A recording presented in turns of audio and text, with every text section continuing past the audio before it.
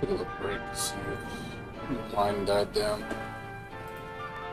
Since it'll be later. Did a little Genshin stuff to kill some time. Tried to set up my soundbar, but I think the soundbar I bought is way too big. I literally was like, holy shit, the thing is a mammoth.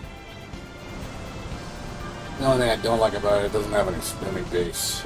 And I slip over. I was like, well, that kind of sucks.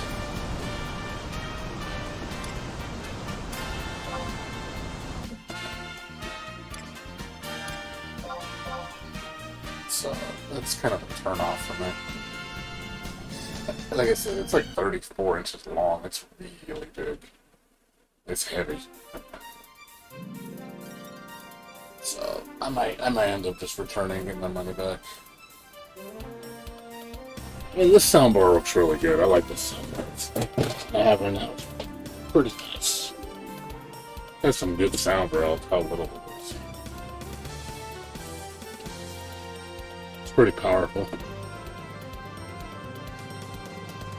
Good thing I cranked it all the way to max volume. I was like, whoa, this thing has pretty good sound for how little it is.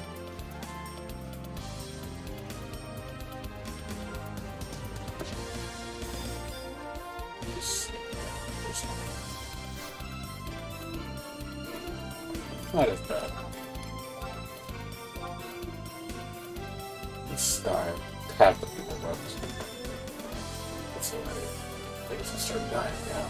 And start getting just done quicker.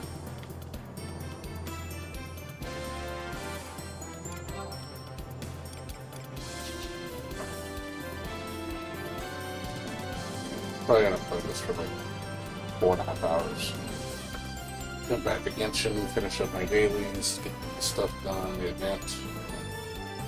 That should take me 25 minutes. Shouldn't take me very long.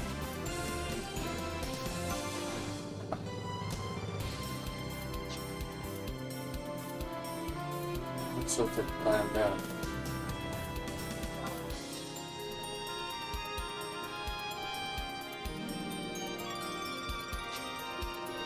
Get some orbs. Probably do that on Monday. If I sell all my orbs, get them all done. Well, I shot for the dynamics. Don't have to worry about it anymore, they're all sold. Also, I gotta remember to spend my login bonus points. I got like 3,400 or something like that.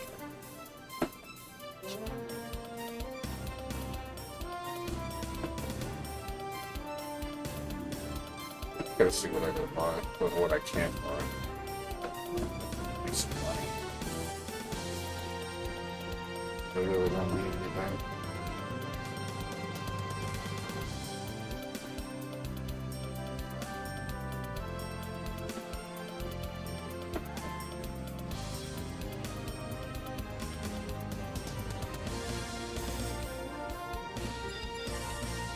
Hopefully I don't get one shot at it again.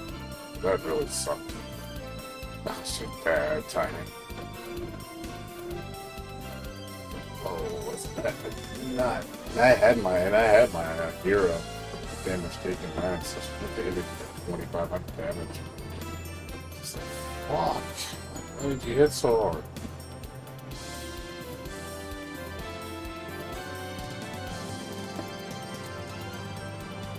It's scary when she hits you with that much damage out of nowhere. It's like, what the fuck? What the deuce?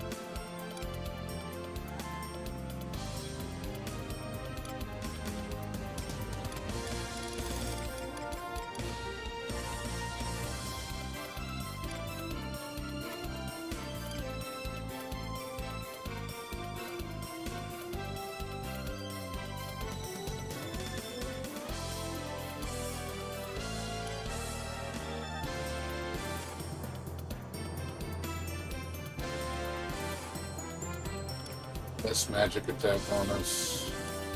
Less magic accuracy. These are just, like I said, the only benefit is the damage plus 2, but it's kind of okay. The Yaku is better. I think he's pointless. So, yeah. That's solos. Slops, I think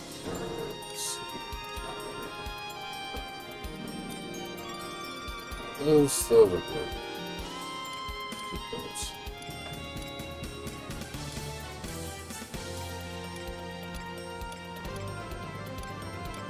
Put the lines.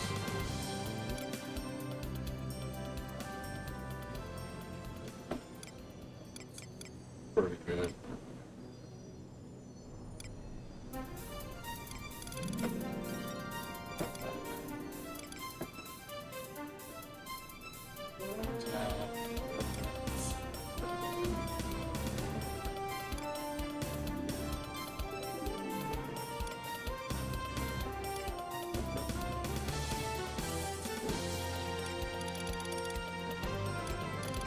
Sell the boots. The boots are pretty shit. Still trying to save up inventory. Clear up inventory.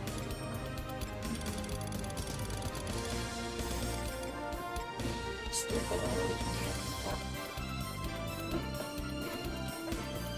Alex ring. It's used to the Warper. It's more for I guess my feet were fast cast. Or ninja for this casting. It's a semi quicker.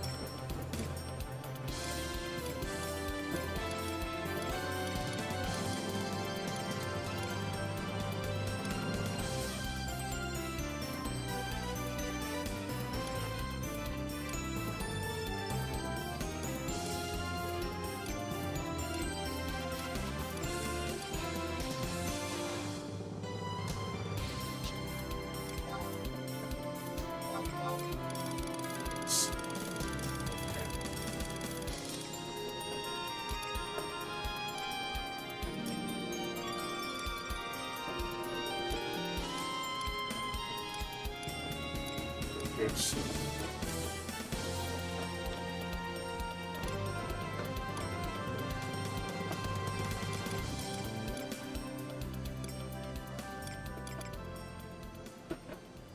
Page.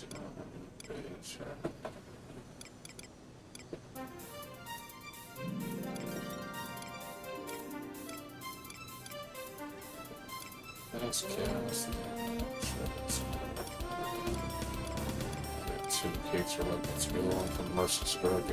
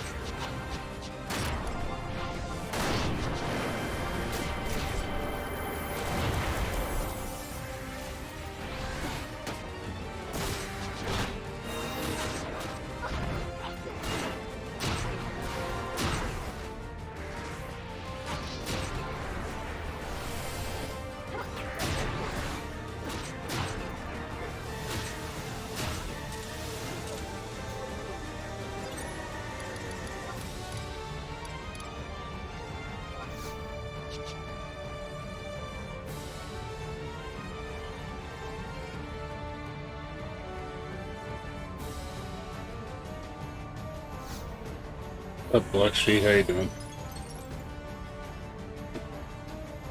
What's going on with you?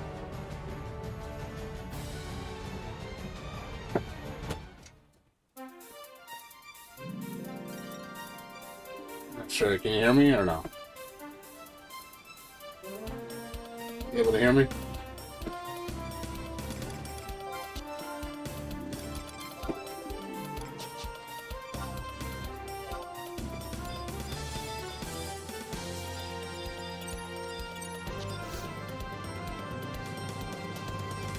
Okay, no problem. Same old shit. Just doing Lilith. The pain of doing Lilith. Over and over and over and over again, getting nothing. Alright, just make it. Yeah, I'm just doing Lilith farming. For probably another 4 hours.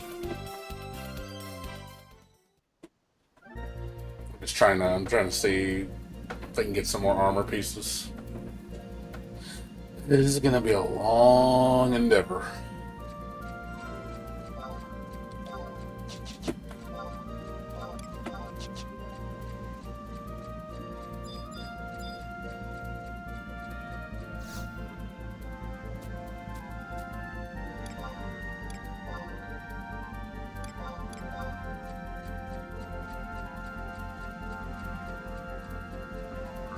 Stories on this fight where people take hundreds of attempts to get all the drops. It's like, ugh, it sounds painful. I'm actually on the better end of the stick right now. Like I've actually, my drop rate's been. Oh, that's cool. Yeah, I haven't played in like 2 years, so.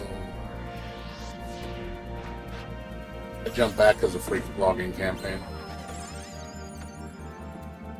I was like, oh, it's free to play. Let's jump back in.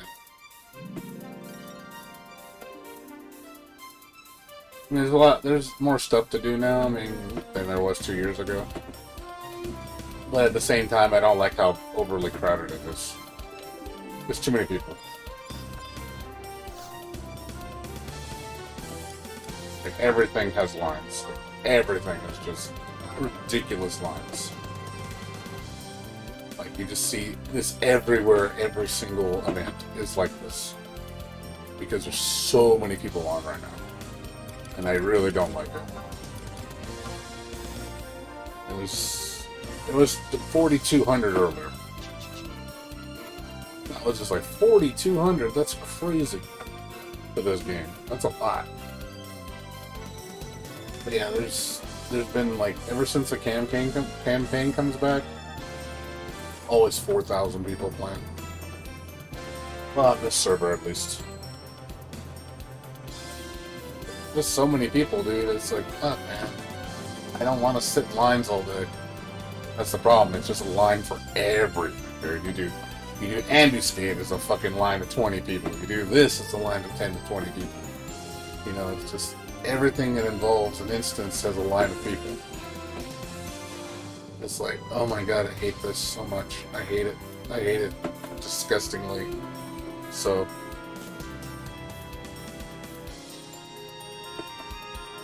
I really don't want to have to deal with these ridiculous lines.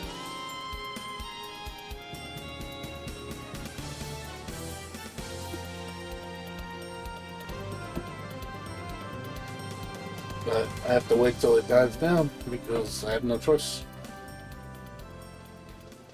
My friend says if it's not the campaign, there's only like 2,000 people on, so way less people. But you gotta pay for a sub. Also, doing that fight's a lot harder without the campaign because my trusts die really fast. So, yeah, that's an issue. Because I think the trust get the buff right now, the 50% boost, which is really helpful for the HP and the MP. Because they could potentially get one-shotted real easy. So, that's a problem. If I lose the trust, man, I'm in trouble. So that's another reason why I'm doing the fight during the campaign, so I have a better odds not failing. Yeah, this is sadly what I've been doing all night, just sitting in lines. Right now, this is probably the busiest it's been.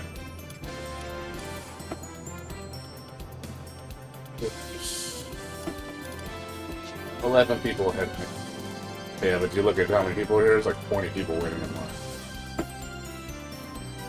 It's like, oh my god, when is it gonna stop? It sucks, dude. That's why I don't like... This is the only reason I don't like playing right now. Because you guys get to watch me do this all day. Like, it's not fun watching someone stand here for 30 minutes to get into a fight. Do it once for 3 minutes, and then go back and do it wait another 30 minutes. And just everybody's doing that. I'm like, oh my god, this is so painful.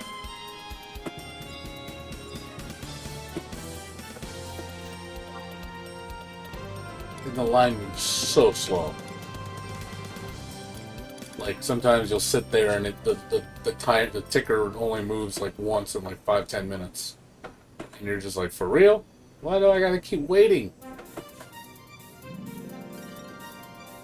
And there's some people that take their sweet time doing this, and I'm just like, oh god, would you just hurry up and beat it? Like, you don't have to take it easy. Like, just destroy it and get out of there so we can get going. And there's people that do it on the highest difficulty, which takes a really long time, and that stalls the line. So, it's shitty, man.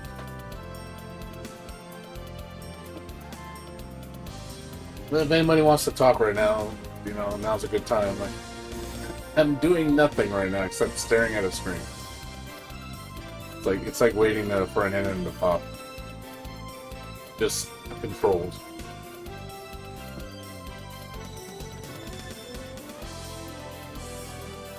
Like, even if I go... The problem is, even if I go level... Shit. You go to level, everybody's full. Everywhere's full. Everywhere's like... Can't get mobs, can't get parties, can't do... It's like, oh my god, I can't do anything. Because there's just too many people playing. Anything I want to do, I can't do it because of lines. It's probably the worst thing about this game right now. It's just everybody is on, so everybody's hogging up everything. It's really, really not fun. I have stuff I want to do. I have to wait.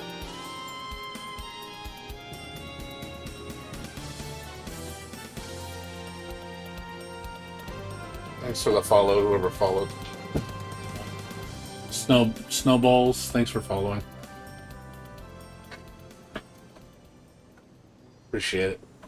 Welcome to the stream. Welcome to the watching me stare at the screen stream. Anybody wants to talk or anybody wants to just say something, go ahead. Like I said, I'm sitting here doing absolutely nothing. So, right now is a great time to talk. Because I don't know how long I'm going to be in line. It's in 30 minutes. Minimum. Because this line is moving slow.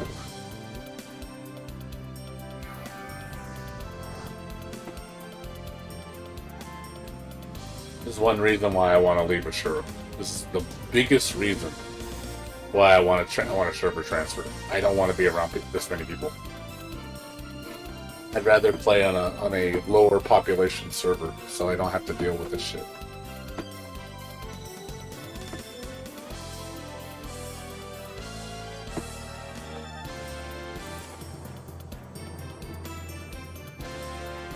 It's my biggest complaint about this.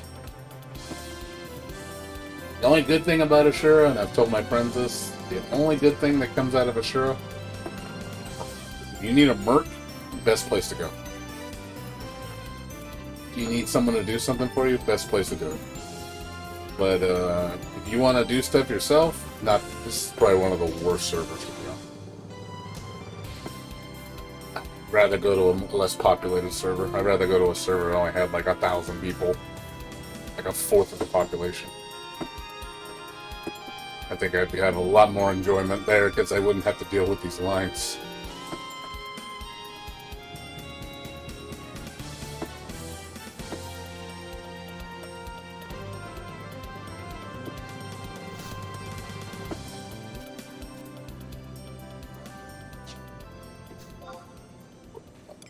It's 9:39, just I got 6 more people ahead of me.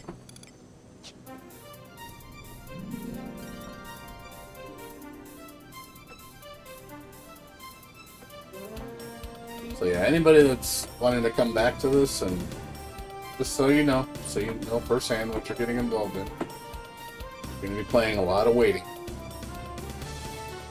You're sitting down doing more, just sitting around doing nothing than should playing the game. Unless you're doing stuff that nobody does. I mean, if you're doing old stuff, oh man, it's a paradise. You know, if you want to do like the older stuff, catch up on the leveling. In the old levels, you know, like just all the original stuff, yeah, you'll have the time of your life because no one's doing it. But if you're at end game and you want to do the high level shit, yeah, this is a pain. Not fun.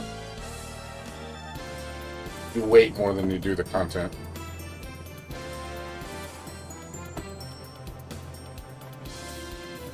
Because everybody's at the end right now, so they're all doing the same shit. The only events you could probably get in without issues like Dynamis. Omen's really bad. I heard Omen especially on campaigns. Ooh, it is awful in Omen. It's like you'll be spending there'll be 30, 40 people in line. You'll be spending like an hour waiting to get into Omen. And I'm just like, oh my god, fuck that. I'm glad I'm done with Omen. I don't need Omen. I'm like, fuck Omen, dude.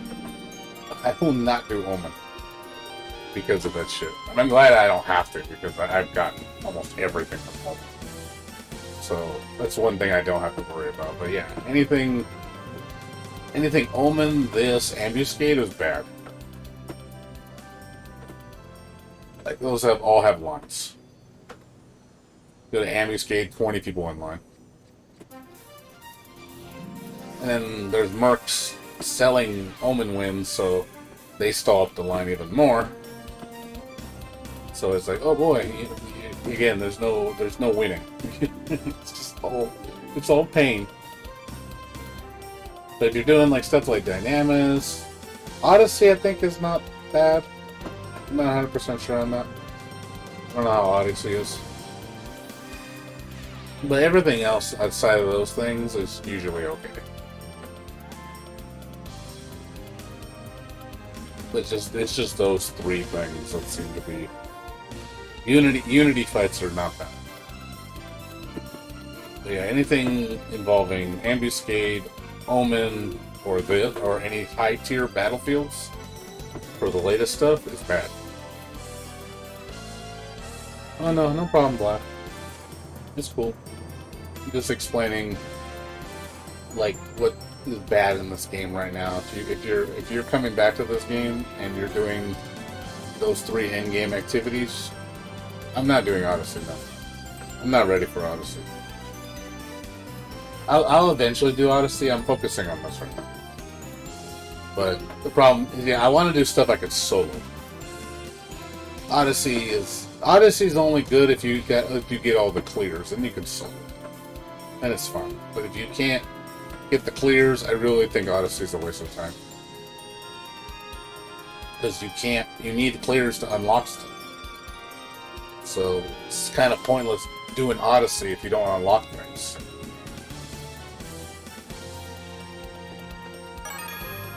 Finally.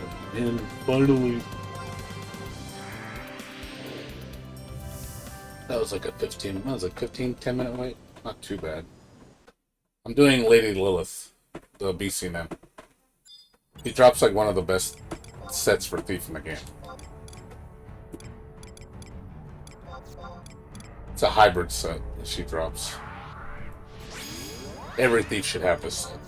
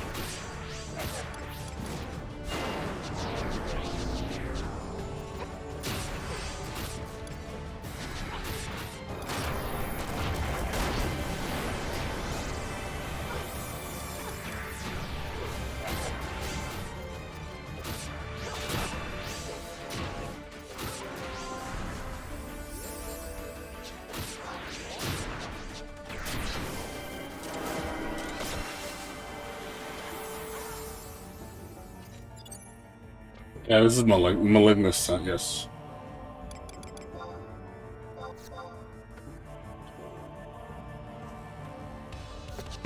Really hard set to get.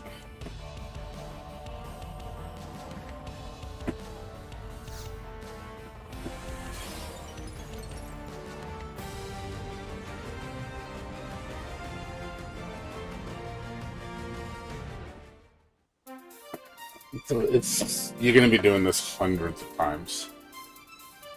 It's really bad. But I want fast lines so I don't have to worry about the wait, because the wait's what's killing me. The fight takes like 5 minutes. It's not very long. I could probably do it in 3 if I'm lucky. 3's probably the fastest I can do it in. But I risk dying because I'll have no defense. And if she pops a good hit, I'm dead. Yeah, I'm trying to get the Malignus. There's 9 total drops, I have 5 of them. I'm missing 4 of the armor pieces. The armor pieces are the rare drops. The weapons aren't that bad. I got the earring was my first drop. Got that pretty quick. Got like 17 kills or something like that.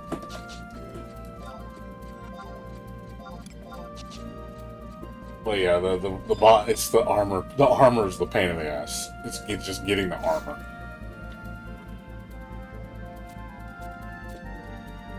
Just know if you do this, you're probably looking at least 200 kills to get the whole set, and that's probably at a best case scenario.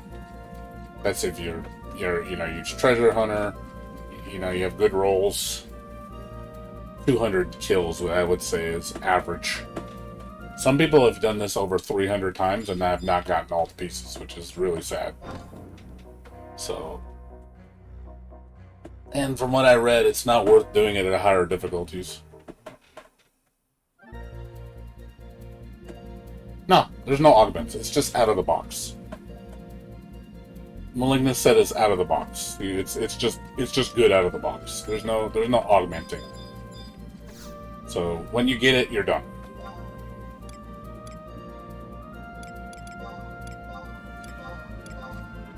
It's honestly one of the best hybrid sets in the game. That's why I want it, because it's going to replace my it replaces my Herculean set. Because I have full augmented Herculean set. Way better. By a good amount. Because it has everything you need. It has haste, it has damage taken minus, it's got magic evasion. It's pretty much the ultimate TV beast for like high level content.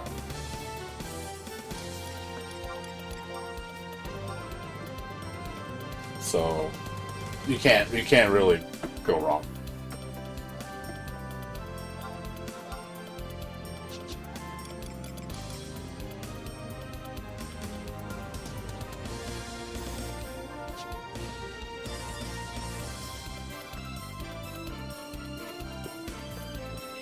Once I do this, because the other thing I need to do is I need to get divergence clears, which I still don't have, because I can't get people to beat it. Like I beat. All wave 1s are done. Wave 1's easy. Wave 2, I've had bad luck on with pickup groups. I've only beaten half of them. I beat.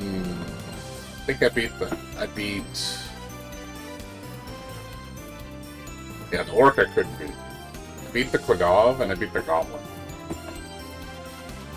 I haven't beat the orc or the what's the other one? What's the other one I'm missing? And the Yagudo. And then I need wave 3 because I want to get my relic done, my relic and my Pyro done. I have the money. I got plenty of money. I can buy it. Like I'm set. I can upgrade all my weapons like right now if somebody can give me the damn clear. But I've had nobody does those zones from what I shout for it, but nobody does it. Like, every time I see someone shout for it, it's always Juno. A lot of people do Juno. And I see Baston. So, Juno because it's an Aeonic. Because Aeonic's probably the most chosen path, I think. So, I need Relic and Imperil. So, till I get it, I don't know whenever that's going to happen. Because the wins are cheap. Like, they don't charge very much. It's 20 million for a clear, which is pretty cheap considering how easy it is to get money. I'm glad I sat on all my gil for a long time, because now my gil's worth more. So now I can buy everything really cheap, because I've been sitting on it for years. Making gil is really easy now. You can make millions of gil within a matter of hours. It's easy. Like, literally, I made 50 million gil with about 2 hours worth of work last week, just selling orbs. That's all I was doing. I was literally just selling orbs to people for 3 million a pop. It was the easiest money in the world. Like, you cannot make it any easier than that. You can get rich just selling orbs. Like, literally. You can, if you have, like, 5 mules and you just save up your tickets, do the events, the campaigns, do the objectives, buy the extra tickets from the NPC with all those characters, you'll have fucking cap deal in a matter of months. It's real easy. You can buy everything you want. They made it real easy to make money. It's ridiculously easy.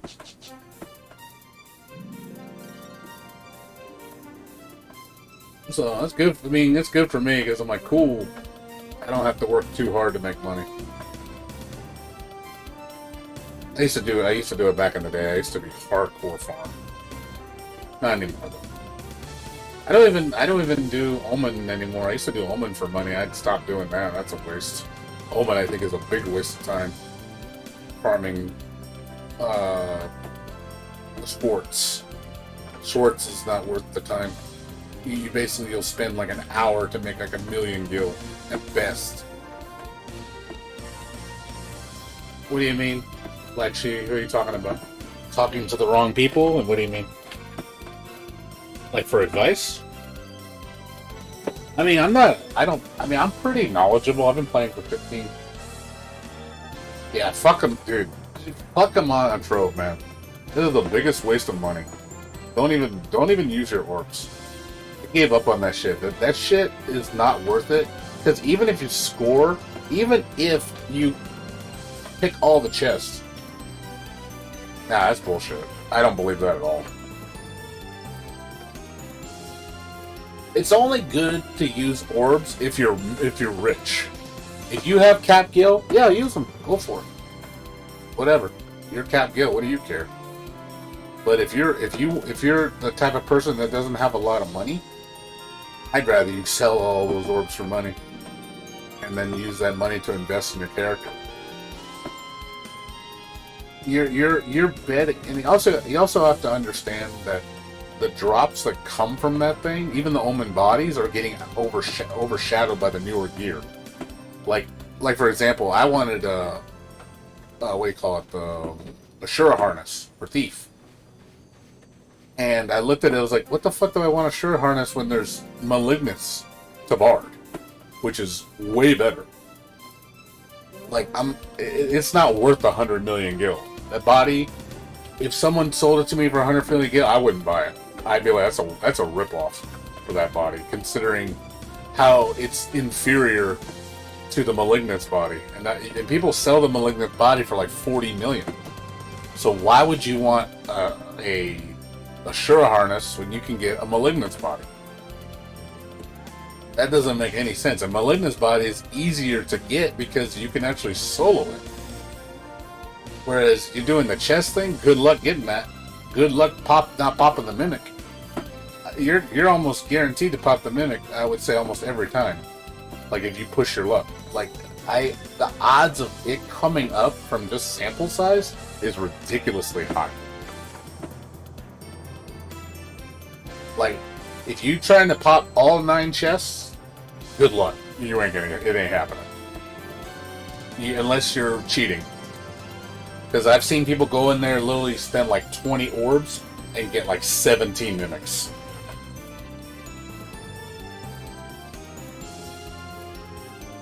Yeah, look, if you calculate the odds at how often you're succeeding in comparison with how many times you went, you're saying you got 8 chests down out of 3 times out of 10 runs. That's a 70% failure rate.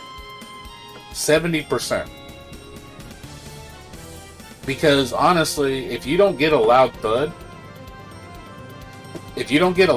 by bare minimum, you're wasting your time. Loud thud, and even loud thud doesn't guarantee you anything. You can get a loud thud, 2 thuds, whatever. 2 loud thuds if that's even possible.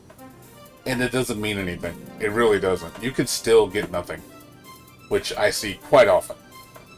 So you're dealing with like a low chance of you getting all the chests open, a low chance that you're going to get a loud thud, a low chance that loud thud's actually going to pay off, and then on top of all the things and the possibility of the pool that can drop out of that, it's like a percent of a percent of a percent of a percent. So you're thinking to myself, okay, if I'm going to hit an omen body, it's like less than a percent chance that you're going to hit it. To me, it just sounds like what a waste of time. Like you're just wasting your money. You're better off investing your orbs into making money and actually using that on something.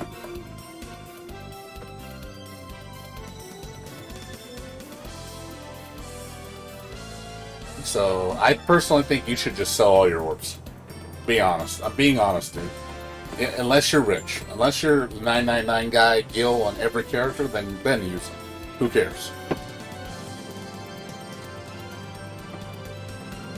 Yeah, exactly. Like I know the metrics of Snowball. It doesn't take a mathematician to figure it out. I'm basing it off just experience, just how bad my odds are of doing it, where I'm just like, wow, I never get anything worth a shit when I do it. I've only gotten one nice drop out of orbs, and I think it took me like 20 something. The only drop I have gotten from the Amon Trove is this one.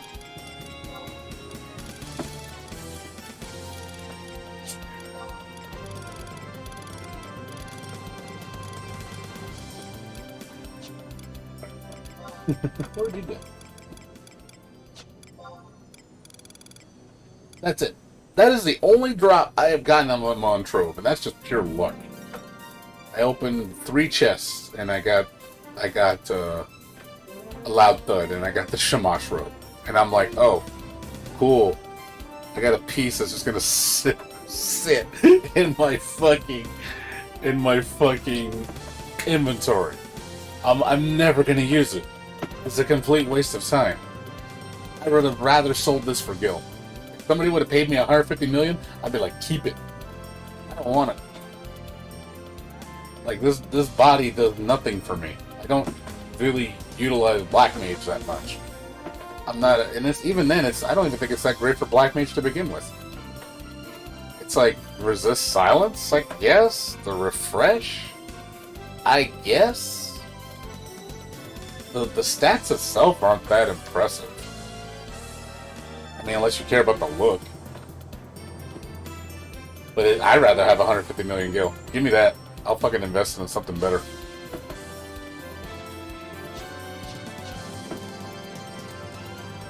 Yeah, dude, just sell them, dude. I'm just telling you for personal opinion. Look at how much money I have, dude. I got 400 million gil. And all I do is sell orbs. I made 50 million gil just selling orbs last week. I have, after this week, after all the silver voucher campaign's over, I'll probably have another 30. So I'm just literally just sitting on money.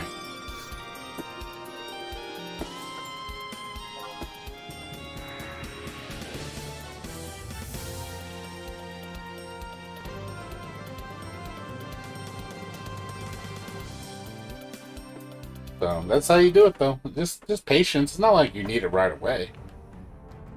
Unless you're really impatient. I'm not impatient. I'm very patient when it comes to making money. I don't need it right away. I just slowly build up my riches.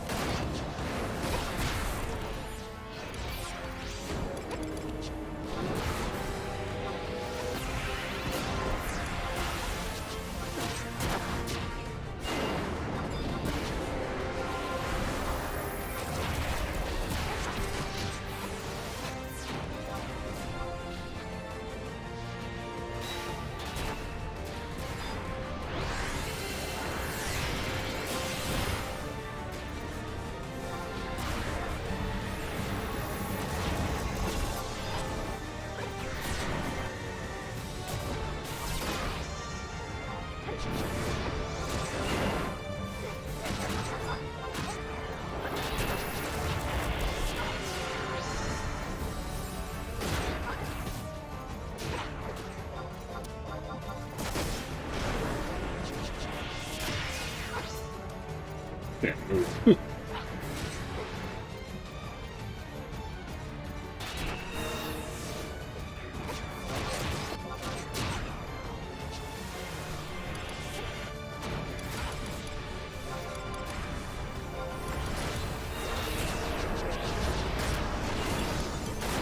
I don't know who did something to this. Somebody did something.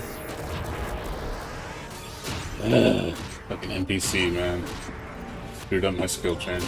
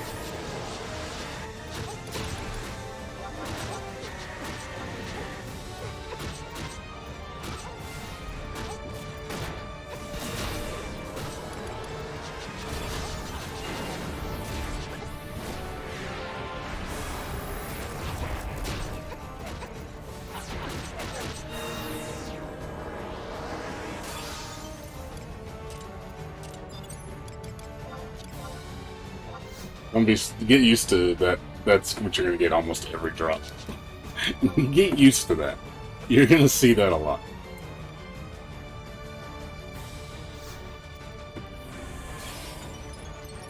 Drop rate's probably less than 5%. It's really bad.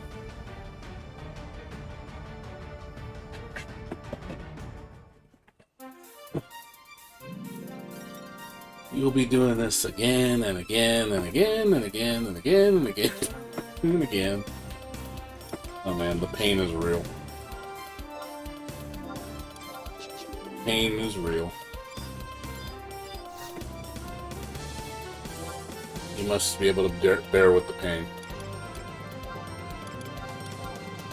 You gotta have the nerves of steel.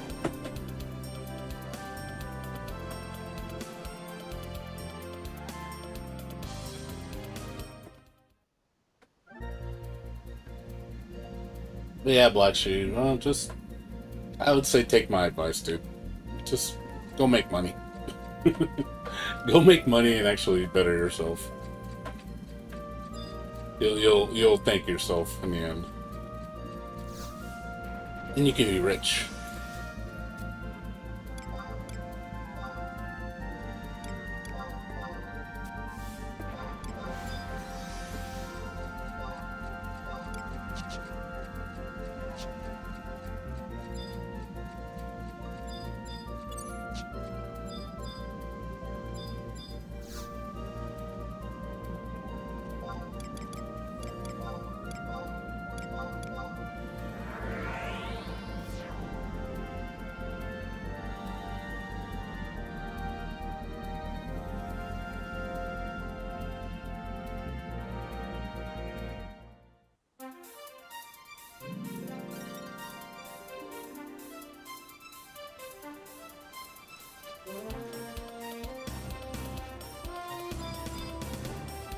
Go to sleep, people, so I can have this all to myself.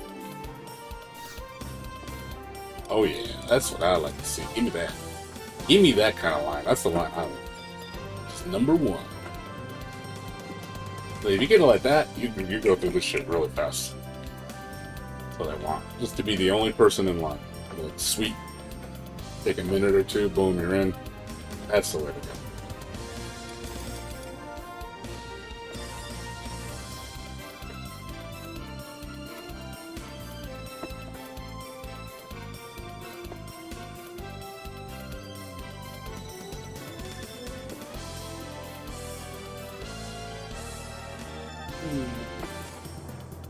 Still gotta wait for people to leave though, because there's only so many instances.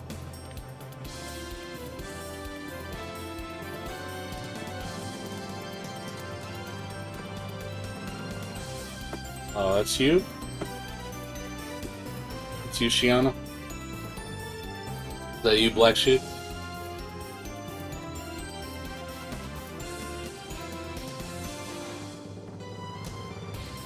Okay, that's cool.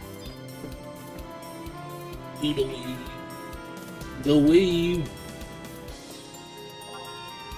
Sound like laying down on my chair. Go get up my keyboard. That's cool. You got a, what do you call it? For it. Yeah, you got a little ways to go. You haven't got all your +2s. Yeah, need a little bit of work. You're getting there. You know, slowly but surely. Yeah, turret's pretty solid. It's like one of the top daggers in the game. You can use that for a while. I mean, and get a better offhand. Thief knife is just for treasure hunter. I use what do you call it? Taming Sorry for offhand. Or if you're rich, you can get a Dwashtar for your offhand. That's really, really damn good offhand for it. But it's expensive as shit.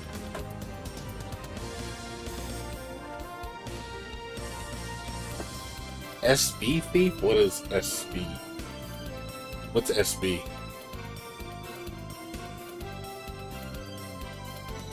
What does SB mean?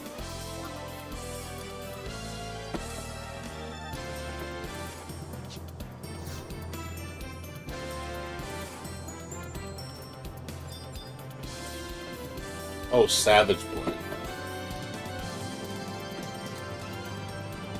Really? Savage Blade Thief? Even though, like, isn't Thief like a C in Sword?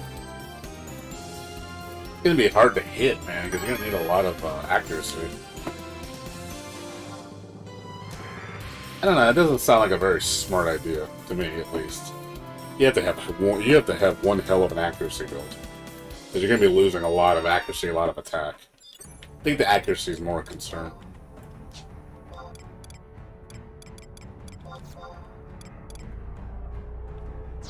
Oh, okay. Oh, you're talking about the TP, yeah.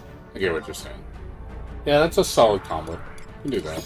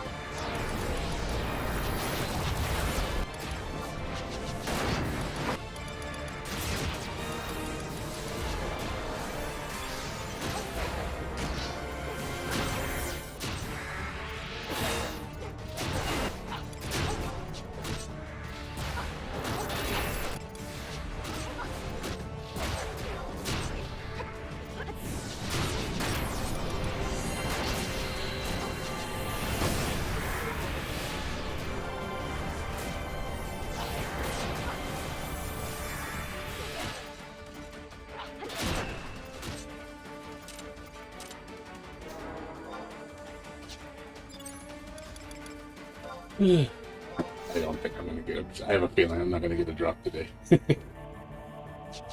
Lady Luck is not happy at me today.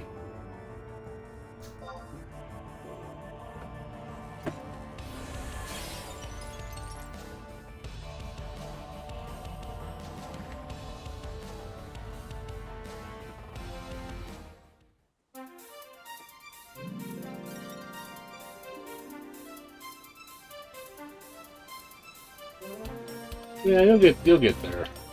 She. Just keep working at it, man. I've been a career thief my whole career in this game. Been playing Final Fantasy 11 for 15 years. So I stuck with thief since the beginning. It's always been my favorite job.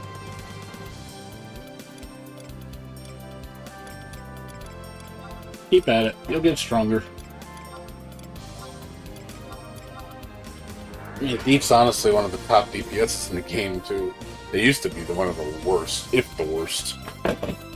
Now, Thief is like a powerhouse.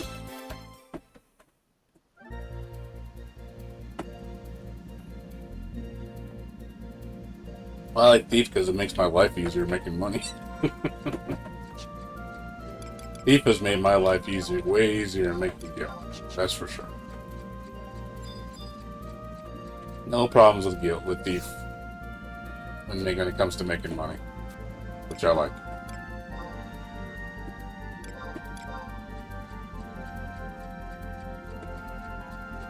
So that's one of the main reasons why I chose the job. I mean, Thief wasn't my first job in the very beginning. It was actually Black Mage. And then I started to not like Black Mage, and I switched to Thief, and I never turned back ever since. Like, I was, oh, let me pick up Black Mage. I took Black Mage to 75, and I was like, man, this job's okay. But I was like, man, I want to make some money, man. I was like, let me level up Thief, and I just went to town on Thief. Yeah, it made my life a lot easier. Just in the terms of finances. Because back then, you know, it was really hard to make money. So you needed every competitive edge you could get to make gil. Treasure Hunter is a godsend. My monk in the beginning. I didn't pick up monk till like really towards the end of my career. Being a tart. Monk is kind of like just there now. I don't think Monk's like top DPS anymore. Used to be really good. Not anymore. But it's a solid DPS, it's just not a great one.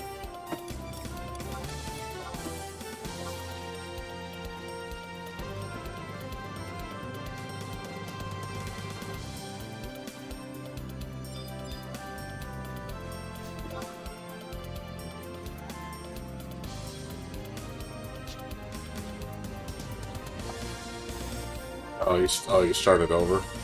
That sucks. Yeah, I never started over. This has always been my OG account. I've never played on any other account. I'm a one account type guy. I'll never start over. No way. Not with how much work I put into this game. I can't afford to lose my account. I may put it away, you know, for a while, but as far as like losing my account, yeah. Or just, you know, I get banned or nothing? Hell no. Hell no. I can never let that happen. I have put way too much blood, sweat, and toil into this account. Just to lose it would just make me quit. I wouldn't even want to play anymore. I literally would just give up. Because it's just like, I put too much time into this game. Just to start over.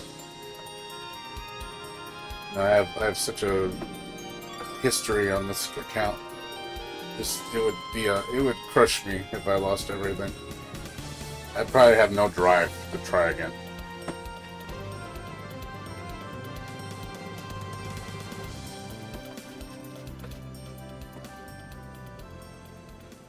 Yeah, well, gotta be careful with that stuff, man. That whole botting thing or the whole cheating thing, you gotta be really careful. That shit's like really, really dangerous. You gotta be very cautious of what you do.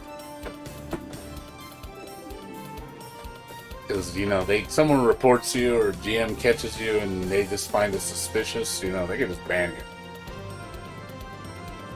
Just never know, man.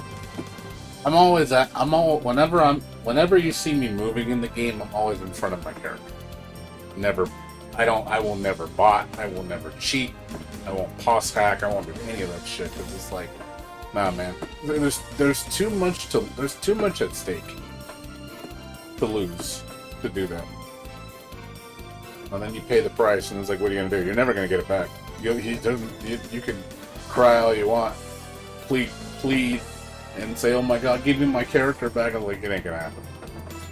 Nope. Done. You're done. Throw away the key, man. You're locked up forever.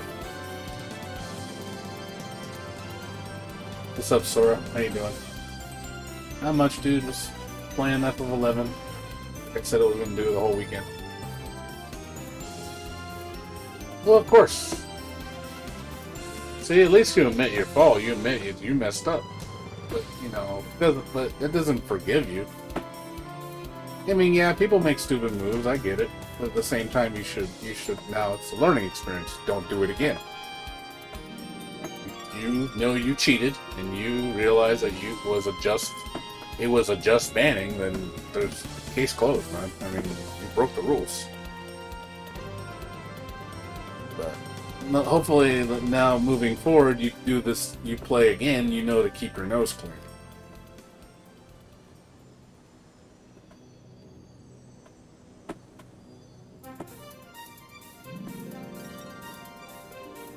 The only thing I don't agree with Square Enix is when it comes to stuff like... I think mods are fine for visuals. I don't think... Like, making the game look better, putting different fonts, I don't think that's a problem. Because it doesn't break the game at all. It doesn't fundamentally change the game in terms of, like, giving you an advantage over somebody, you know, letting you cheat or something. If it's just visual upgrade, I don't see the problem with that. Outside of that, though, like I said, I don't agree with, you know, position hacking. I don't agree with, you know, botting. I don't agree with,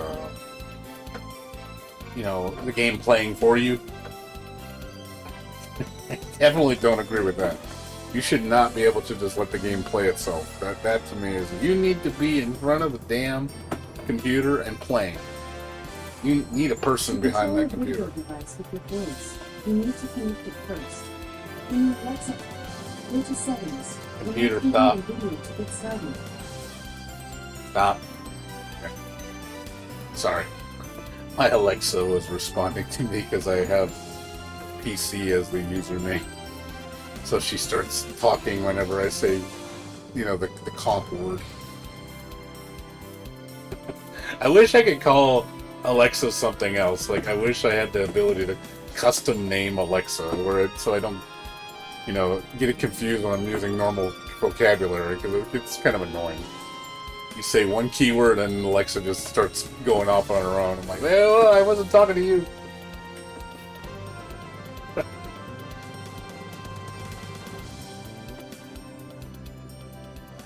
You learned. Well, just play. I mean, it's not like it's hard to redo it.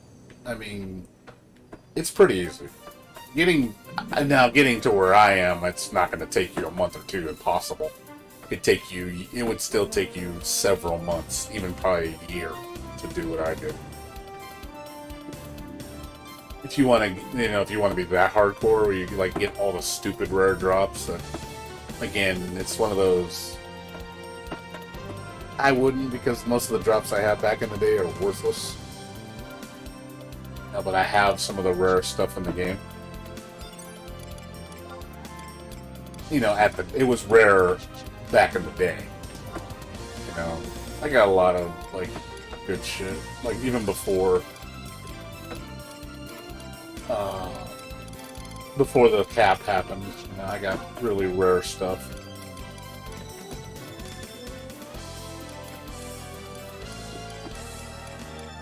See, like, you know, stuff like that. Retro, that's like old school 75 era stuff.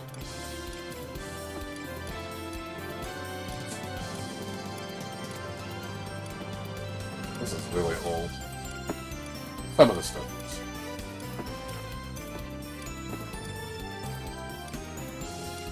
Back in the day. Boxer's mantle. That was a thing. But this stuff I'll never use. Totally outdated. I keep on to it just because memories, you know?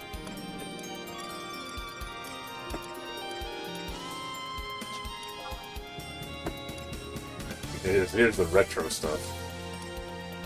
Like stuff that most people that play the game would remember, probably. Some of the OG stuff. And the Wallara turban. Best turban in the game, 75.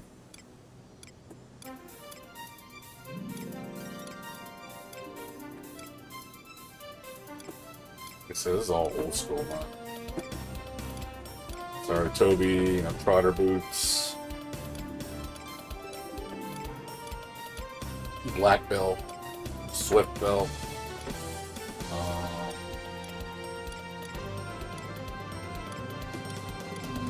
Bloodbean ring, Jelly ring, Vivian ring, Bomb Queen, either like really Vilma's.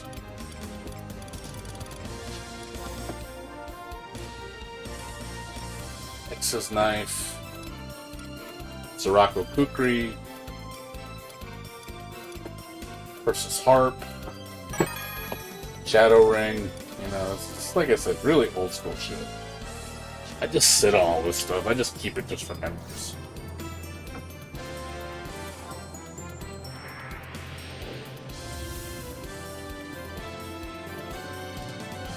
Gear swap?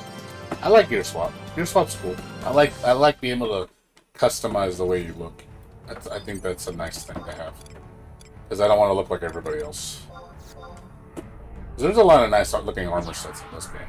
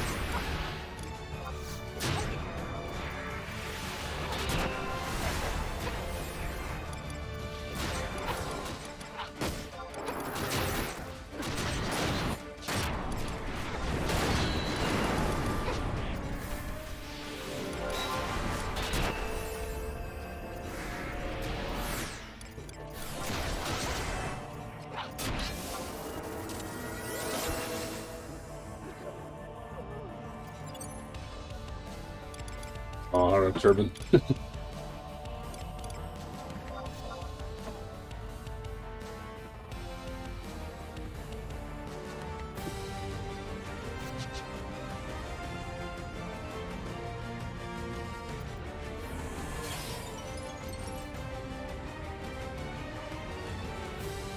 I hear you, man. I know I've camped a lot of hardcore enemies. Really hardcore. Some of the most hardcore shit in the game. So I know the pain. Hunting rare NMs and then having like 50 people compete against you for it, which is a pain in the ass. You know, because losing the pop, you know, you go to do the pull and you lose the pull and have to wait 24 to like up to like 5 days for a pop, and then you have to sit there for hours on end hoping you get the claim. I've done that before many times, like just sit in front of my screen for like 12-hour windows, just sitting there and sitting there and sitting there and sitting there, just hoping I get the pop, and you know, trying to be as fast as I can to claim. You got to be in the zone. It takes a lot. It takes a lot of nerve of steel to do.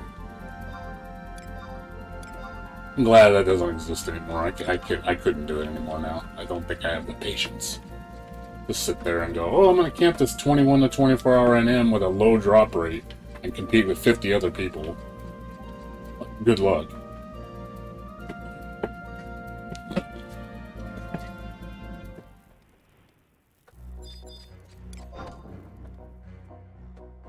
Yeah, I don't have the patience. I don't have the interest enough to do it anymore. I think it's one of those things of I just won't do it.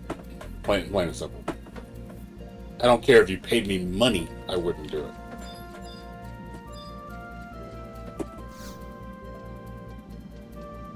It's just an artificial time sink that I don't like. I just want to play the game on my own accord. You know, invest my time into things the way I want to, and not have to be on a schedule like a job. Because that's literally, back in the day, you had to play Final Fantasy XI like a job. It literally was a second job. You have to play it like, I played it like 40 hours a week, 50 hours a week, all the time, just to get shit done. Like, you really had to play that bad. It was normal.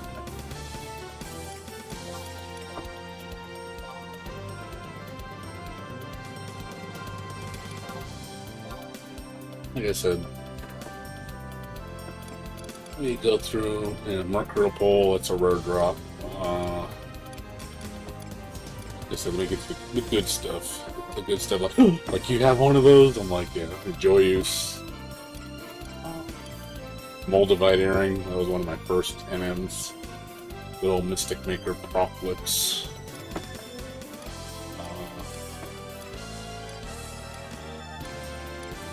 Let's see. Emperor's Hairpin, you know. Alchemy Emperor. Omar Tunic. Ochimusha Coach, which was from the Budo NM. Castle Ostroja.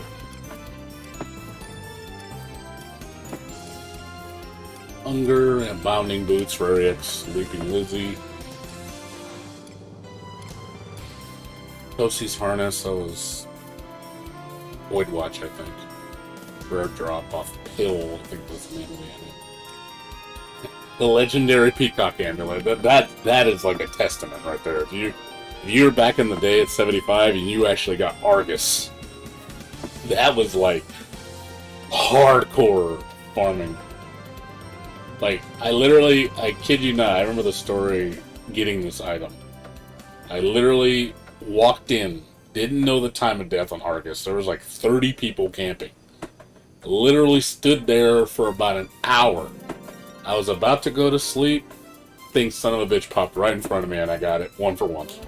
That was just like, yep, that is the luck of the gods right there. Just doing that, it's just like, yeah, I did that. That was me. That was me. Bullshit look. Because that thing is like a 36-hour NM. Like back before, when it was the traditional Argus. So, yeah, that was just like, yep, I'm a god. That's all you can say.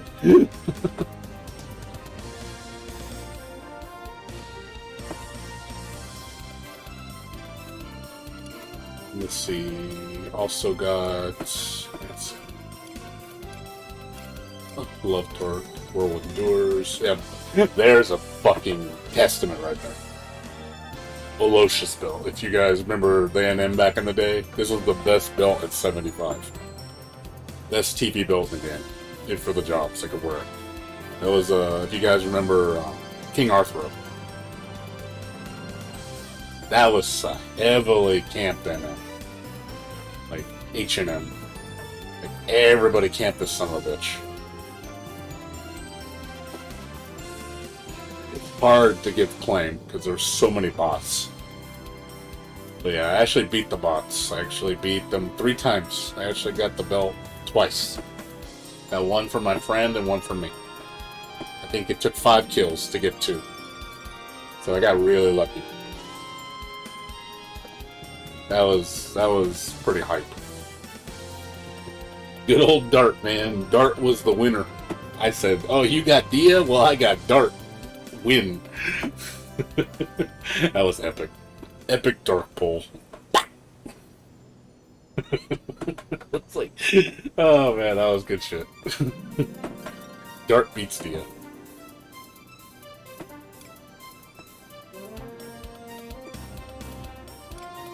Yeah, like I said, I got a lot of stuff. I think that's the majority of the good ones. You know, there's other stuff.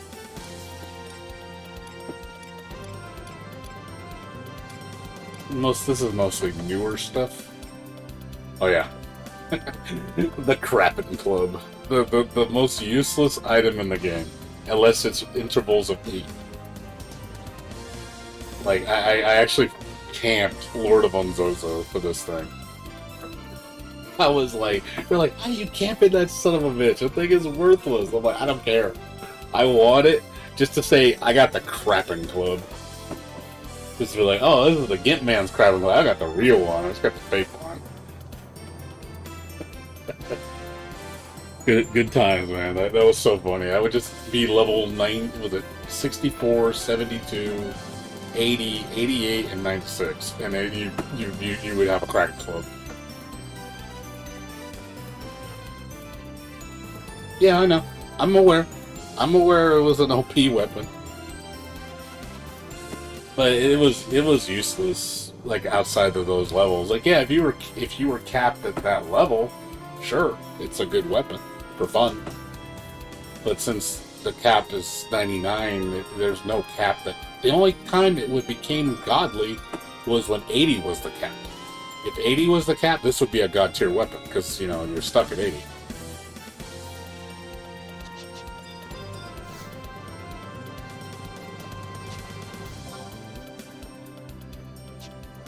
Yeah. Yeah, that's... Where is... anything else?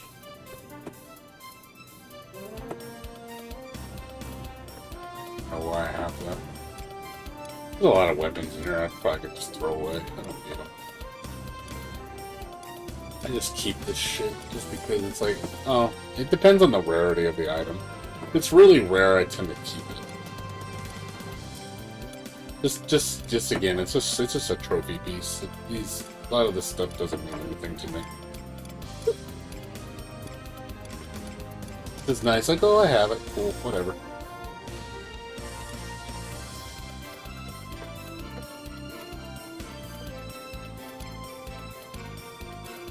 I think that's one thing I like about the armor sets. So you can actually, at least it makes old armor useful in some way. So you can actually just use it to look good. At least you can do that.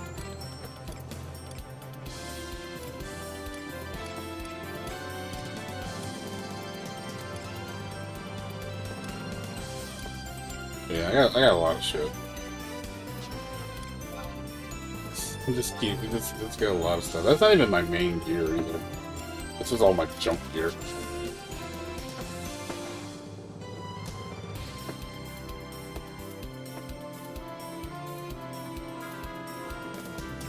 My thief's pretty spoiled. Got 2 legendaries on my thief. That's for it. I'm one of the few thieves that actually keeps a Mandau, because I actually like my Mandau.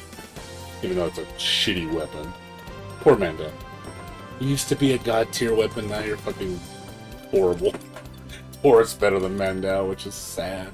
So sad. I'm so sad. Poor Mandau. Mandau is just like, really just sad, just to see it become a sub-weapon, like just a mediocre-ass weapon. It just breaks my heart.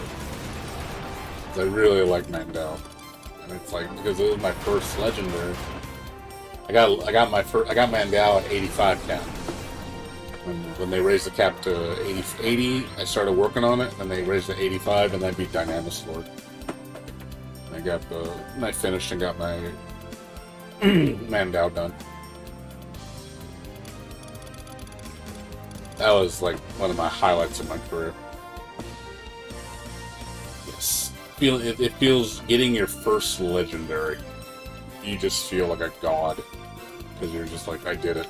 I am part of the big boys club now. Yeah, I mean, it does take a lot of time. It's easy now. Making a relic is cheap, too. I think, literally, you can make a relic in, like, I think 50 million gil or something like that. That's pretty cheap, considering how much it used to cost. Shit, I remember it used to cost, like, 500 million gil to make a relic. Now it's chunk change. You can make one in a month. If you just did your farming money, get everything set up, you know, solo all the stuff, shit, in a month you'd have a complete relic. Maybe not all the way to the max level. I'm still missing my max level. I don't have the Dynamis clears. So these are just, they're not fully upgraded. They don't have the final upgrade. So I need to get both of these. And I still got my Aegis. I got my my O-Chain. I got a pocket Paladin. Paladin's really easy to do for. A lot of the gear's not hard to get. And making an Aegis is super cheap. The cheapest relic you can make. And it's still one of the top shields. And I got Gungnir for my Dragoon. Which is actually one of the few good relics for Dragoon. One of the few good relics in general. It's actually, I think, like third or second best weapon for Dragoon. I think it's third. So it's actually a good weapon. So I want to get that to max level. Yeah, I made four legendaries. I was considering making Kikoku for my ninja. But at the same time, I was like, do I want to make a Kikoku?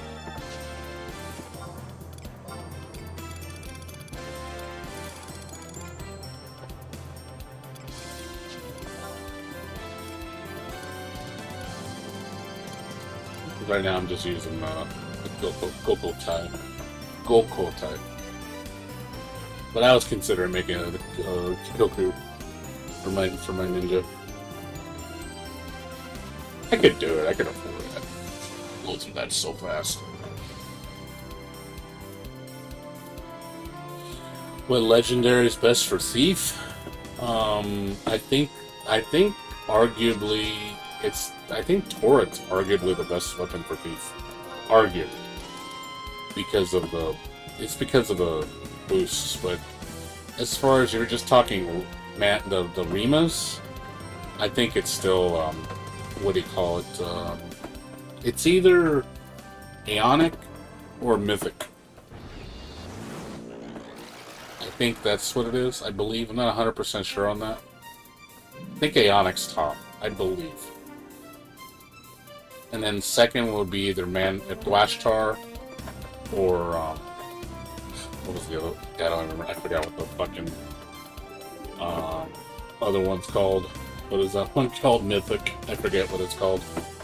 The Mythic Dagger. It's like second or third, and bottom of the barrel is Mandal. Mandal is by far the worst. Also, there's that other weapon from Dream, a Dream weapon from Dynamis. I don't know how that one fares. I don't know if people use that. I don't see thieves usually use that dagger. I think it's more for utility, not, I guess, not for main. The R15 Dwashtar. I thought R15 Aeonic was best. Yeah. So yeah, I know Dwashtar is definitely up. And Dwashtar is for sure the best offhand. Period. Dwashtar is #1 offhand. If you do not have Dwashtar in the main hand, you always put Dwashtar in the offhand. Even though it's kind of sad seeing a legendary relegated to an offhand. Like, I don't want to put it in the offhand. I want to put it in the main hand. Yeah, Vajra. That's the mythic.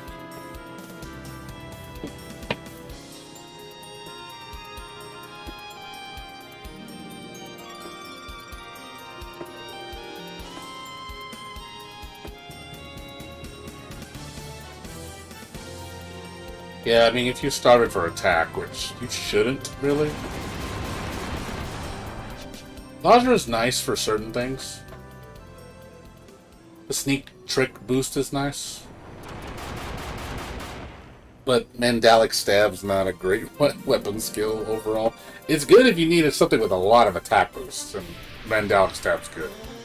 But if you're capped on attack and you don't need attack, Mandalic Stab's not that great. Unless you're closing light. That'd be the only reason. Because Rudra is going to kick that weapon skill's ass every time.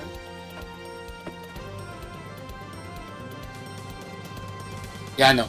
I'm aware. No, it has attack boost. That's why. That's the only reason. If you're starved for attack. Because it does give you a large attack boost. But if you're capped attack, it doesn't really do you much good. Because in most endgame instances, you're going to be boosted by people, so you're always going to be at capped attack with a competent party. If you got your your bard or your corsair or your geo properly buffing you, you should be at capped attack all the time, and you should be just making wrecking havoc on everything. With cap case and everything, you're just gonna mow everything down.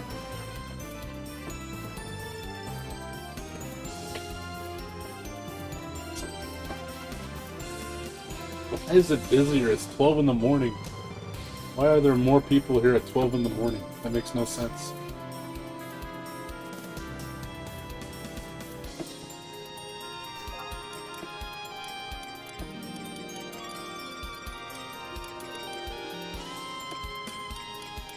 How long have we been waiting in line for? 17 minutes. But yeah, overall, Mandalic's just only in that instance, or if you need to make light. Other than that, Rudras. It's always Rudras. And Rudra's godly with at 300% because of the boost, and then it complements Imperial because of the triple damage bonus from just raw DPS, which is a 50% activation rate, which is ridiculously high. So that really helps your DPS a lot. So you bust a 300 TP Rudra Storm with the Flash Tar, boom, you're gonna be doing insane damage.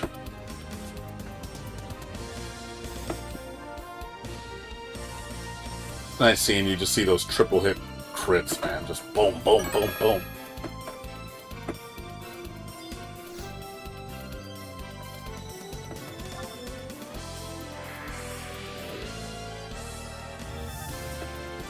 Oh, you don't have any buffs.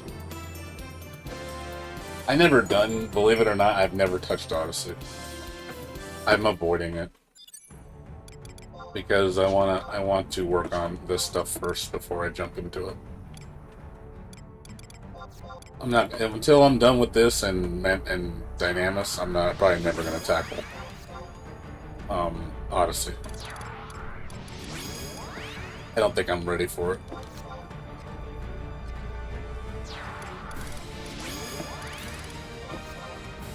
I like to make sure I'm well prepared. Usually I never do the last endgame event unless I'm really tricked out. But I want to be able to pull my weight.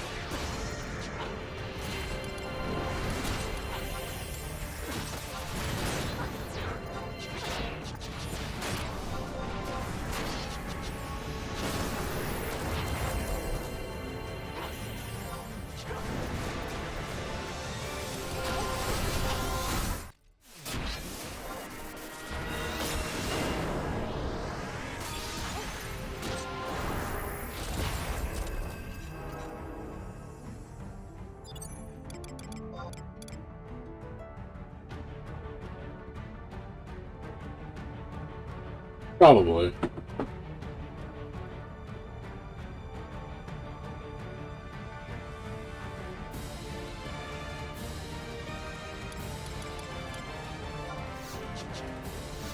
They probably do sell it. What's up, Manuel? How you doing, dude? I wouldn't be surprised if they sell the currency. Sell the money. It wouldn't surprise me at all.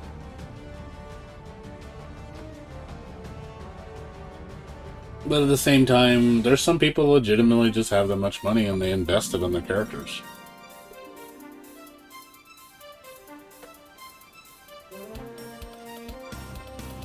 Some people have really expensive tastes, but they need the absolute best gear.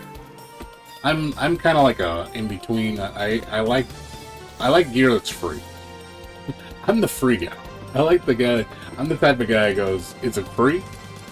I'll take the free stuff over the paid stuff, even if the paid stuff is like really expensive and it's just like 1% better.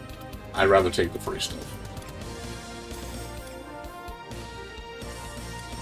I'm not the type of. I'm not a perfectionist. What's up, Manuel? Salutations from Chile. How you doing, man?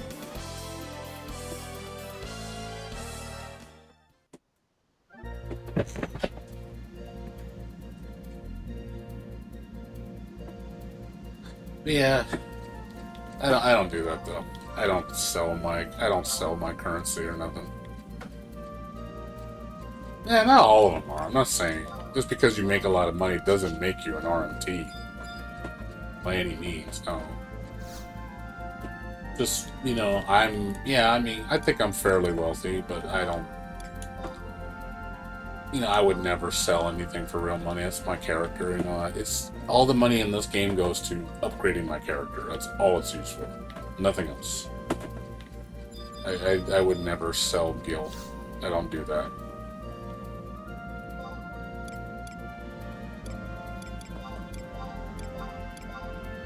I'm pretty straightforward when it comes to games. I don't cheat or anything like that.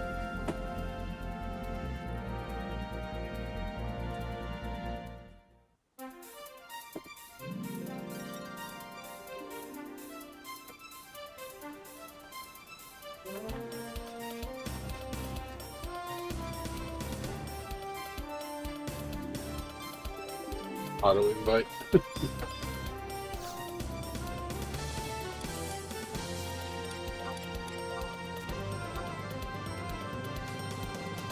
Surprised there's this many people in line rank. Like, why? Why is there so many people in line rank? God, I hate this.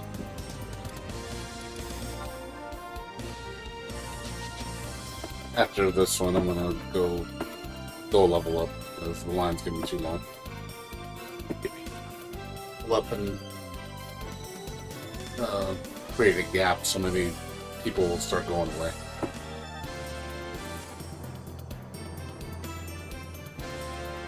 Yeah, probably. I mean, there's a lot of RMT in games in general. There's a lot of them.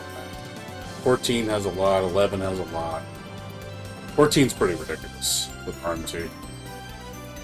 They ban thousands of accounts because of people just selling and duping people, stealing their accounts, taking all the gil, and it's really sad. It's like, ugh. It doesn't seem like it matters what game you play. Anytime there's an economy, or if there's money, there's transactions in the game that can be made with real money, there's always going to be RMT. It's something you just can't control. They're like roaches, man. You can't kill them. They just keep coming back with more. So, fortunately, this is something you have to deal with. If RMT had a way to lock down every instance and where you had to go through them to do it, like literally they would be like, hey, we control this pop, like old school NMs, they would do it. Like literally if they could control this conflux from anybody going into it and you'd have to pay them to do it, they would do it. They easily would do it. They have no limit to how scummy RMT will to control the game. Like, oh, you want to do Dynamis? Well, you got to pay me 10 million gil and I'll let you in.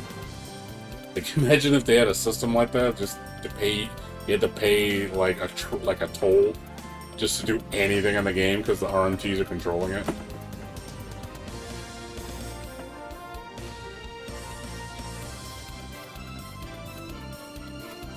Diablo 3 market board, yeah. It's sad. It ruins the game for everybody, and it's not enjoyable. Like, the only time a game doesn't have that problem is when there's no money to be made. Games like, what is it, Rocket League, fighting games. Those games don't have reason for bots and stuff because there's no money involved. They can't, there's no way for them to monopolize something to make real money, so there's no reason for them to do it. Or if a game's not popular. If the game's not popular, then nobody will bother you. They're not going to waste their time. They are going to waste their time on something very popular and very lucrative. That's what RMT look for. They're opportunists. What can I do to make the most amount of money the easiest way?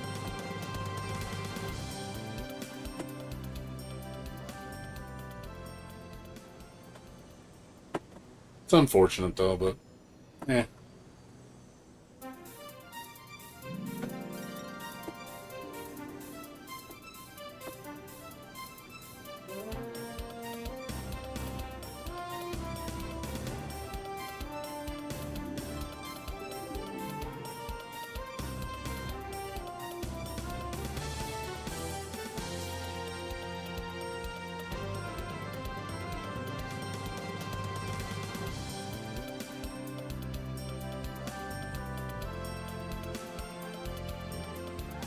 But I will say the RMT situation in this game is a lot more tolerable because at least they don't mess with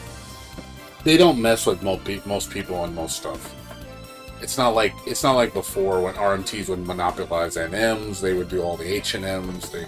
You couldn't get any of the good gear because all the NMs were botted. You know, that was a problem back then. I'm glad that's pretty much done. That whole system just did not work in the player's favor. It worked in RMT's favor. So you were a lot of people felt forced to cheat just so they can beat the bots, because the bots would have everything on lockdown. I'm like, that's sad when the whole game becomes that, because that gets frustrating, man. You basically can't make any progress on anything because everybody's just monopolizing all the good stuff in the game. Because there's only one instance of that gear that drops from this one monster that spawns once a day. And it has a low drop rate. And it's like, you got so many variables working against you. It's so fucking bad. But I don't miss the old system. The old NM system is garbage. Anybody that wants the old NM system, man, you need to be shot. Like, seriously. Someone needs to slap you. Like, just give you a good slap. Like, no, you don't do that. Nobody wants that shit back.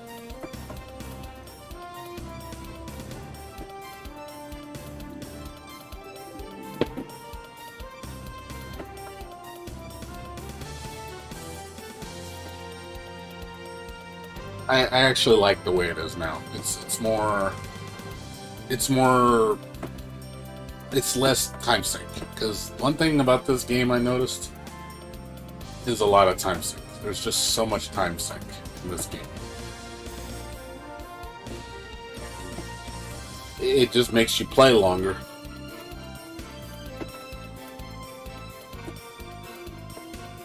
What do you mean they would want it to be free? What are you talking about? You mean for the game? You're talking about the game being free? Have no subscription? I don't think that'd be a good idea. I think you want to... Man, you can imagine how much worse RMT would be if the game was completely free? There'd be even more RMT on this game. Because then it'd be like, oh, it's free to play? Cool. And then I think the servers would be so... Oh, the 75 cap. Yeah. The purists. Yeah, fuck that purist shit, man. It's Final Fantasy 11 better than 75. I don't want everything to be stupid hard. So it takes a whole... Like, nobody wants that, man. Like, it's not fun. Like, nobody likes to sit there in front of a screen and stare for 30-minute windows for a monster to spawn just so you can see if you can claim it. Like, I'm sorry, that whole concept is just like, oh god. It doesn't prove shit. It just means you can waste time better than somebody else. It's not, like, a lot of times it's not even the fight that's really the challenge, it's just getting the claim. I think that's an ego thing. I think that's why a lot of the veterans probably like it, is because it fulfills their ego. It's like, I'm better than you. I'm better than you at pulling the monster. I know how to hit the button faster than you. That's literally what it is. I'm better at that than you. Okay, cool. It doesn't really say much about you. It's like anybody can do that.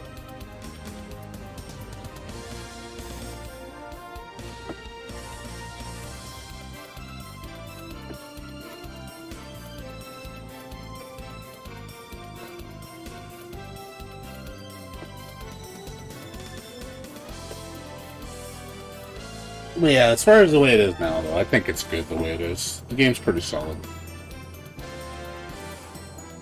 Yeah, that's the thing. It's like a lot of times those people, they probably do buy.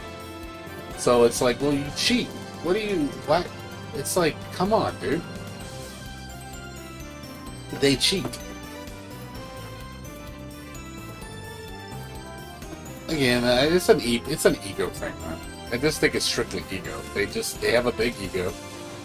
They want to brag. They want to say, I'm better than you. I'm better than you because I hit a button faster than you. Just so they can rub it down your throat. Shove it down your throat. Sorry. Shove it down your throat. I came up.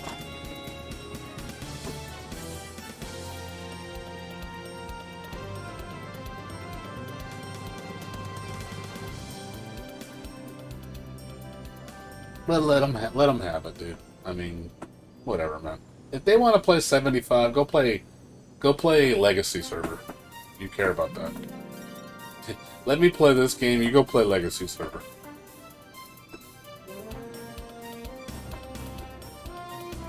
I don't have that kind of time to play Final Fantasy 11 like I used to. I can't do the whole 40 week an hour thing. I think it would drive me nuts. Because again, it'll feel like a job. I don't want to make this game a job. I just want to be able to play it at my own time. Be honest, I don't play with people in this game anymore. I used to. I'm kind of a solo guy. I don't play with anybody. All my friends mostly quit. But yeah, I just want to play it by myself. But I'm trying to get stronger just so I can do most of the stuff I can by myself. I don't want to have to... I don't like asking people for help. I really don't. There's certain things I have no choice because it's not a soloable event. And obviously I can't do Dynamics Divergent solo. It's impossible. Because of the prerequisite. And I don't even think it's possible anyway. To get Wave 3 done with one person is impossible. Nobody's that good.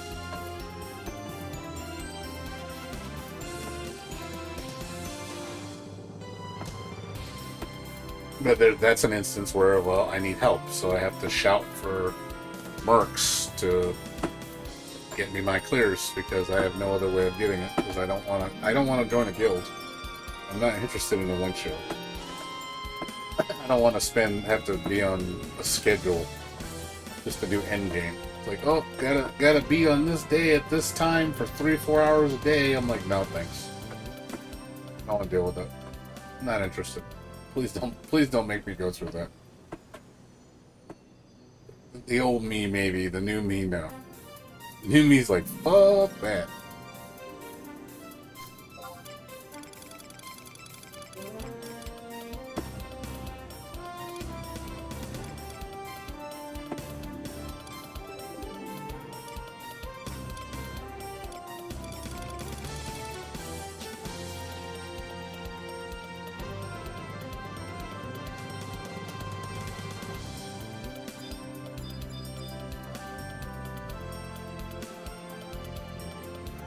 The only thing, like I said, I have a problem with the game now is,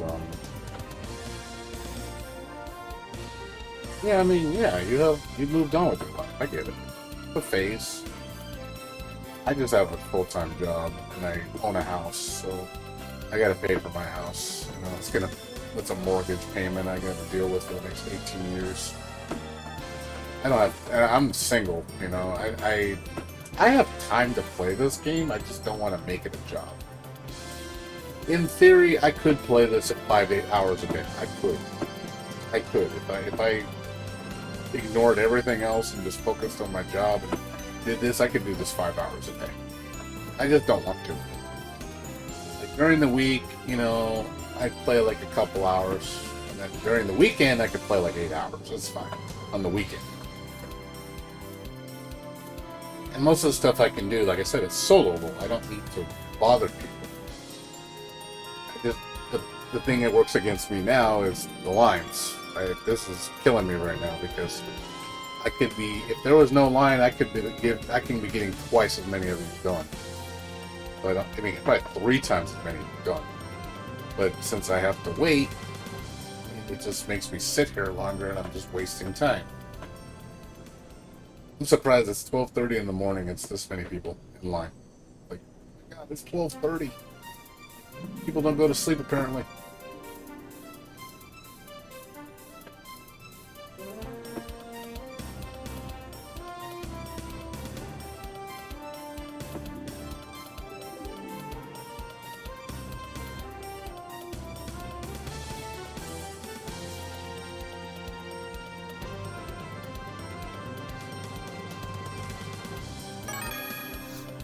Here we go.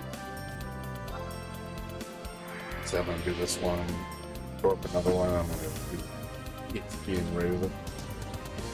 Merit points, and then maybe when I come back, it won't be as many people. I was hoping to get like 30 of these runs down, and man, today's been really unproductive. Today has been very unproductive.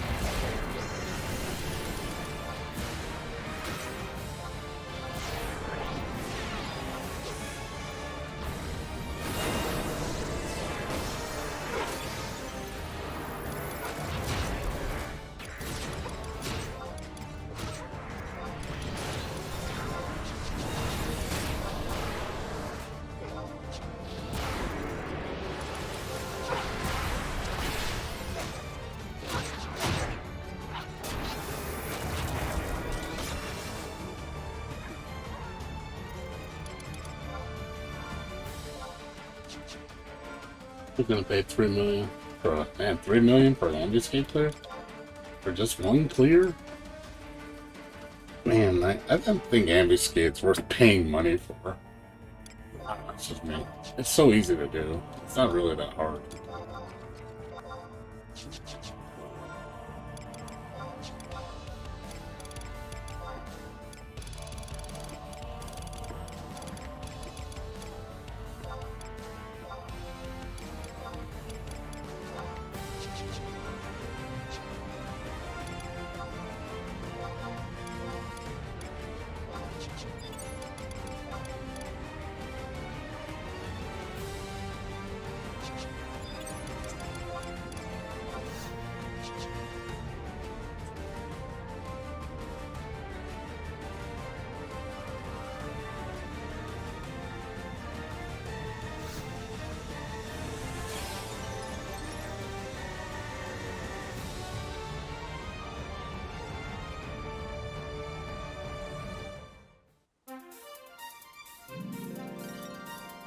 Usually, when I do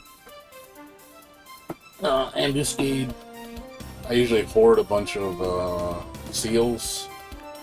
Do an easy month that's very difficult, where you can like beat it in like 2 minutes, and just find a group, rampage through it as many times as you can. When there's no line, get instant cash. That's usually how I do it.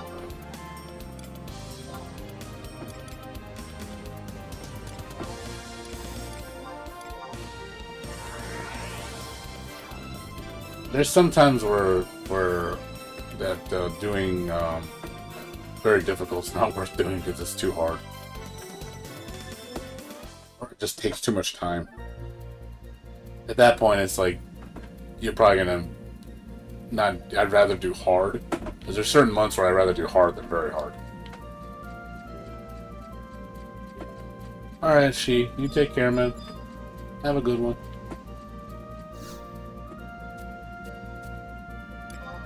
That was pull. That was pull. Yeah, we're at 75 now. 1 in 75 so far. Into the big 100. The big 100.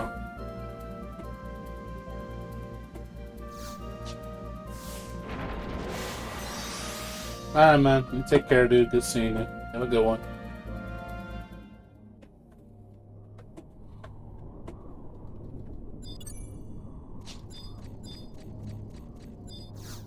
You'll see me tomorrow. I'll be on the next 3 days. I'm gonna milk the logging campaign as much as I can.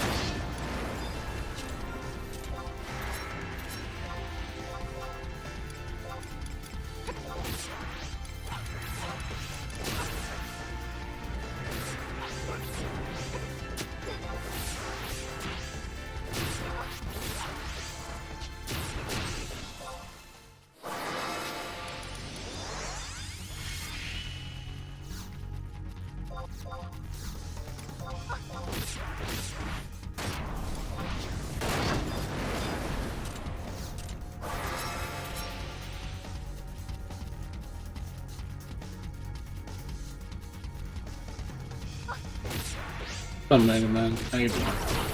I'm with you.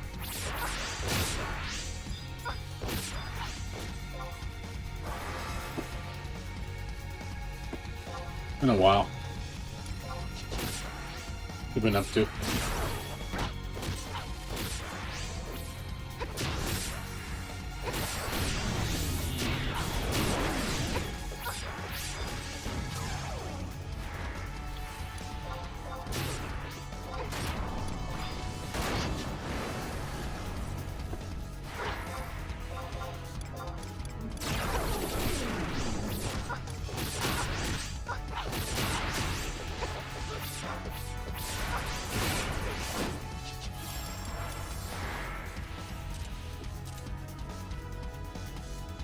I'm not sure if you can hear me. Can you hear me, Mega Man? There, yes, no, maybe so. Oh, I see. Yeah, I saw you streaming earlier. I was streaming while you were streaming. Yeah, just work here, man, too. Just work as usual.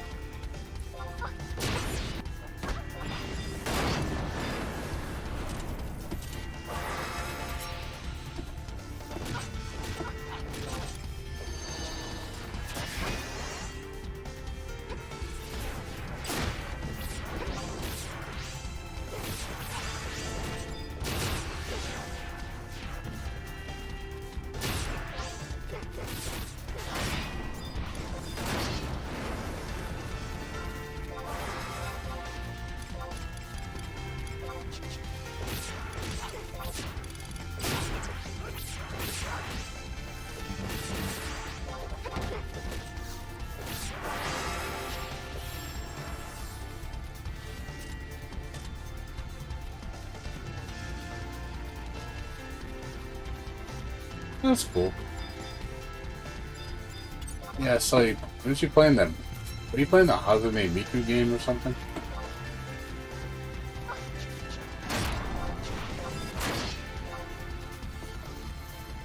I know you're playing a couple different games.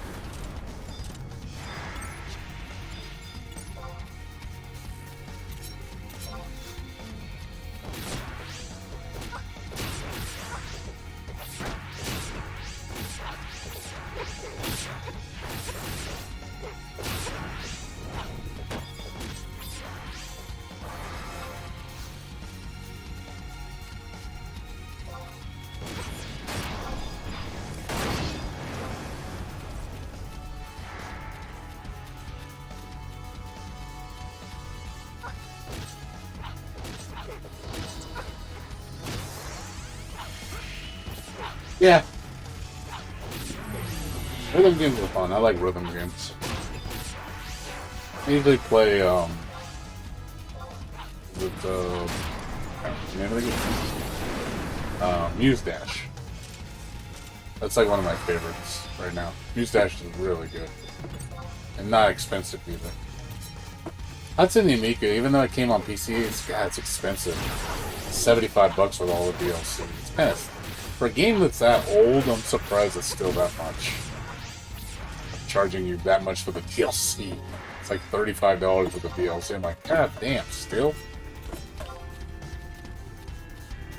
Game shouldn't be $75 when it's been out for a while.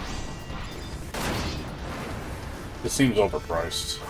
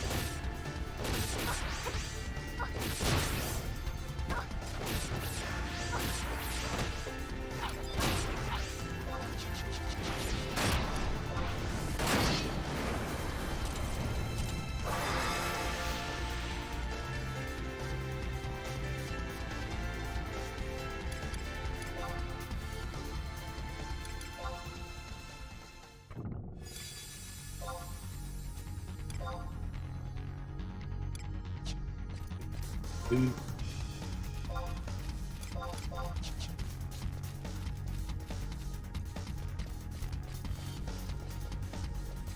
Yeah, I agree. It should be 40 bucks. If it's 40 bucks with all the DLC, that's actually not. No, you gotta fucking charge full retail price plus the DLC for a game that's old. Because greed.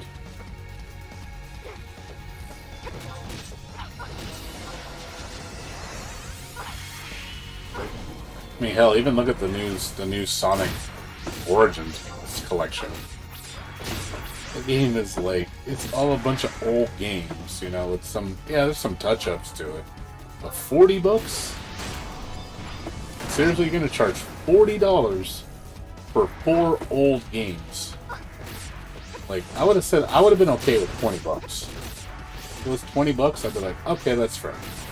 40? I'm sorry, that's too much. Or if they would have sold it for 20, that shit would have sold like hotcakes.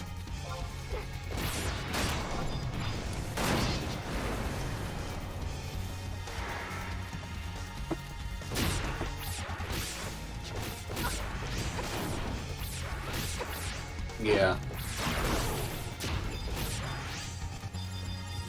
Yeah, it is. Like, they have no shame whatsoever. I mean, I don't mind paying somebody for a product. You know, when it's just old, re-release shit, it's just like, come on.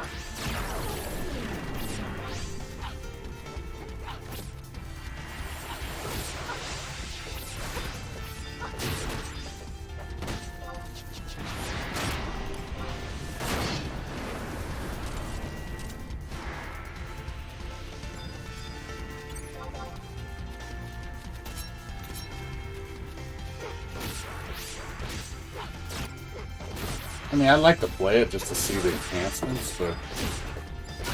Also, I don't know why they made, like, Deluxe Edition when all the extras were, like, so mediocre. There's stuff that should just be in the game. Like, oh man, we're gonna have alternate Genesis music that you can put in the game as a bonus. Like, okay, that should already be in there. And then they're like, oh, there's a mirror mode. You can flip the horizontal so it looks backwards. I'm like, we're gonna charge for that? Seriously? Like, it's like, that's like me saying, oh man, your game comes with the instruction manual, but that costs extra. But if you spend another $5 right now, we'll give you the box. That's like how petty it is.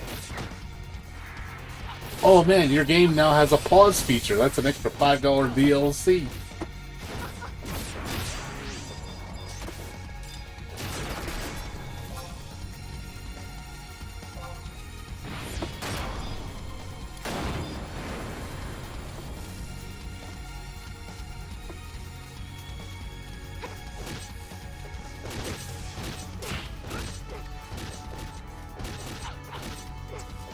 Yeah, like, I just think they just should have made a good package, 20 bucks, comes with everything. You know, I think that would have been, people would have been totally fine with that. And it would have, everybody would have bought it. I would have bought it. But no, because you gotta be greedy. You gotta steal your money fast.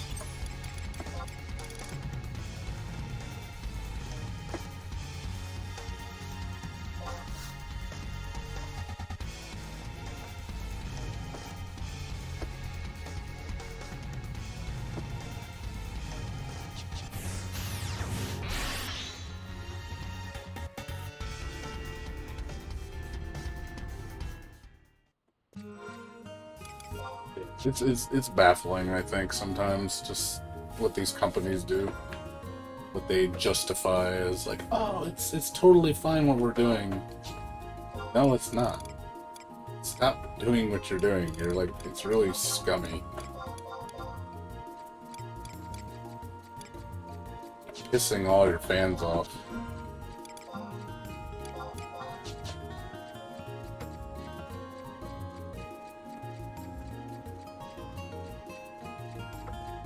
I mean, look at Sonic Mania. Sonic Mania was only a $20 title, and that was actually a new game. Granted, it reused assets from the previous Sonic games, but it was a brand new game, and it was made with a lot of love. For $20, that game was amazing. They gave you they gave you good replay value too, because you played at 3 different characters, had different modes. Well, that was that was probably one of Sega's best Sonic games ever made. I really like Sonic Mania. I've beaten that game twice. The game's really good.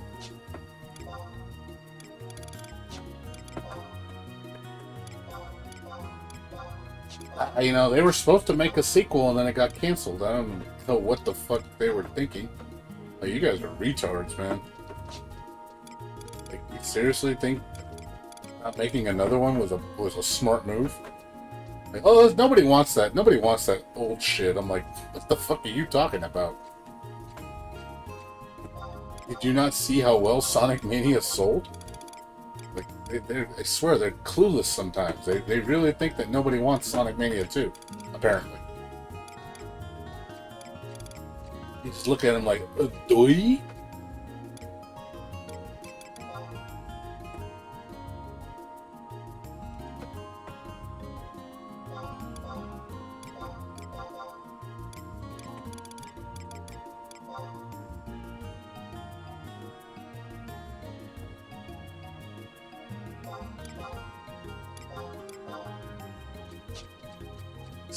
Sonic Force is garbage. Man, don't even compare Sonic Mania to Sonic Forces, man. That's not even close, man. You're not even anywhere near the same league.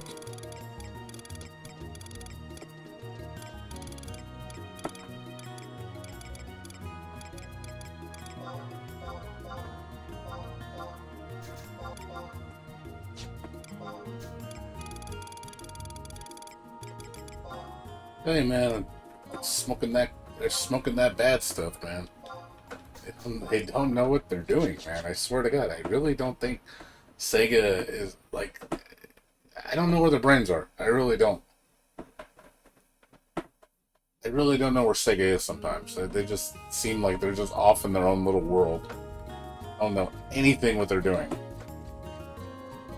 Literally just throwing darts at a dartboard and just be like, oh, let's just try this, just because. Even though you know, once in a while they have home runs, and then there's a lot of bad games. I don't know how they stay in business. I really don't. It's baffling with how much money Sega loses. How they stay in business. I really wonder sometimes.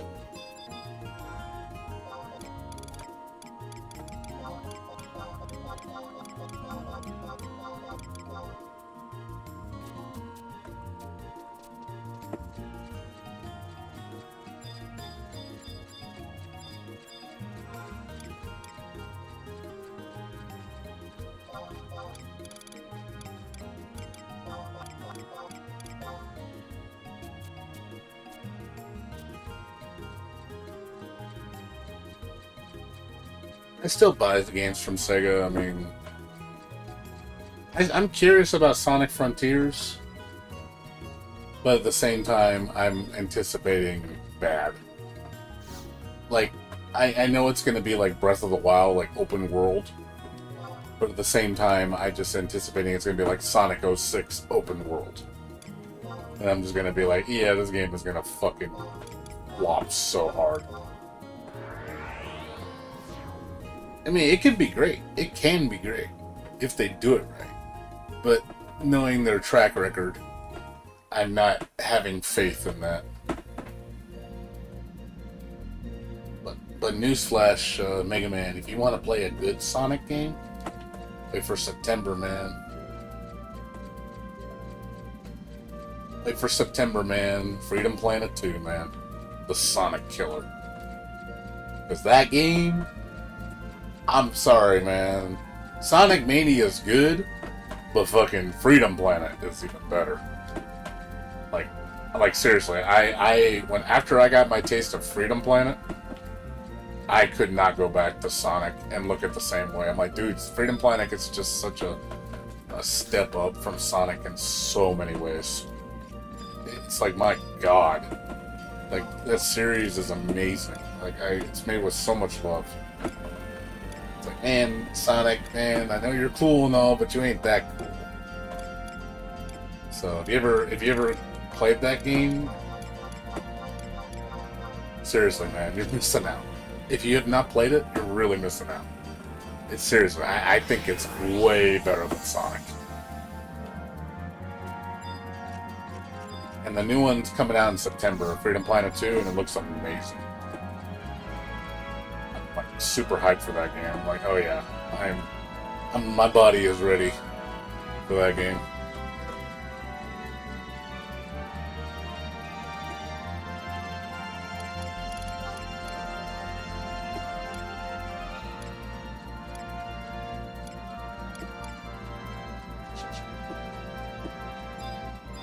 So, take a look at it if you can. I mean, you can get it pretty cheap. I think you can get it from like on sale or go to CD Keys. I think that game's pretty cheap.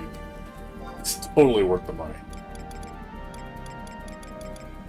It has a lot of replay value, and it's really hard. That game is very hard compared to Sonic. Like, I will say, Sonic is pretty easy in comparison.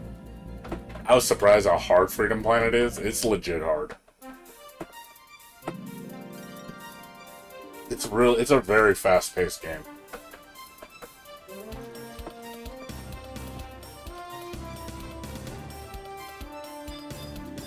If you like Sonic, play it, dude. Seriously.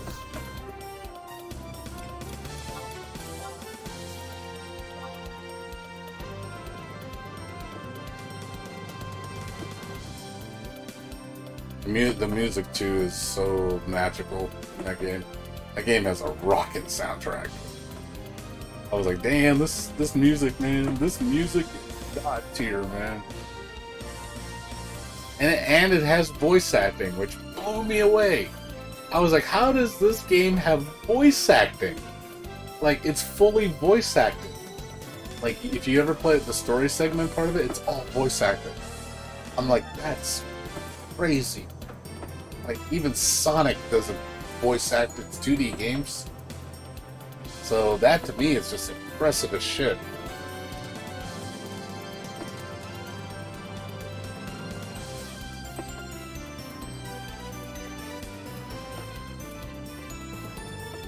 Yeah, I recommend it, dude. Seriously, I think you're missing out on a good game. Or it's definitely one of the best platformers I've played in the last 5 years, for sure. Easy top 10. The only game I praise above it even more, just because I have a fondness for it, is if you ever heard of Rabby Ribby. You ever heard of that game?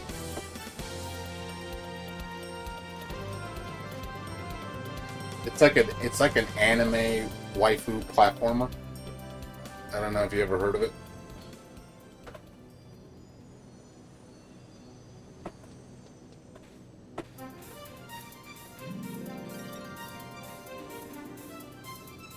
So think it's not fast like Sonic.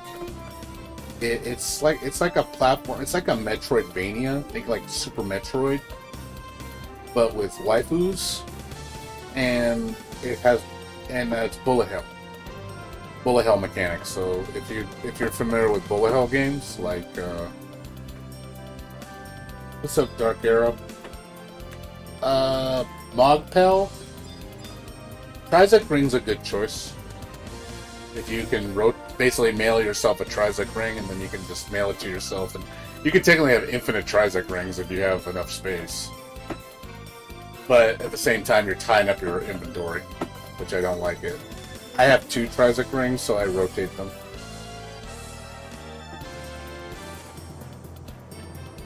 So you might want to consider that.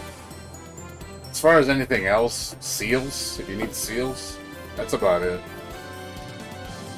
The rings are probably the most valuable.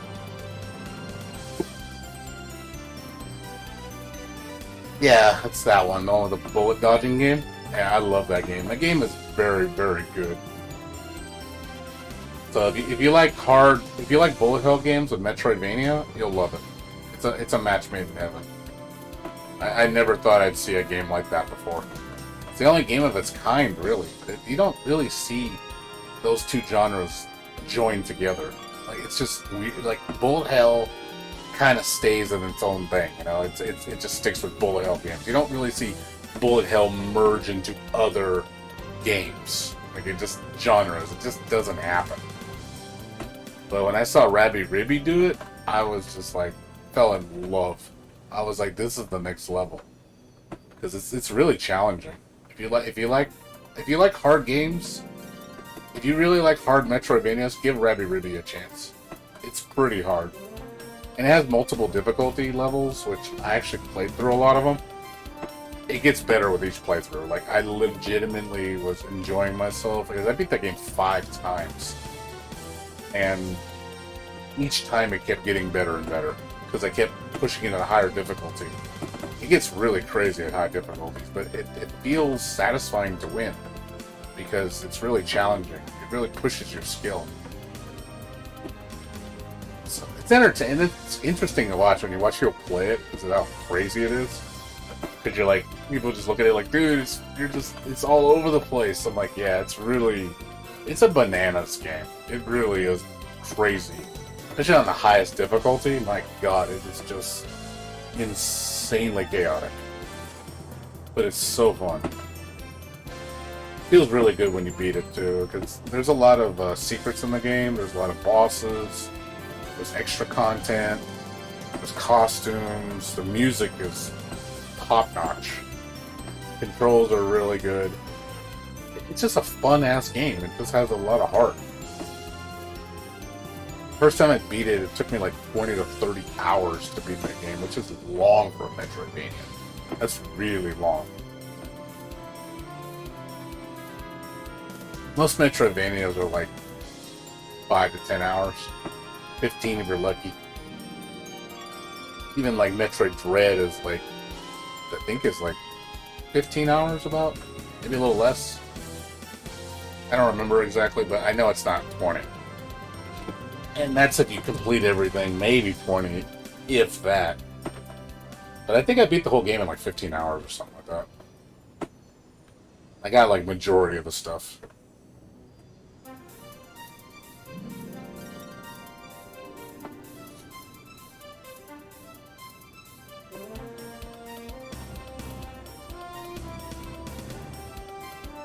It's a good game.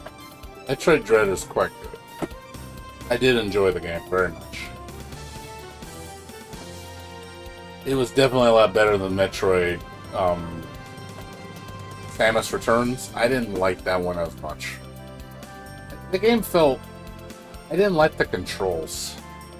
I didn't like the gimmicks, like using the touchscreen and shit. That bothered me. I think Metroid Dread was a major improvement.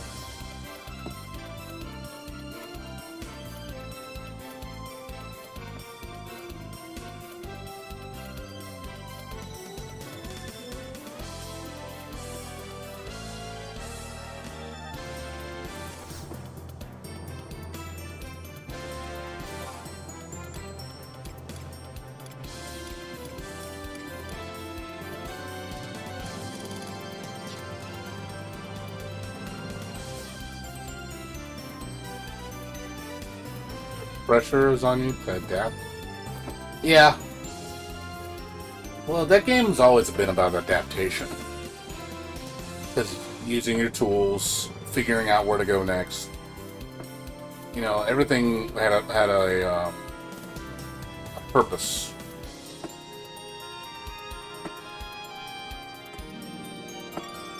Yeah, I agree. I think the team that they hired to work on Metroid Dread, they definitely improved, because they did work on Metroid Return of Samus. Samus Returns. They did work on that one. I'm glad they improved. I hope if they can make more games like Dread, they have a good team. Like, they have a good future for that series. For those type of games. I think we need to see more of them. But I would like to see them push the envelope more. The Metroid Dread added a lot of new elements. I want to see them do that again in the next one. They could definitely make more games, or hell, even remaster old games. I'd like to see them remake, some of the older Metroids. They did 2, redo Zero Mission. Some of those old games, Metroid Fusion, redo it. I would like to see that. Those are beloved games. Super Metroid would need to be pretty epic redo, man. Because Super Metroid's like arguably the pinnacle of Metroid. Most people would say that's the best Metroid game of all time. And I would say, yeah, for sure. Super Metroid is definitely on the pedestal of top-end Metroid games.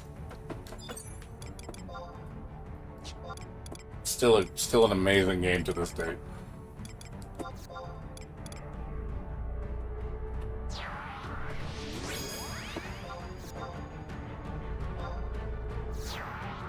Yeah, I think that's the problem is a lot of companies don't do that. They don't push the envelope. They just play it safe too much. And that's why you get stagnation. You gotta come up with new ideas so things stay fresh.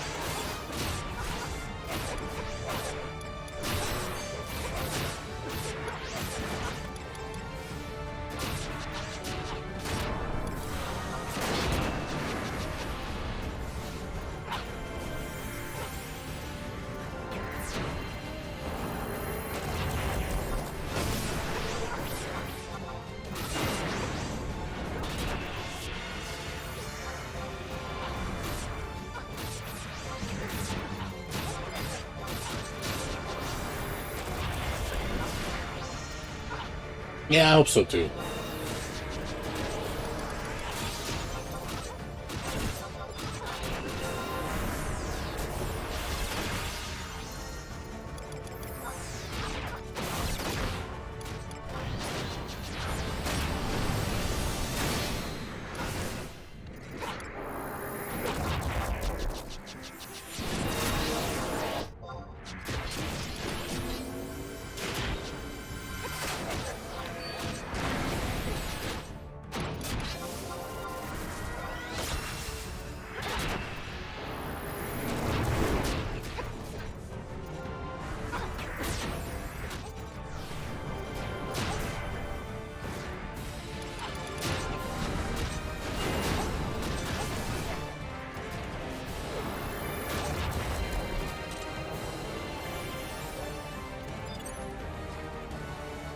Well, we'll see.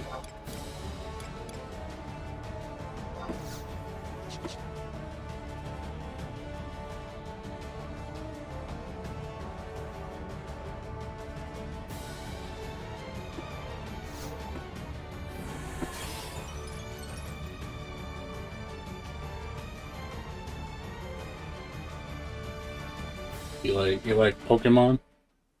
No, I never got into Pokemon games. I've never cared about Pokemon. Even when I was a kid, I never... I don't know, I just don't like the whole concept of monster murdering. It just never interested me.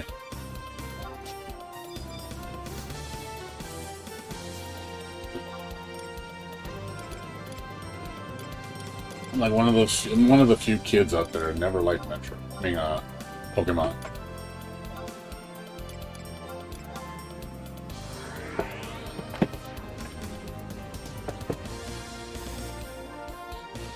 I don't know. This never did anything for me.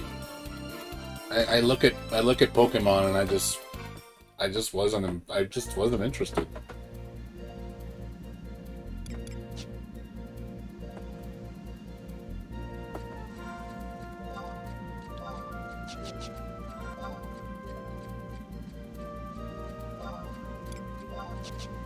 It's kind of weird. I don't know why. Yeah, I just never cared.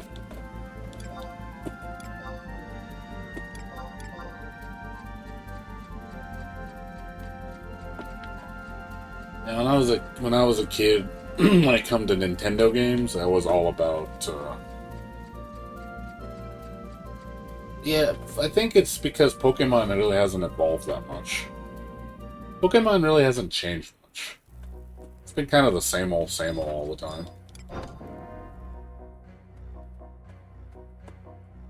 I've always been, like, even Mario, as much as Mario has changed, I've kind of grown out of Mario, too. I don't really like Mario Brothers anymore.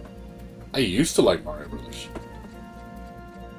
Like, I used to play the crap out of Mario Bros. 3 and Mario World. Those are probably arguably my favorite Mario games of all time. But, I've gotten out of Mario, too. I think Mario, to me, is just, I'm done with Mario. I don't really care about Mario anymore. It's not like, it's a series I just don't give a shit about. But now, when it comes to Nintendo, I'm always on ball with Zelda and Metroid. I feel like I like those games more because I guess they're more grown up. They feel like the games have grown up, whereas I don't think Mario has. Pokemon definitely hasn't. But Metroid, I just know. Metroid and Zelda feel more like grown-up games. They've actually tried to change, whereas I feel like games like Mario and them don't change that much. So I feel like it's kind of like, it's not, they're not made for me anymore. 16 people in line. At least you guys are talking to me, otherwise I would have left right now. It hasn't. It just stays. But it's for kids, you know? It's for the kids. It's not for adults. Whereas I think games like Metroid and Zelda are more for adults. Like, I've never stopped liking Zelda. And I love the direction Zelda's going right now. I mean, I did enjoy Breath of the Wild. Granted, it did have some problems with the game that I didn't like. Yeah, people do die in that world, yes, for sure. There is consequences in Zelda. Characters do die, which is... You don't see that too often in Nintendo games. So, but, I did like the direction Zelda went with Breath of the Wild. I think that was a good direction to go. Granted, I thought the execution wasn't the best. I'm looking forward to the new Zelda, though, the Breath of the Wild 2. Because it looks like it's going to be even better. One, and the fact that you can play as Zelda. I'm like, thank you. Let us use Zelda. I want to use Zelda. Like, you know, it's cool we use Link and all, but it's nice to actually have another character that we can use. And because Zelda's only been playable in a mainstream title, I think, in the Philips CDI game, where she was the main character, which was a god-awful game. She's never been a playable character outside of, you know, maybe the offshoot games, like the Dynasty or the Musou games, but I don't count that. She's never been playable in, like, a mainstream Zelda title. Yeah, I agree. I think too they got the foundation good. Like you have a good template. You just need to build on it, make it better. I can see a lot of promise. The only thing that's holding that game back is on the Switch. That's the biggest complaint I have with any game on Nintendo, is it's on the Switch. You already know it's hardware limitations up the ass, which sucks, because you know the games could look better, they could run better if they were on modern hardware, which the Switch is crap. Sorry to say, it's a crappy system. I mean, I'm surprised they milk as much juice they can out of it, but I do feel that the game suffers a bit because of it. Because the equipment is so, archaic. Yeah, Age of Calamity. You know what sucks about that game though, man? I don't know how you play it on the goddamn Switch, man. It runs so bad. That game looks like shit on Switch. I watched my friend play it when he first got it. It was running like 20 frames a second. It looks god-awful. I'm just like, holy crap, man. When that's your, like, a mainstream title, that's a Zelda game, and it looks that bad, it's just like, oh man, dude. That game deserves better. Like, I played it on the... I'm sorry, I haven't played it. I've seen it on the PC emulator. What's it called? Zemu, or whatever it's called? I forget the name of it. The PC emulator for Switch. But my god, man, playing that game at 4K at 60 FPS, like, whoa, what a difference. Like, it looks like a game. And there's no lag, there's no stuttering, it has, there's no slowdown. It's like, this could look like this if you actually had modern hardware to run it, but on the Switch, it's just like, it's gonna have a heart attack. I know, but it sucks, though. You shouldn't be having to deal with it. You should be getting, like, a good experience. Metroid Dread runs fine. It runs at 60 FPS, which it should. A game's not exactly the most graphics demanding, but it just sucks when you see a mainstream game like that, and it runs like that, and you're just like, oh, God, I don't want to play it like that. I'm honestly not going to buy it because of that reason. The new Zelda, I'm going to buy it. I'm going to play it on the computer. That's the truth. I am going to emulate that shit and be like, this is how it needs to play. This is what it needs to look like. Everybody should play their Switch games on their computer, because it's no excuse why Nintendo can't make a better system. Like, guys, make a better system. Charge $100 more. Make it more powerful so it can handle it. Because it just makes the games... It makes the games look really... what's the word? You're giving a bad presentation to your games. Like, you make these games, and then it's like, oh, but our hardware makes it run like shit. And your games look bad. Like, yeah, your games could look awesome if you had awesome hardware. But, man, it's hard for me to stomach playing Switch games because of that. I just can't. It just looks awful. You're obviously tolerable. I can't tolerate it at all. I have no patience for it. Well, ever since I switched over to PC and started playing my Switch, because I played Metroid Dread on the Switch, on my PC, and I played it at 4K. It looks amazing on the emulator, and it ran almost flawless. I was shocked at how little bugs there were. Like, the emulator for Switch has really come a long way. So it runs butter smooth on the PC. Looks way better than what the Switch can do. Like I said, I play at 4K and at 60 frames per second. Butter smooth, no slowdown. Like, it was just like, damn, this is impressive.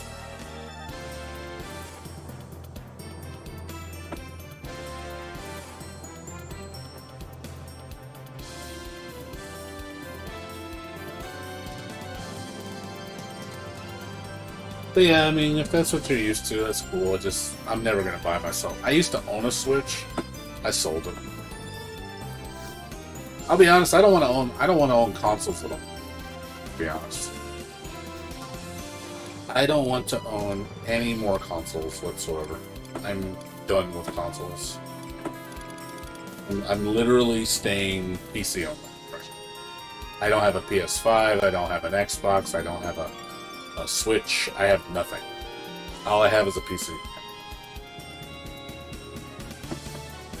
All my games that I play are on PC. Everything that's coming out is coming to PC. So there's no reason for me to own anything else but a PC. You know, all my newest fighting games are coming to PC. All my newest major games are coming to PC. The only games that aren't coming to PC are Nintendo titles because Nintendo is exclusive on Switch. And I only buy 2 Nintendo games, which is just again Zelda and Metroid. That's all I buy. I don't buy anything else. Well, maybe F-Zero. F-Zero. But other than that, yeah, I won't buy that system just for those games. I just won't. Honestly, if you think what Nintendo should do, and I think a lot of people would go for it, port your games to PC, man. If you ported your games to PC, I think a lot of people would buy that shit. You can imagine Nintendo porting Mario Odyssey to the PC. How many people would buy that shit? I think they would sell tons of copies. I think it's a missed opportunity. You're missing out on a whole market, man.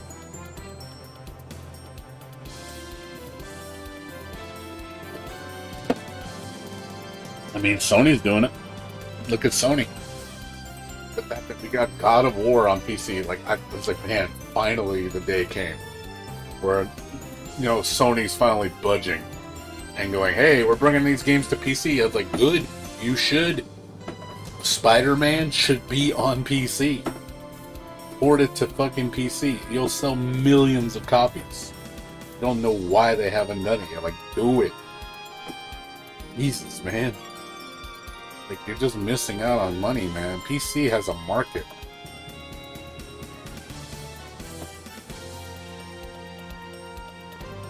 That's why I like PC, because of the versatility, because I can do so many things with it. Everything on Xbox comes to PC. That's the main reason why I'll never own an Xbox. Because every single Xbox title comes to PC. So, I would say 99% of them do. No, not every single one, but mostly every single one. PlayStation 4, most games that are on PS4 are on PC. So I don't need a PS4. Very few games. And then Switch is the only one. That's really the only one but you have emulator, so you don't really need the Switch. 3DS is dead. Nobody plays that anymore. That system's dead. You can emulate that with Semu. Semu runs Switch games, 3DS games beautifully.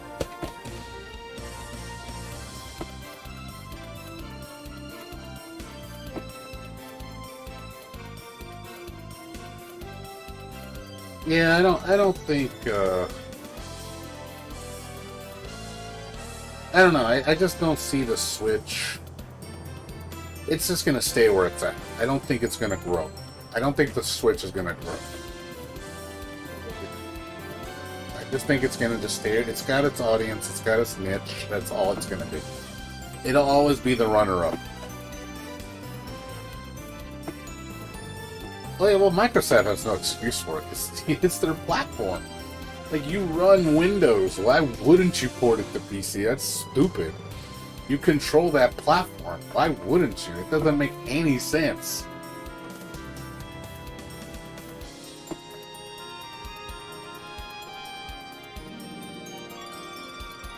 And you want people using Windows. It's a good way to ship people to buy your product.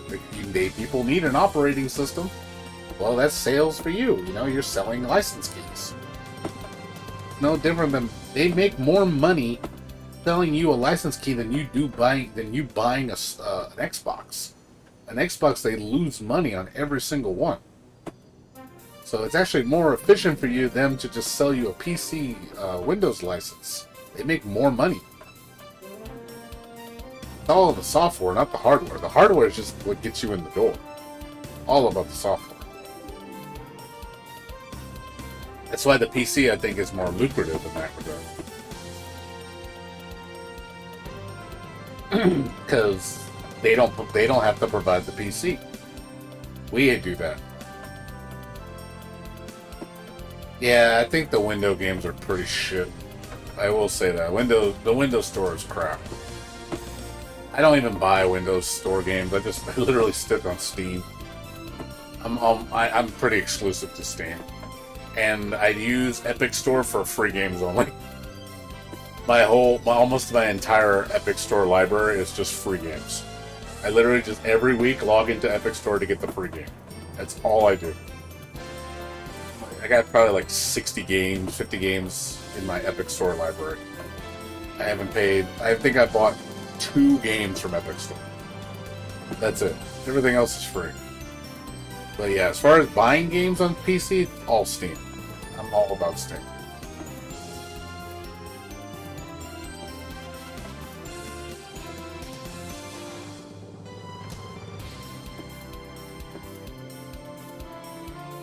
Not that hard, man. Building a PC is very easy. It's really, there's so many instructional videos on how to do it. And I built my first computer by myself without looking up tutorials. It's not hard. It's more understanding the intricacies of what to do and what not to do, but generally the building plan for building a PC in general, just the blueprint, is very easy. It's like Legos. It really is. You're literally putting like Legos together. It's like, put this here, attach this here, put this here, put this here, put it in the mother, put the screws in. The first time, it'll take a while because you're kind of figuring out where everything goes, but then you kind of know how it works with each motherboard, each processor, very similar in nature. So once you've done one, you can do another. I've been building computers since I was 14. It's really easy. I've gotten better and better. I've learned a lot of things. Learned a lot of things not to do. But it's really pretty easy. And I make a good amount of money doing it for people.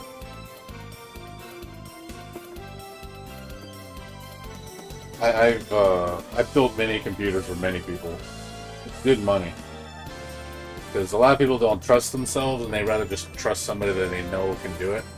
So that's where I step in. They're like, hey man, I need a computer, man. What do you recommend? I tell them, hey, I can do this, how much you got to spend, what do you want to do?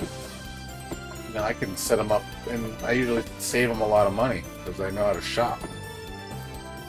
Right now, before it was really bad. It was like a horrible time to buy a computer because of the COVID and all the scalping and shit. But now it's actually back to normal, which is nice.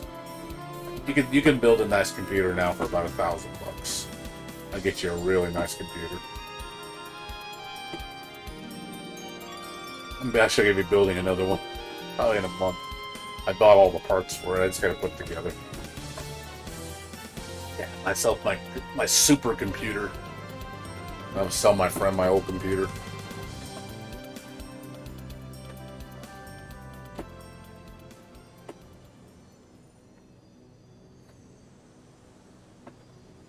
Yeah, I think it's more people that are scared. They're scared they're gonna break something, and I've seen people do it. I have a couple friends who tried to build a computer, man. They fucked it up so bad. I was like, oh my god, dude. I was like, why did you do that? Because they just don't know. They well, what'd I do wrong? I'm like, dude, you ruined the motherboard. You literally, one of my friends, he literally destroyed his motherboard because of what he did. I was like, dude, you literally just threw $150 down the trash. What you just did. And it's just like, dude, don't do that. Oh my god. Because he just didn't know. He basically forced the processor on the socket, bent the pins. Pins were shot to hell. And I was just like, dude, this shit's gone, man. I can't fix this shit. I don't have the tools. He must have bent at least 40 pins. He literally just smushed it. I was just like, wow, dude. I told him, I don't know how to solder this shit off, man. No, I said, you have to go, they ain't gonna, and the warranty isn't gonna replace it. You're fucked. But I told him, like, you gotta go buy another motherboard. That was an expensive lesson. And I also saw one of my friends, he ripped the PCI Express socket out of the motherboard. I was like, I don't know how you did that. But he literally put his video card in, got it stuck, yanked it out of the fucking PCI Express, ripped the whole thing out of it. The pins separated from the plastic piece. I was like, holy shit, dude. I said, you just ruined the whole fucking motherboard. I was like, wow. Like, when you see people do that shit, and they're just like, man, does the word gentle mean anything to you? Like, don't force it. If it doesn't go in, don't force it. You're gonna break it. That's the kind of people those are the kind of people I think that don't like building their computer, because they get scared when they do it. Because they realize how expensive the mistake can be, and it's true. It's a very expensive mistake. You ruin the motherboard, the processor, the video card. Oof, that's expensive, man. That's not a cheap fix. You know, that's the majority of your computer right there. You know, you breaking a hard drive, that's nothing. That's like $50, $40, whatever. Get you another one. But you break a video card, it's like $400, $500. Oh man, dude, that's an expensive ass mistake. I feel bad for you. That's all I'm gonna say. I feel really bad for you.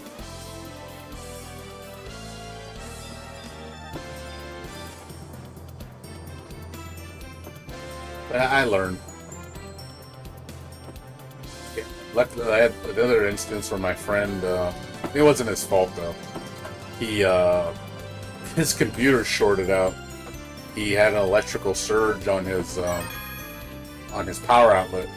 Shorted the whole fucking video card out. And I was like, oh my god, like, that was scary, because he's lucky I was able to get the warranty to fix it, man. I had to call up EVGA and file a claim. They're lucky he replaced it, because this was during the pandemic. The car was like $500. I was like, you're lucky that they were able to replace it for me. I was like, you're fucking lucky, man. That's that. Talk about a savior. And I was like, yeah. And I told him, don't you? It's like, you gotta not do shit like that. Like, use a surge protector. Oh my god. Like, you gotta be careful with that shit, man. A delicate machine.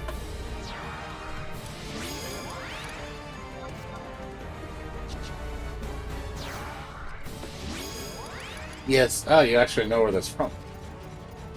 Yeah, I remixed the music. This isn't the real music in the game. This is all custom music. But yeah, it's from Disgaea. Actually, no, I think it's not from Disgaea. I think it's from maybe La Pucelle. It's from one of the Disgaea offshoot games, I think. Forget which game it was.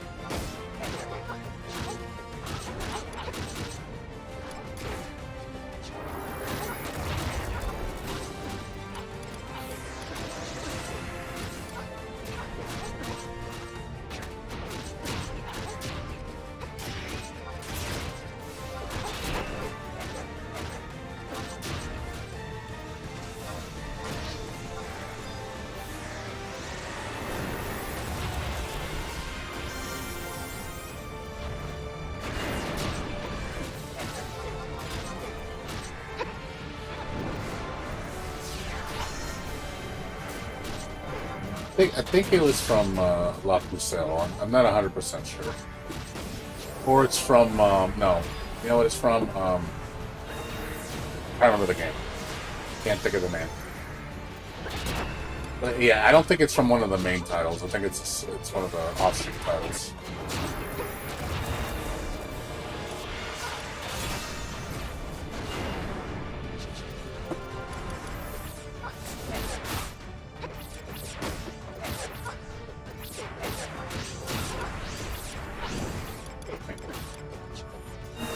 Treasure hunter, man.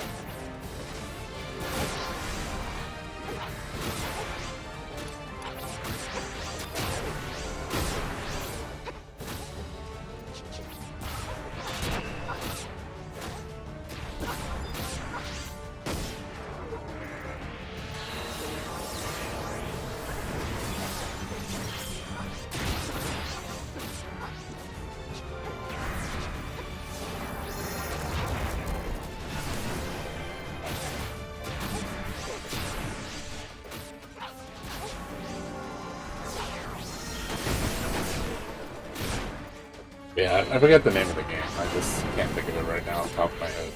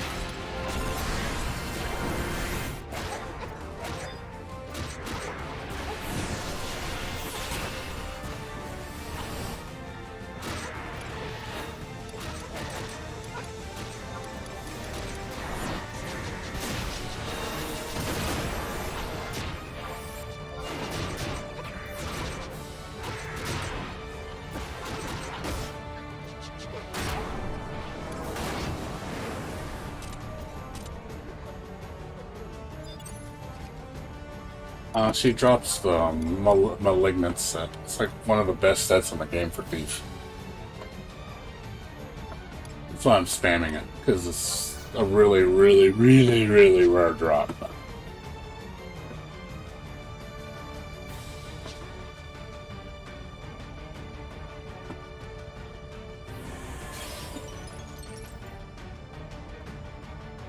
It's one of the best hybrid sets in the game.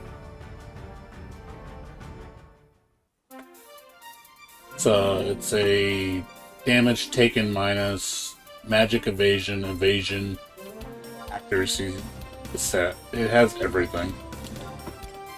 It's really, really, really fucking good. It's good for endgame events where you need to full-time gear while not losing DPS, so you can maintain not getting killed. So it's really good, and it lets you evade a lot of stuff. So it's a very, very effective set in endgame.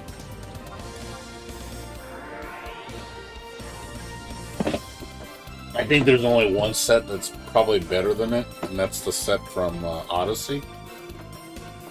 I forgot what it's called. It's like a purple-looking armor. I think that one's a little better. Obviously, a lot harder to get though. But for solo, this is excellent. Also, it looks really kick-ass, because you look like a Fomar. The Dynamis, like, red mage Fomars. It's like blue. It looks like the red mage relic armor, but it's blue. It's like dark. The same armor that you see from the Lady Lilith minions. The Spite Wardens, is that armor.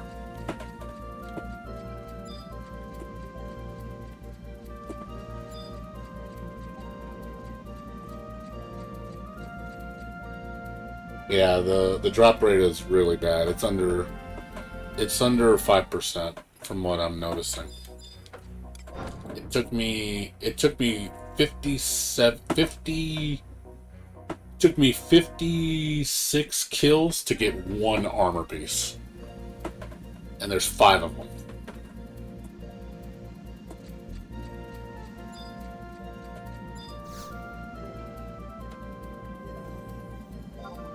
So I've only got one. She has 9 drops in total. There's 3 weapons, 1 earring, and 5 armor. I've gotten all 3 weapons, I've gotten the earring, and I got the hands.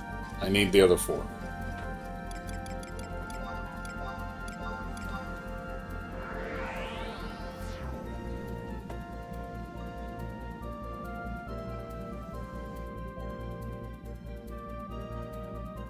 So, and from what people have told me, you're going to probably be doing this at least 200 times. And that's actually like on the lower end of the spectrum. If you can get all 5 pieces with about 200 kills, which is fucking nuts, man. 200, man, that's a lot.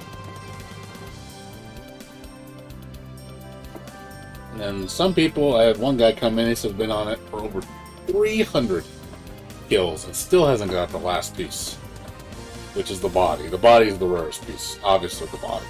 Always the body. Body is always the rare piece. You know, what sucks about this thing, this would be easier to get if they didn't make the drop system for the newer NMs, for these type of BCNMs. Is different than the older ones. The older ones, when you did it at a higher difficulty, you did it on normal, it's a decent drop rate for 1. Like, some semi-decent.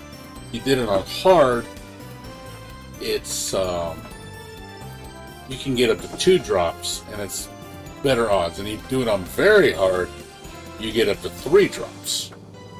And it was fairly decent odds, like 20%. And it doesn't work that way with these. This one is, from my understanding, all the drop rates are the same. It's just when you go up higher difficulty, there's more chances. So, if you do it on the highest difficulty, you could potentially get 4 drops. But they're all the same drop rate, which is stupid low. So, you're basically doing more work for the same amount of drop rate odds. So you take 3 to 4 times longer to kill her to get 4 times the amount of drops at the same rate you would get it on the easy one. So why would you want to do it on the higher one where you can kill her easier on the easy one? Faster. So that doesn't make any sense to me. So it seems like a complete waste of time to do this on very difficult, because if you can do 4 easy runs in the same amount of time it takes you to do 1 very difficult run, why do it?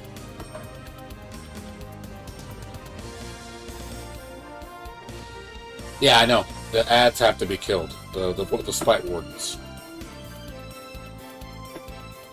Which is, it takes too much time. You're wasting all that time. Which doesn't seem like it's worth it. You're spending, what, like 20 minutes on that fight? I'm guessing it takes 20 minutes for a good group. 15 minutes, minimum. Because she has a lot of abilities that can literally kill you in 1 hit because of the... She has that stupid Dread Spikes move that will kill a DPS really fast if you hit her. That's what I mean. It doesn't seem like it's worth it. It's not like the other older high-tier battlefields where the drop rate gets significantly better. Whereas on these new ones, it seems almost non-existent. Like, I don't know why they changed it.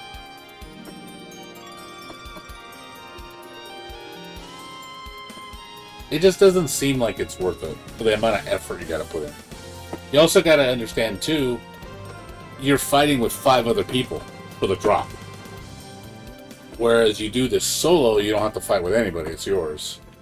So I don't see it being worth it because of who you having to fight with other people. Unless everybody else needs a particular piece that you don't need. Like if let's say you do it with 6 people, one person wants the earring and the other 5 want all a different piece of armor. Then it works out because yeah, sure, let's do 6 because we're all going to get something if it drops. You know, we don't have to fight over it. But if everybody wants the same thing, you're fighting with everybody for the drop, and it doesn't seem worth it. It seems counterproductive, in my opinion. I'd rather do it on easy. Oh, I know. I wouldn't be surprised if that's happened already. It's possible maybe I got another pair of gloves. It just didn't show. It's possible, yeah, because when it will never show you a duplicate piece if it can't drop to you. You'll never know. So in theory, yeah, I could have possibly getting the gloves the last, what, I did 8, this is 2, I've done 10, so this is 78. In my last 21 kills, I could have gotten another glove, all I know. Doesn't mean I didn't get anything, it means I could have gotten the drop I had before. It could have been any of the 5 I had before. It could have been a weapon, it could have been an earring. You just don't know.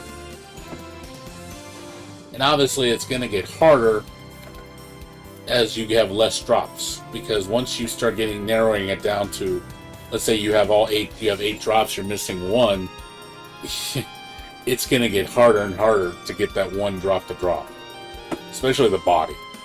So most people, the body is the last piece they usually have to get, and I'm sure you're probably going to be pulling teeth and nail trying to get to that drop for it to hopefully drop in your favor, like, because the pool shares between all 9 items, so any one of those 9 items can drop, even if you had it before. So if it does drop, you still have the RNG factor of which of the 9 drops is going to drop. So not only is it like a 5% drop is going to drop, you also have to deal with the percentage of if the right one is going to drop. So then your drop rate even drops even lower because of that. So the odds of you getting that specific piece to drop, you're talking probably less than 1%. Maybe that low. Maybe possible. If it's like 5% and there's 9 pool to share of that 5%. Yeah, it's probably under 1%. It's freaking ridiculous, the odds of you getting it. You just gotta hope it rolls lucky. That you just get it goes in your favor and you're like, there it is.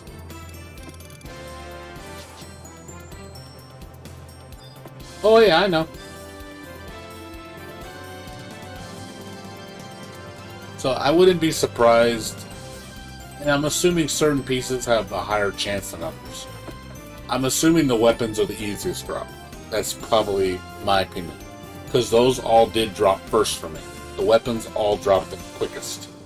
Actually, no. I was wrong. The first thing that dropped for me was it was 2 weapons. No, 2 weapons, then an earring, then a weapon, and then a glove. So the weapons, I would believe, are probably the easiest of the drops. The earring is probably the second rarest, and then the armor pieces are the rarest, with body being the ultra rare. That's probably how it works. Which makes sense.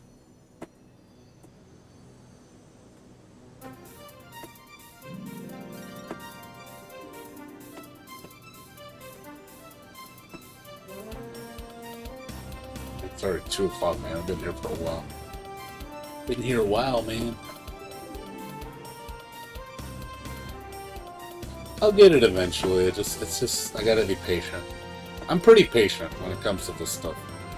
As long as I can do it, it's just a matter of, it'll happen. I'll get the drops. They will drop. They will. I know they will. I will get all 5 of these armor pieces. I swear to it. I will get it. It will happen. It's just a matter of when. If I worked on this for a whole month straight, I'd probably have all 5 within a month. For sure. Easy. If I could do 8 runs a day, 30 days, I could probably get all of them. That's about 240. No, 30 times 8. Yeah, that's 240. 240 kills. I'd probably have all of them. More than likely. Or at least a good amount of them. Maybe I'll miss one. But, you know, if I just did it like that, alright, Mega Man, you take care, man. See you later, dude. I'm gonna be up for another hour or two. I'm gonna go to sleep. I'll probably do this for one more hour, and then I gotta go, I gotta do Genshin dailies. Maybe an hour and a half. I'm gonna do Genshin dailies, and then I'm gonna log off. Gotta do my Genshin dailies. Gotta get ready for next week for the big patch, because I got my, I want to finally spend my gems on characters. Finally get to use my gems on something. Just sitting on a mountain of gems, and I can't spend them.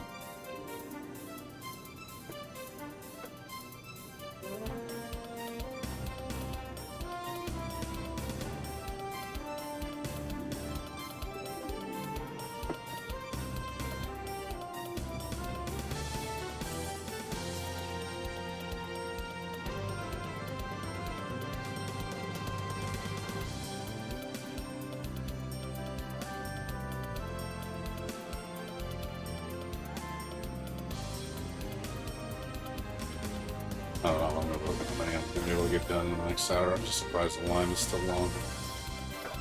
Maybe it'll finally die down.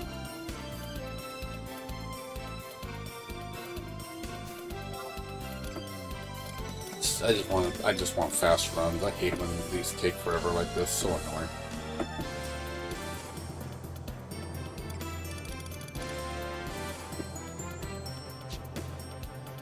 I want it to be like hardly anybody on here, so I can just run and keep doing it over and over and over and over and over.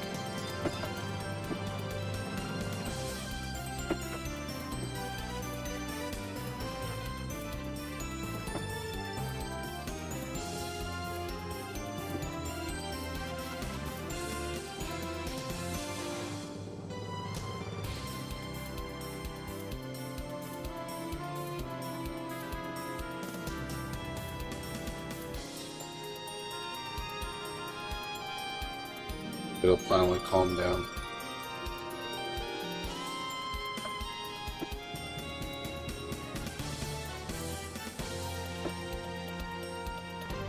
I'll be doing this again tomorrow after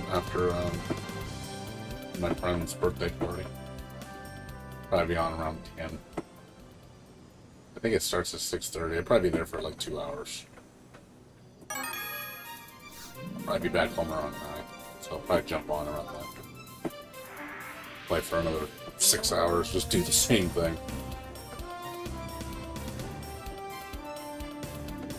Sunday, same thing, just gonna be on all night. And then Monday, same thing. 4-day weekend, just doing this.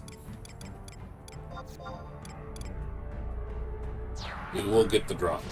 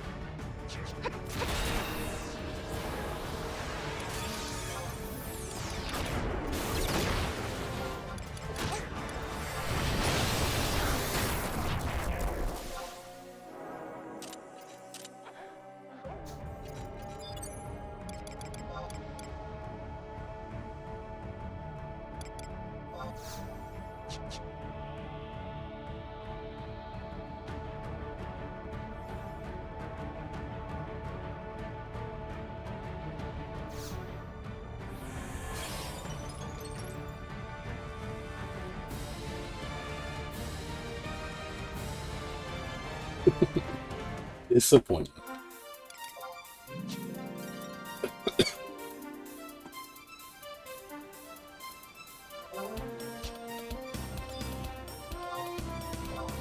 I hear that people say that easy is actually the best one to do, but if you can do easy, which I can't, easy I get wrecked. Even drop rate's a little better, but it's good if you have a really strong job. I know War can decimate it on easy, real easy.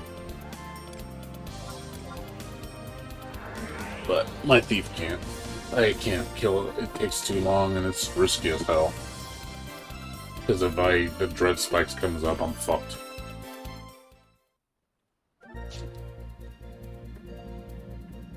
So it doesn't seem worth it. And she also has charm.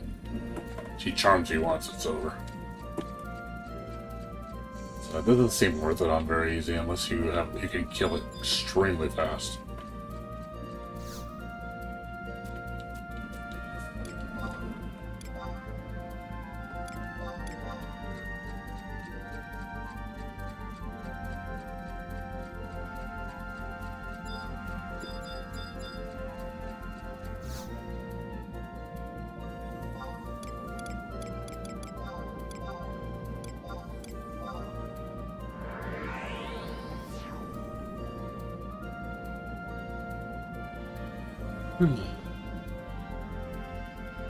Yeah, as far as me coming back full-time though, I'm probably not going to do it till July, when that big update happens.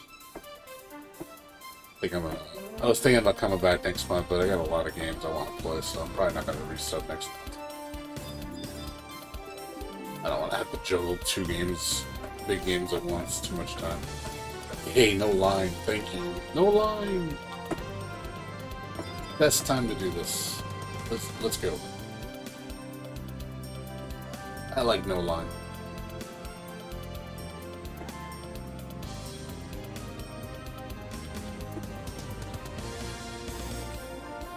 Yeah, just very easy. I'd rather consistently win. Have a little bit lower drop rate. I mean, you can still die very easy. I've died a couple times. She gets a good hit on you, she can kill you one hit.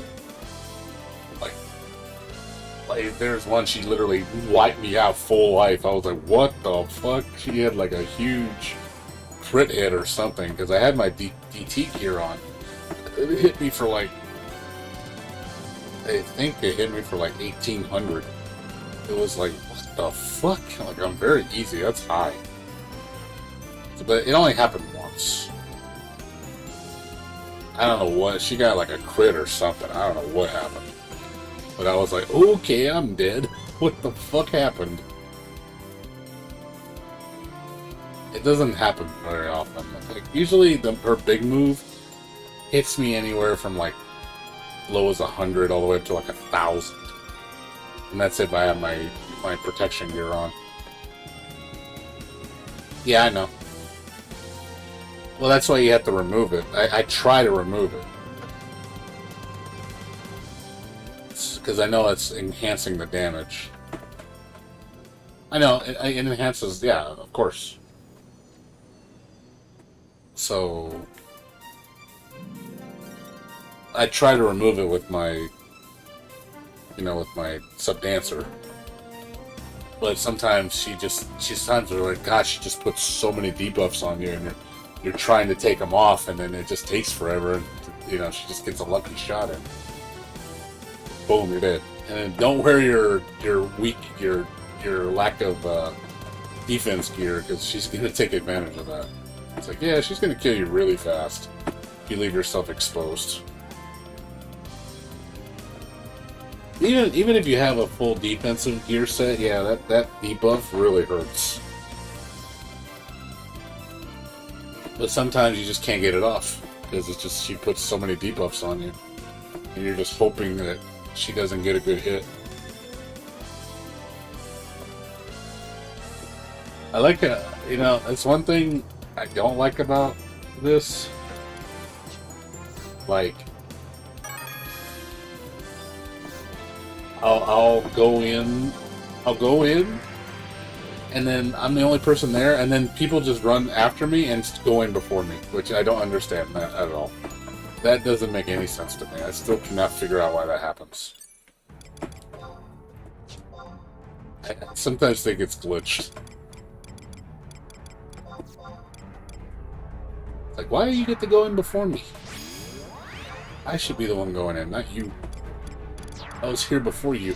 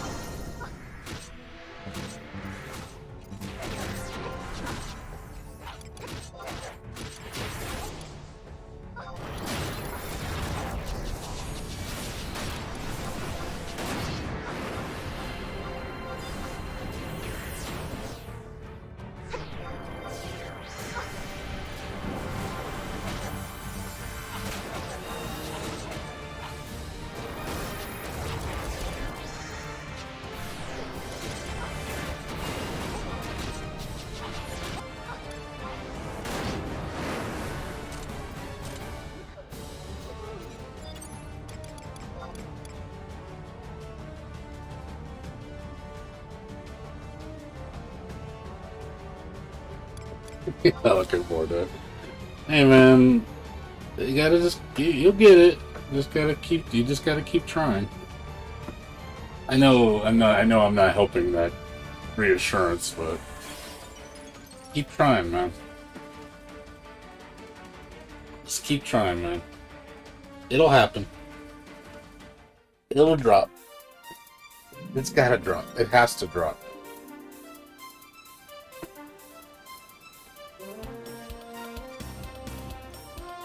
You'll be blessed one of these days. It'll happen.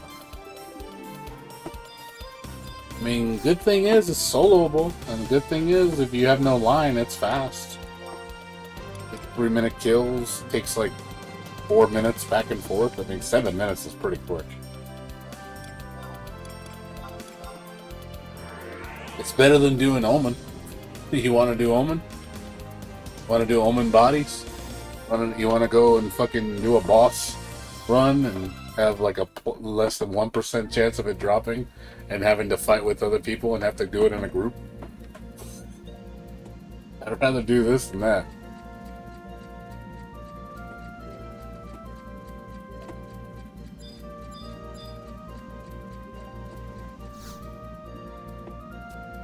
I just like it when the line's fast.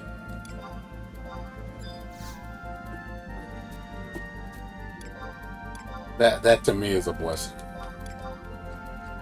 Like, ooh, no line. I'm like, yes, I get to go through this really fast. It's when there's a line, that's what pisses me off, because it's just so much time to wait on top of the bad drop rate. So it's just like, I don't need the time. I don't need the line slowing me down.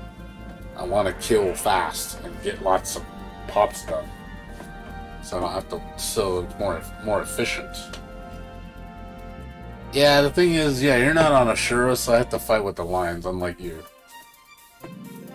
I'm on Ashura, you're not. I have to deal with that shit, which is one thing I hate about Ashura. Everybody's here.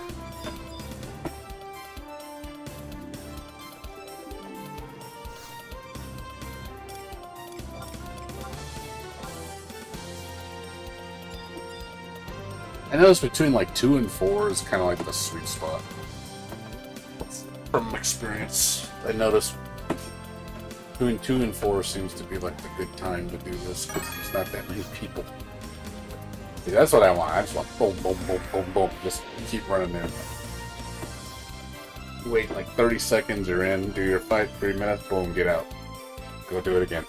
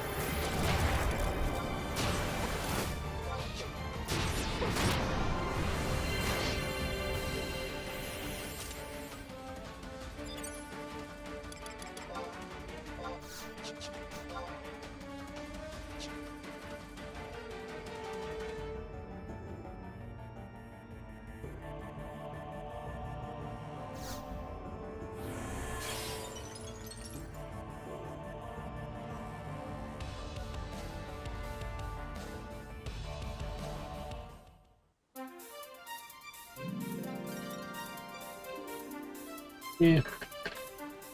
You kind of numb to it after a while. It was like nothing again.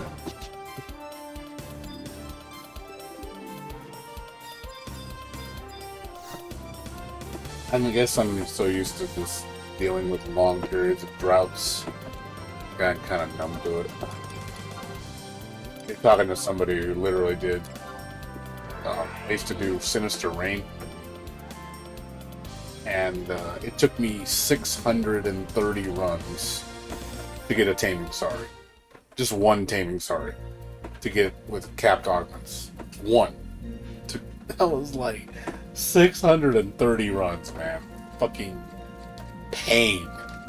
You know, that is just like months of doing that shit.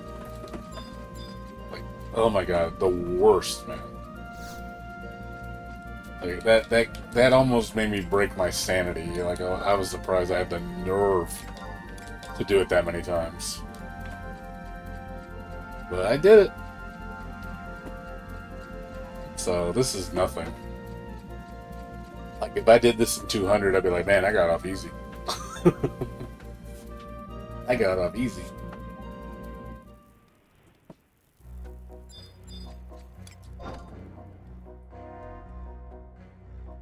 Just out of curious, Snowballs, how many times have you done this fight?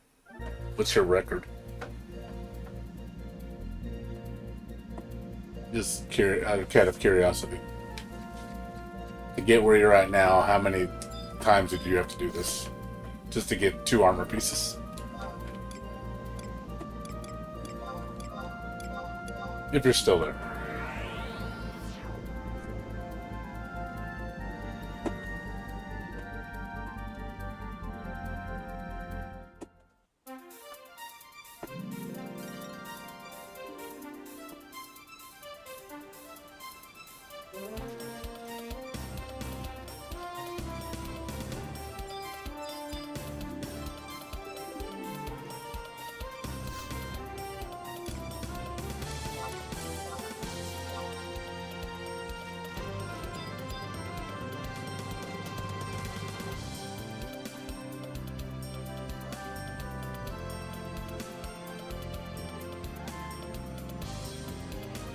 So many you've done.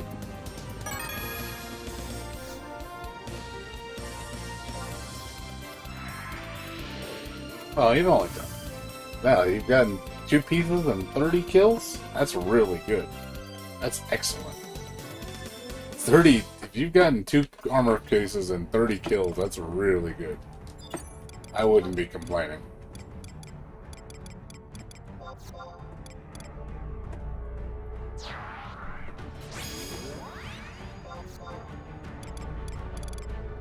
I've already almost 2.5 times that amount to get right. And I'm not even at where you're at.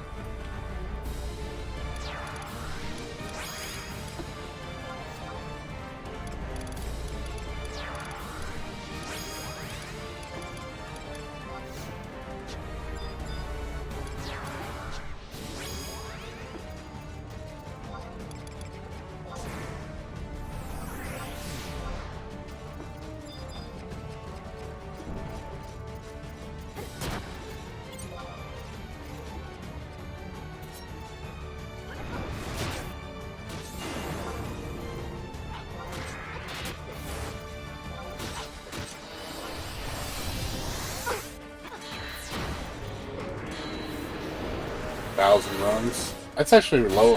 That's actually not bad for 6 accounts. That's actually pretty good.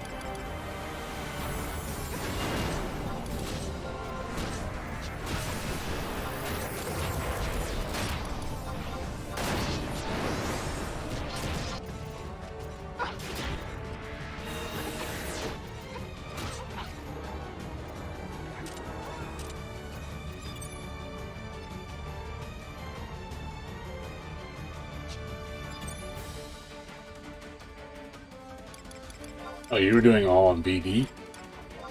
So you're not doing, you weren't doing it the way I'm doing.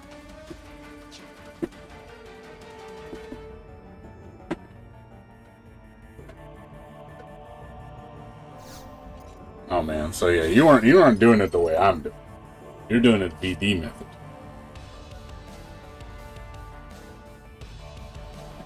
Well, yeah, well, that's the reason why you're getting it faster than me, because you're doing a BD. You're not doing it very easy.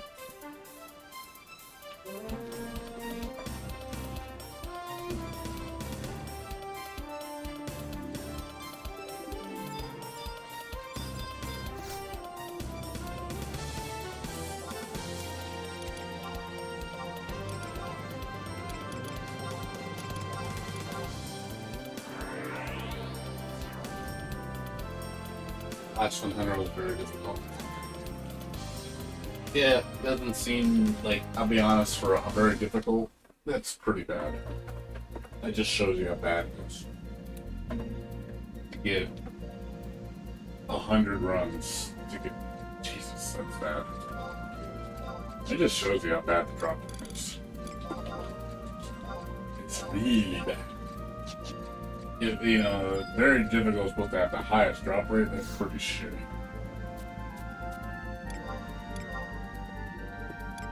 I mean, my drop rate's obviously worse.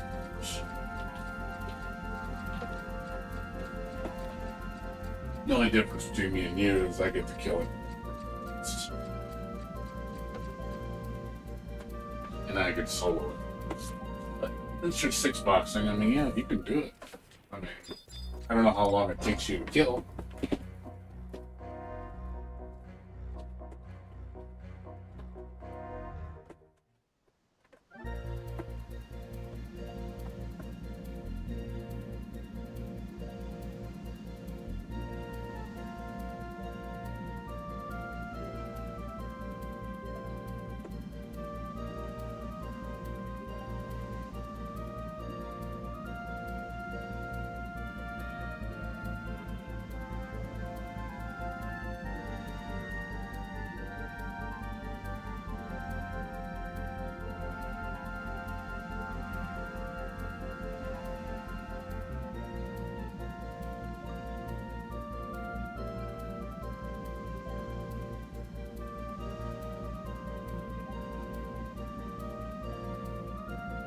Ooh.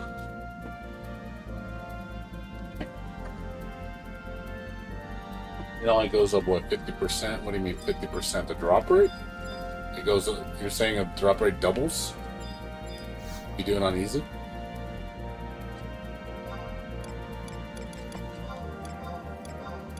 Well, double of what? 5%? Oh, it's probably less than that. I'm guessing like 2.5%.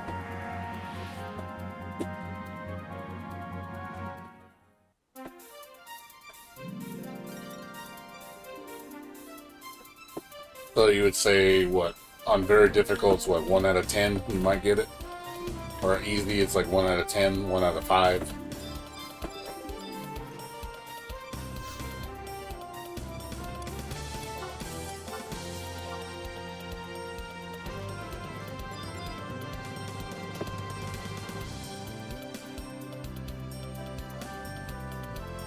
9 out of 10 is actually not bad. If it's on easy, 10% chance, that's actually not too bad. I honestly thought it'd be worse than that. I'm guessing on very easy it's 5% chance you might get it.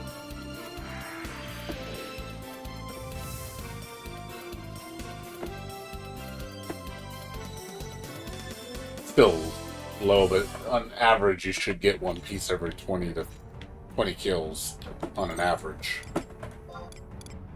That doesn't mean anything. You could do 100 kills and not get one, but then you could do 5 and get one. You know, it just depends. Your, I guess, luck of the roll.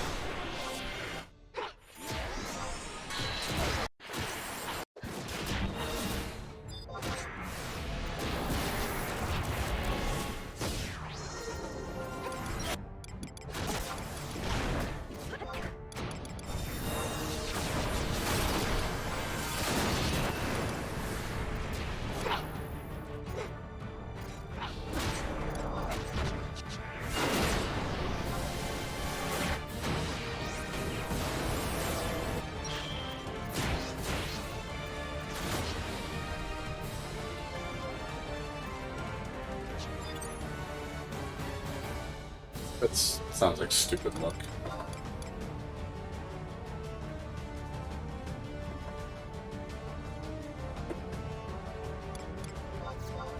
I can already tell I'm off that rate. 1 in 20 is not my rate. And then, are you talking drops, or are you talking actual armor drops? Because, you know, if you're counting the weapons and the earring, you know, but if you're just counting armor drops, yeah, 1 in 20, forget it. Mine's more like 1 in 50. I get 1 armor drop. So my next armor drop, maybe when I'm 100 kills, I might get another one. So based on that, I think after 250 kills, I'll probably have the whole set. more realistic, I think, expectation.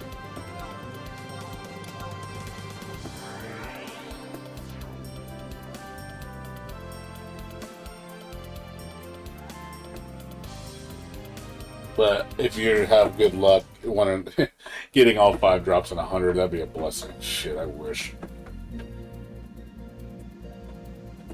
Well, from your experience, did you get the weapons in the ear the quickest?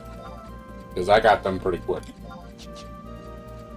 Got all 4 drops within, like, I think 40 kills. All 4 of those. Something like that.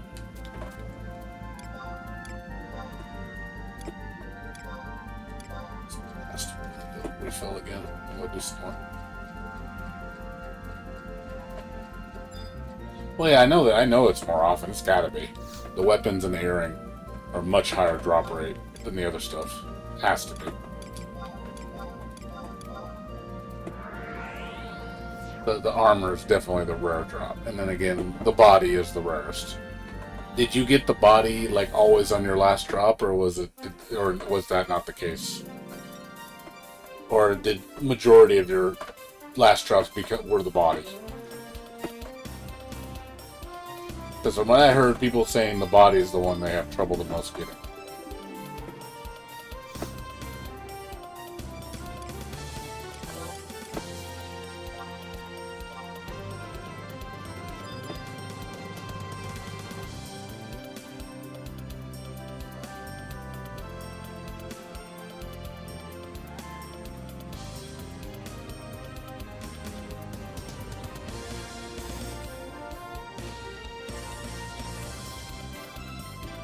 Oh, you actually got the body first. Okay. Interesting. From what I hear people complain, they say to get the body last. First with me was the hands. I got hands first.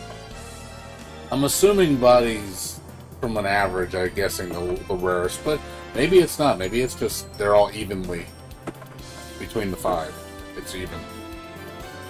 I don't know. Well, I would assume body would be the rarest. Because it's the body. Usually body is almost always the most coveted piece.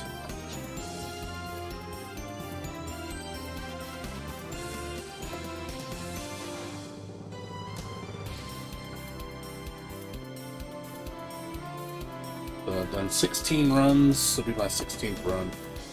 So we're at 1 in 84. 1 in 84 right now. If this one fails, it'll be 1 out of 84. That'll be my record so far. Painful. So painful. I'm gonna go farm some more XP and then see how many more I can do, and then I'm gonna switch against him.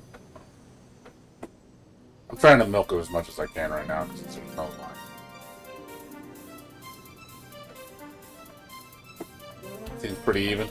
Okay, that's good to know. Well, it's right now. I just want to get something that's not the hands. I want it to be any piece but the hands. You know, I hope something drops for me. I would like at least 2 pieces to drop before the free campaign's over. I think that's a reasonable expectation. I honestly didn't think I was even going to get 1, to be honest. I really thought I was going to be like 1 in 100 without a single drop. Or maybe something terrible. But I don't know. Sometimes you get blessings, like you'll do 1, it'll drop, and then you do like 5 more, and it drops again. And then you can go on a drought for like 50 kills and not get 1. So it just depends. Just depends if luck's on your side. If you're good at rolling the dice.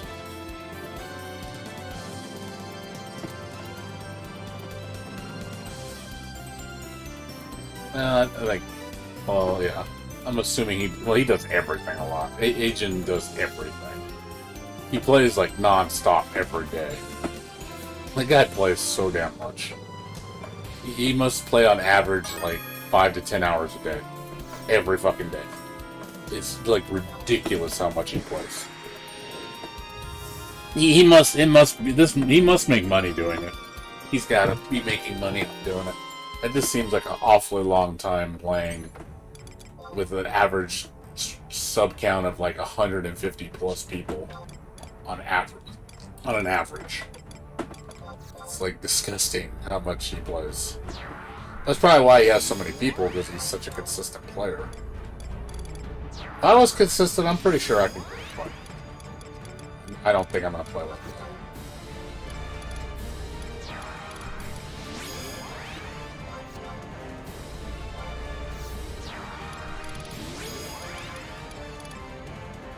That's pretty cool.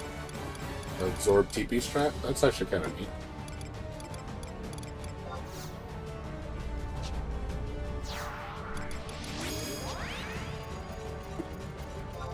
That's actually pretty cool. And you can keep taking TP away from her, she can't do her moves. That's an interesting strat.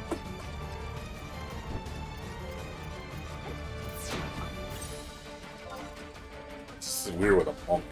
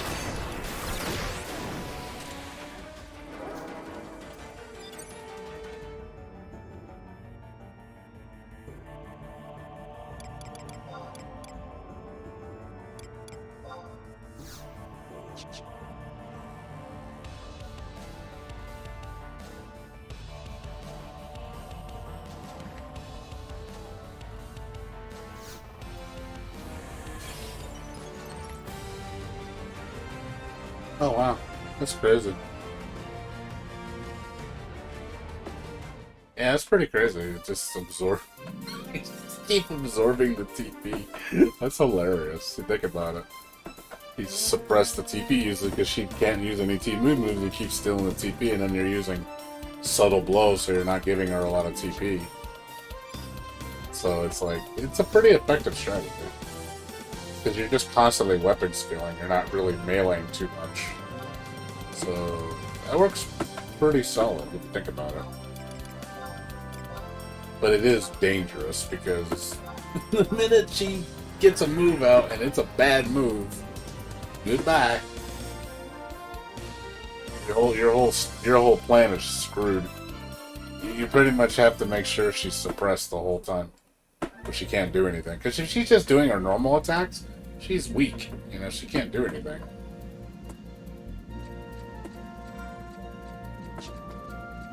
It's an interesting concept that using absorb TP because it gets around. Which is like, really, that works on. You figure she's a dark creature, so you figure she would be immune to it. It would work. You would assume that's how it would, but it doesn't work that way, which is interesting. It's very, very weird. You would assume that's not how it works. But that's how it works.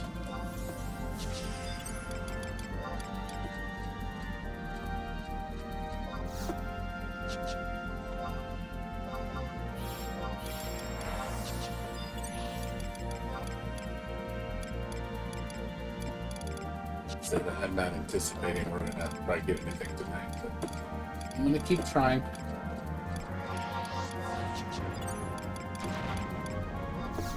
It's 16 runs tonight, nothing. Well, technically, no, we did 19 runs. 19 runs and nothing. I honestly was hoping to get like 30 runs, 40 runs done today. The lines have been so bad. I'll try to do another 8 right now, and I can't promise anything. Gonna try. You gonna try?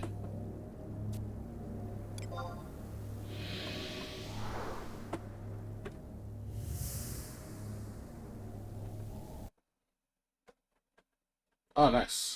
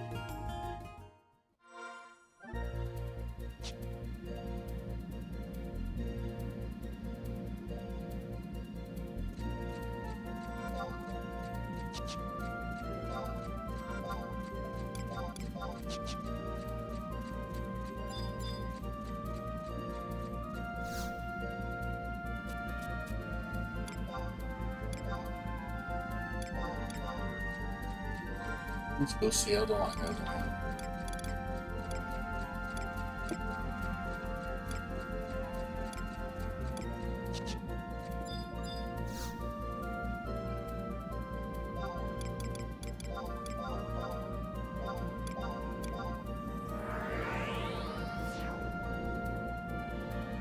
Says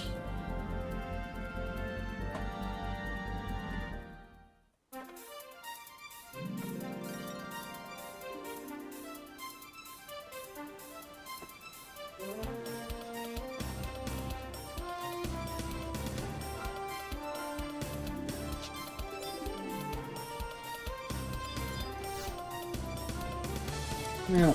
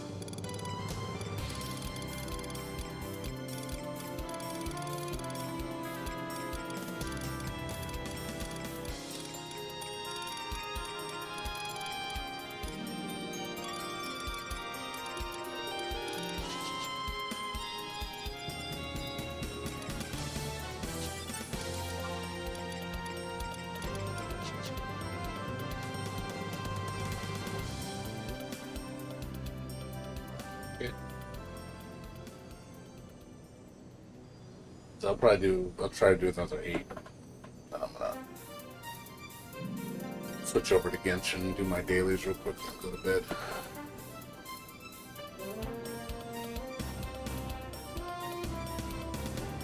Yeah, this is gonna be a long process. So don't be surprised. It's gonna take several hundred attempts.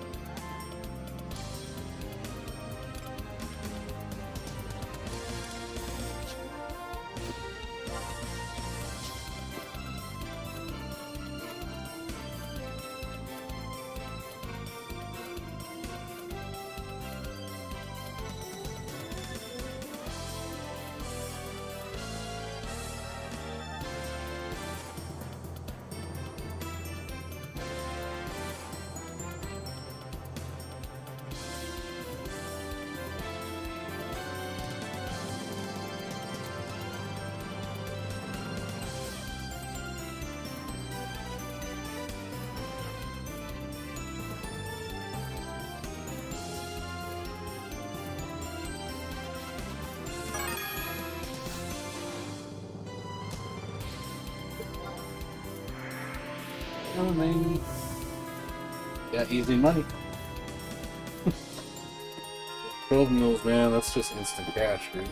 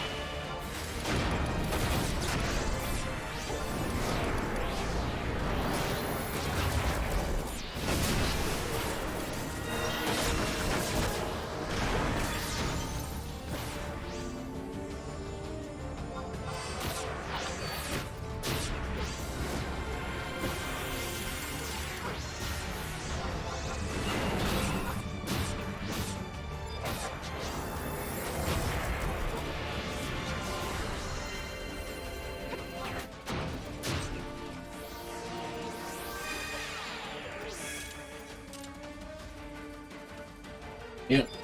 Well, I don't blame you. I would do it too. I don't blame you at all for doing that.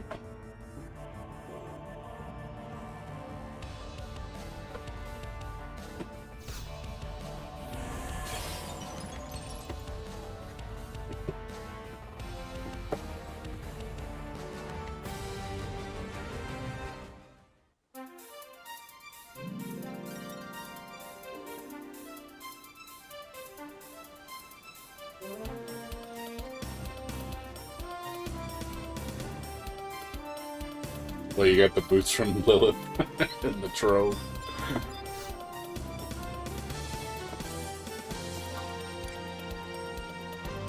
That's funny. Like, here, have an extra pair of boots that you don't need. Because...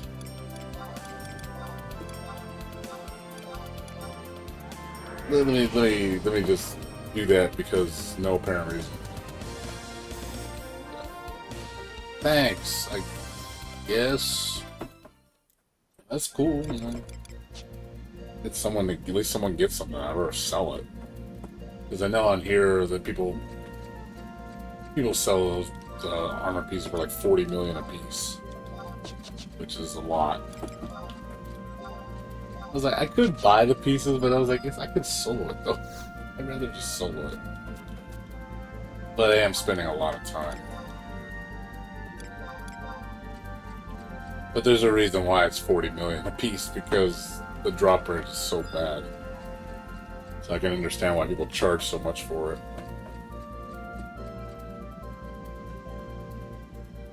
If the drop rate was decent, the pieces would be gone for like 10, 20 million a piece. But since the drop rate is so horrid.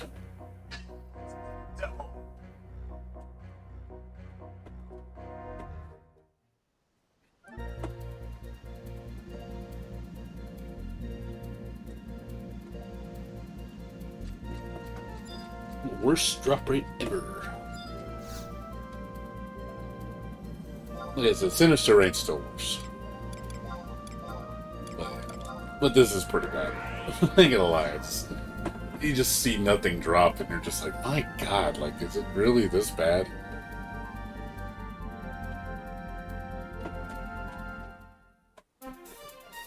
Yeah, no, that's cool. You're looking out for your teammates, that's fine. I mean, I'm a lone shark, so I'd sell it. You know, I have to merc, because I have to buy from mercs, because I'm never going to get my stuff done. This is my only option. You know, it's either merc, or I don't get my shit done.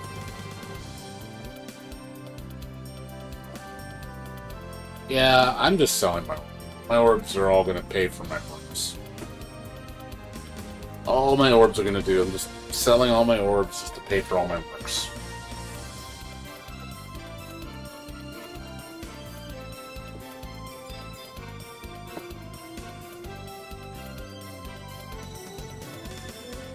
Outside of that, nothing else.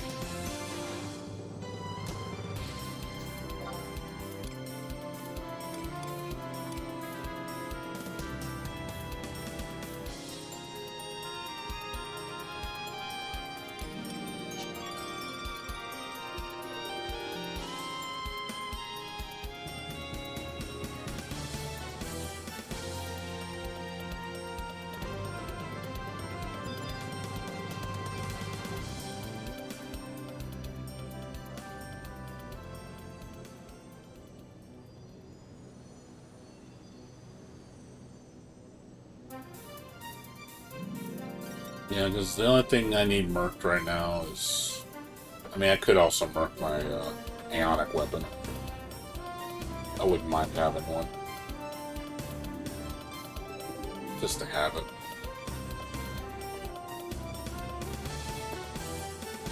Yeah, if I mark my Ionic weapon, both my Dynamis clears, get all my weapons upgraded to max, I'm looking about... What about... About 320 million for all that. Something like that. I'd still have a lot of money left over, but... I don't know yet if I'm gonna do Ionic. I don't really need to. It's one of those if I want to. I'm not really in a rush to do it. If I ever get one, sure. If I don't, whatever. It's not really the end of the world for me. I'm happy with the legendaries I have.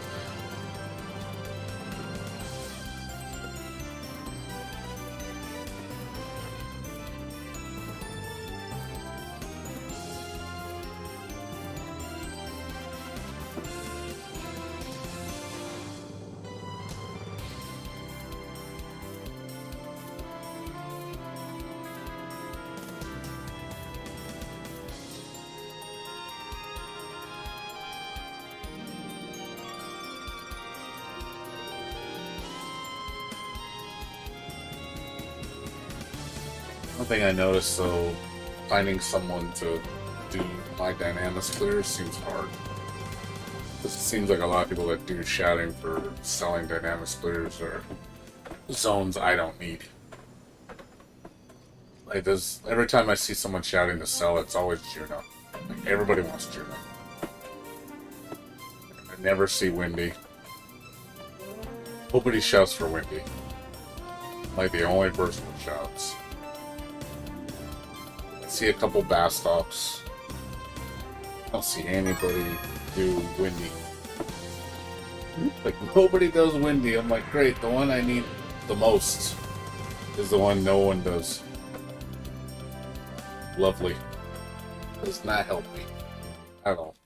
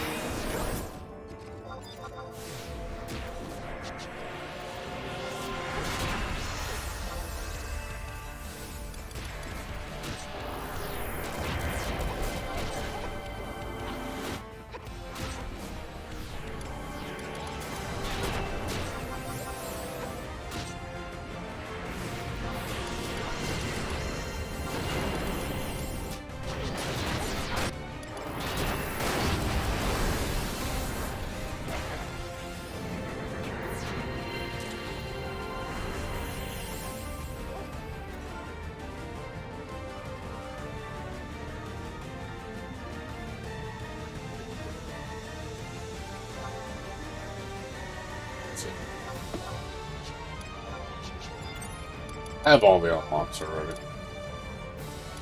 Well, for the jobs I need. I just need the clears. But if I never get it done, it's fine too. It's not like I need to do it, I just want to do it. I would like to get the clears. It's just finding the right merc that'll do it for me. I found one merc that was willing, but he told me nah. He says people want Juno. Nobody wants Windy, so he said sorry, dude. He was willing to do it if people wanted to jump on Windy, but he asked for Windy and nobody wanted to do it. I can't make people want something. So, obviously, they're going to go for what the majority needs. If 4 or 5 people need Juno, then they're going to do Juno. Which seems to be the case many times. I think the mercs do up to like 4 or 5 people. So obviously, if they can get 5 people to need Juno, that's 100 million gil. So obviously, that'd be dumb for them not to do it. Rather than just for me, just for 20 million, that doesn't make any sense for them to do it. It's like, oh, why would we do a zone that only one person needs when we can do another zone that multiple people need? So it makes sense.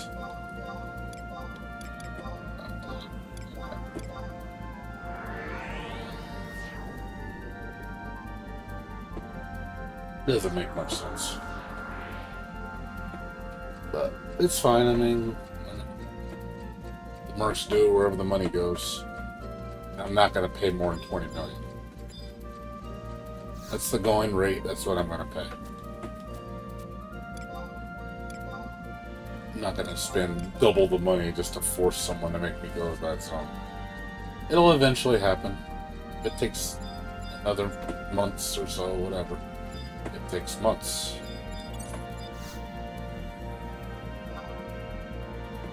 Yeah. It's cheap. That's when I saw the price, because when I left in 2020, it was 150 million per clear. So that's a huge discount. So 150 million, I was like, hell no, I'm not spending that much per clear. But when it dropped to 20, I was like, sure, I'll pay 20. I can make 20 back so fast. It's worth it for me. It's definitely worth it. I just need to find someone that's willing to do it for me, though, because it seems hard to find somebody.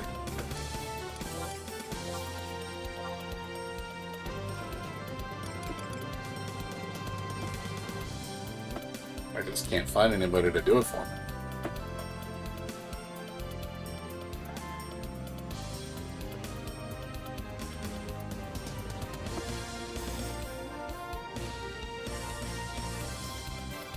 I wish I could find somebody. Somebody's got to be out there to do it for me.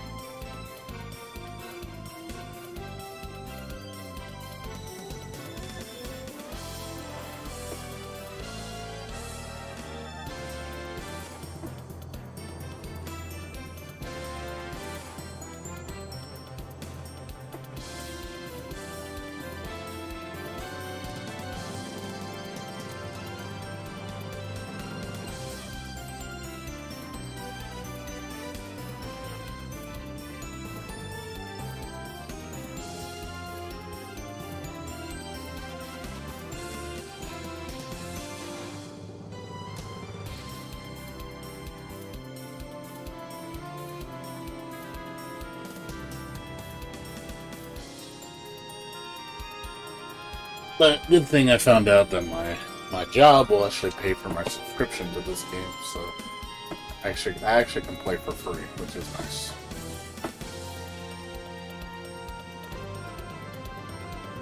So good perk for working for video game companies. You get hookups on things. So I can play for free. I like free.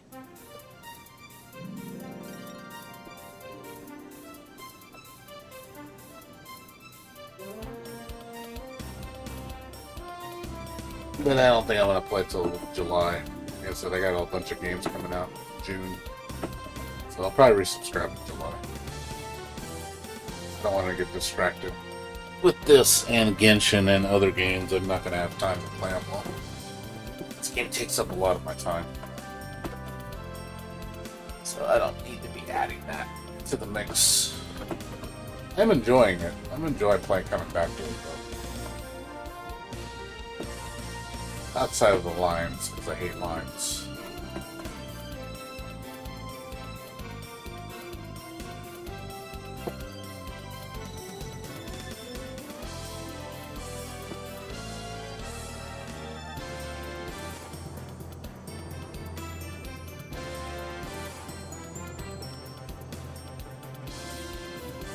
But you're saying what that the wave 3 people do it with 6 people, huh? That's crazy, man. You can do wave 3 with 6 people. That doesn't look like it's even possible. Just because of time, and you need some bonkers gear to do that. You know, to be able to do it efficiently. It just seems like it's really difficult to do it with 6 people. Because I know the Wave 3 mobs are roided as hell. You need like 1500 accuracy to hit them. They're really strong. I'm guessing people that are probably 6-boxing are doing full Odyssey gear and shit. Probably have all the absolute best gear in the game. I'm just saying they probably have the absolute best game in the game. And they have the best gear in the game. It's the only way. They have to have top-notch everything, you know, full upgrades, everything. They're not. It just seems really difficult, just because of how strong you need to be. Like, I'm nowhere near that level. There's no way I can kill these mobs. I've fought Wave 3 mobs. They're not easy to kill. They're hard to hit. They're really hard to hit. Especially like the thief and the ninja, man. It's like, whoa, fucking bonkers fucking evasion.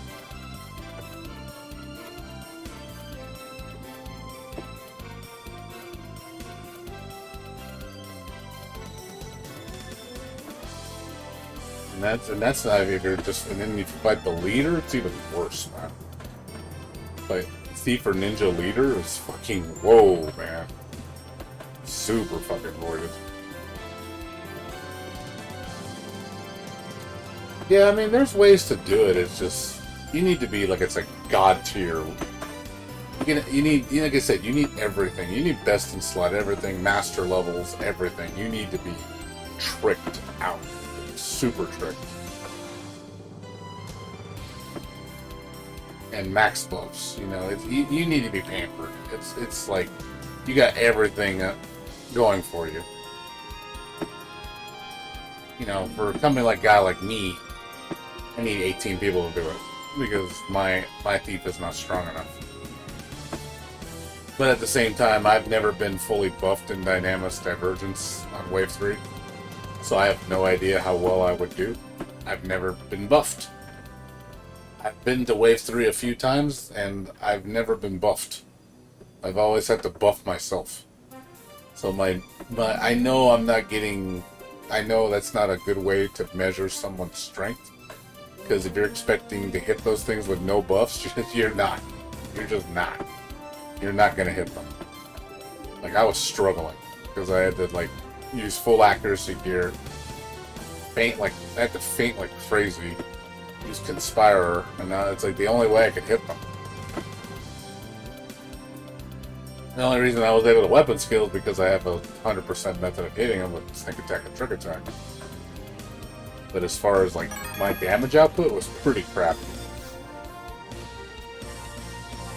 So, but I don't think that's a fair way to assess someone in Dynamis Divergence. You can't just expect someone to do Wave 3 with no buffs. I don't think anybody can do it with no buffs. You're asked. You couldn't do it. I don't think it's possible.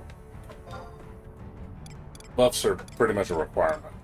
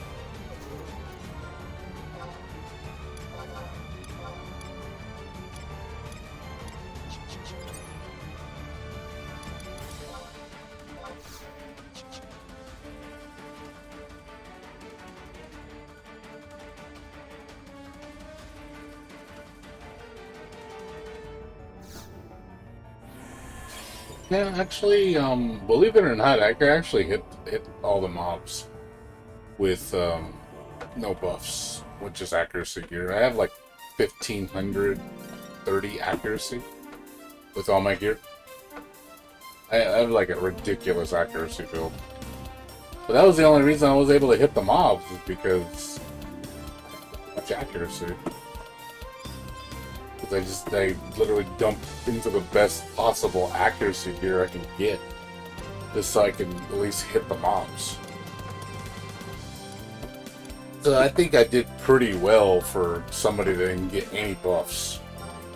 I was pretty upset though, because I was basically being treated like I didn't matter as a DD. They're like, oh, you can't do any damage. I'm like, so I don't get any buffs? You'll buff everybody else, but you won't buff me. And I was really upset. They threw me with the Black Mage party. They were like, here, you don't get any buffs. Like, all you get is heals. I'm like, it's so insulting. And I'm looking at my gear and I'm like, am I imp to you? Do you think I'm like a joke as far as a thief? It's just amazing. Some people just think very little of you. Like, I always had this stigma with thief, like, because I'm a thief, I must be weak. It's like garbage ass thinking that people have. They, job whore. Because if you're not this job, then you're useless. Like, oh, we only use wars and dark knights, the good jobs. Shit, man. It's like, God, it's like, you just want to give somebody the finger when they do that shit. Like, fuck you, man. Not fucking useless. But then they treat you useless, and then they like, well, see, that's why we don't buff you, because you're bad. It's like, I'm bad because I have no buffs. Like, what do you expect me to do?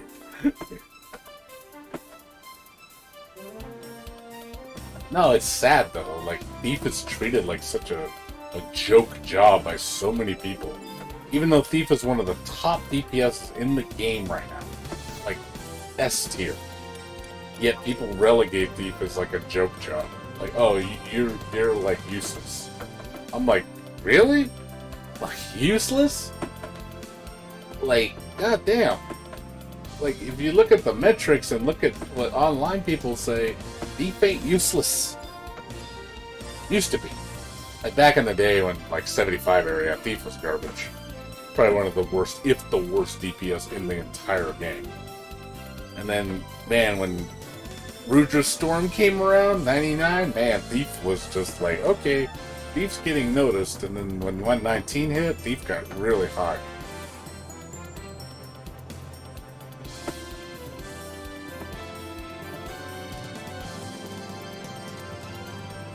Yeah, it's so stupid, man.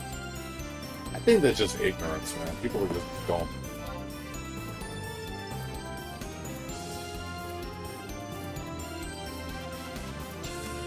No, it's just...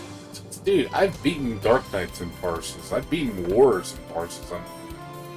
I have beaten the top DPS in Parses as Thief. So, people need to shut the fuck up when they say, like, Thief is a crap job. It's just, again, I just think it's ignorance. They have the old mindset where they think, oh, Warrior's king, Dark Knight's king, Samurai's king.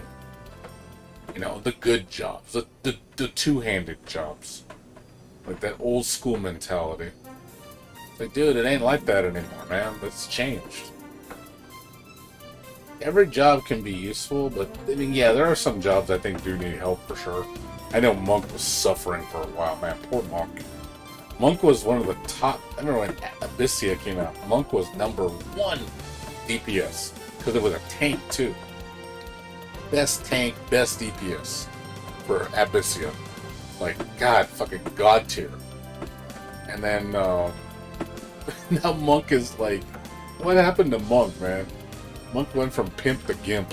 Like, such a useless job for the longest time.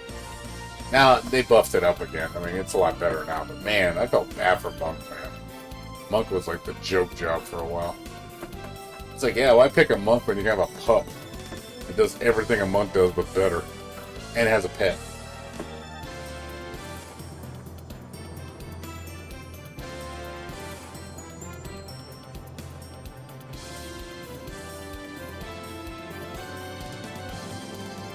But that's another reason why I don't like playing with people. Because I have to hear that tier horse shit. Like, that job elitism gets really old after a while. It really does. You just get sick of hearing it. It's like, hey, you're dumb because you don't use this fucking job. You're an idiot. So retarded. You're only a good player if you only play the top jobs. There's only, you know, it's like you pick DPS, you can only pick these jobs. Oh, you're a healer, you have to pick this job. Oh, you're a buffer, you need to pick this job. It's always that shit, man. I remember when Blue Mage was whored out to fucking death, man. I got sick of hearing about Blue Mage for the longest, man. When Blue was like top, everybody was sucking Blue's dick. I was like, oh my god, fuck Blue Mage, man. Like, everybody's just think Blue was just, oh, Blue, everything. Blue's fucking god tier. And now you don't see that anymore. Now it's, you know, sucking Warrior's dick. War is the god tier job now. War is best job. It doesn't surprise me though. War, I would assume, is one of the toughest hitters in the game. Especially with the rock awesome 2-hour too. Just makes everything hit like a truck.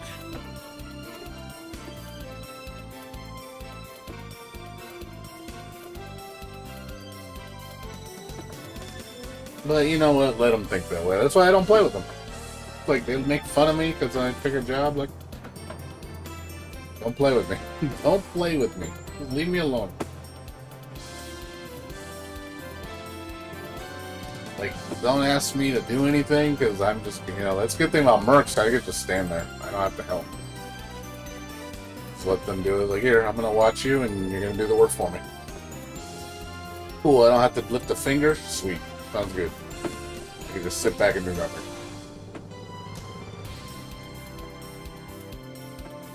I even had some people tell me in Dynamis they don't even want me fighting anything. I've literally had one group tell me that. That was hilarious. Literally, the guy was like, don't fight the bosses, don't attack anything, just stand there. I'm like, okay. So I stood there.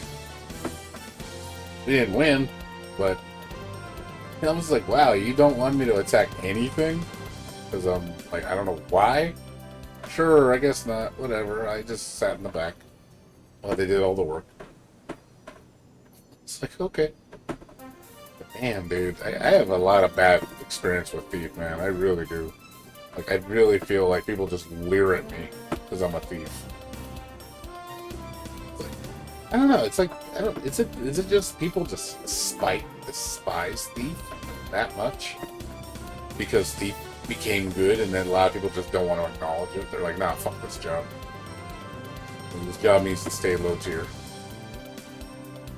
It's like, why do you want the job to be worse? I want all jobs to be good. Why can't you just make all the jobs good? I guess people get, I don't know if it's jealousy or just like spite, because they're purists, they want it to be like the way it was before. Hell, I don't know when Black Mage used to be god tier, man, for everything endgame. You're like, oh look, you got army of Black Mages, just fucking nuke everything. Instant win. Now Black Mage is like, seems like an afterthought now. Like, Black Mage doesn't even matter. I really don't see anything Black Mage anymore. Black Mage doesn't seem to be a very desired job anymore. Only for very specific things.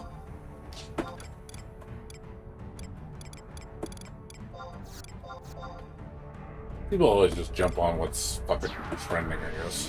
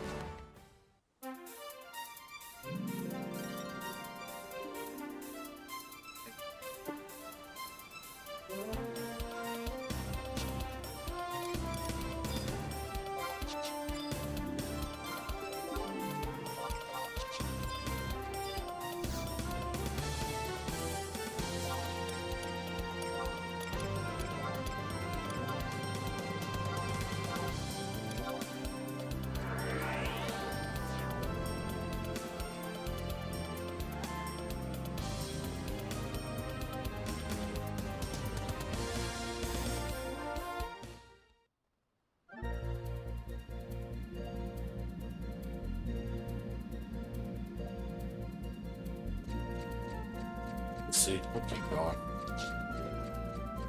Keep going till this exhausts.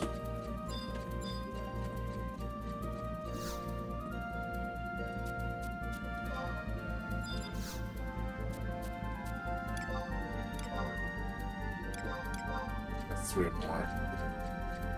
Three more left in me.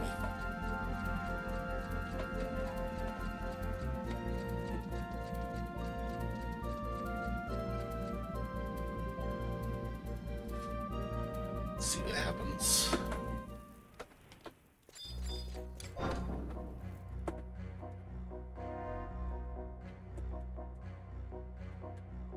And by the end of the night, I'll be at 91.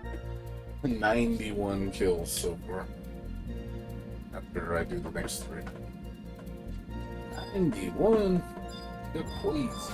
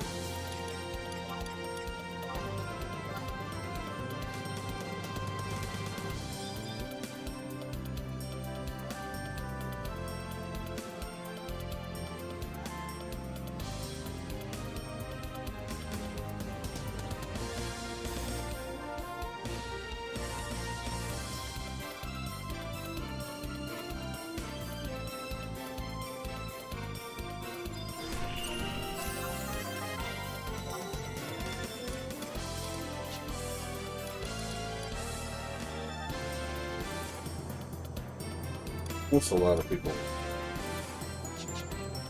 There is a good bump because of the boost.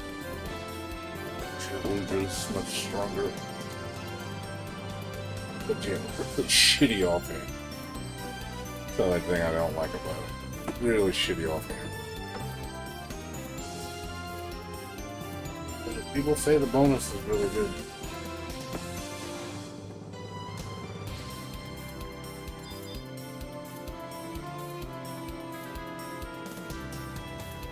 Do at least two more. Three at most. If it's just two and the line's too long, I'll just save the last one. Go farm 7 more pops and switch to the other one. It's already 4 o'clock. I want to get to bed by 5.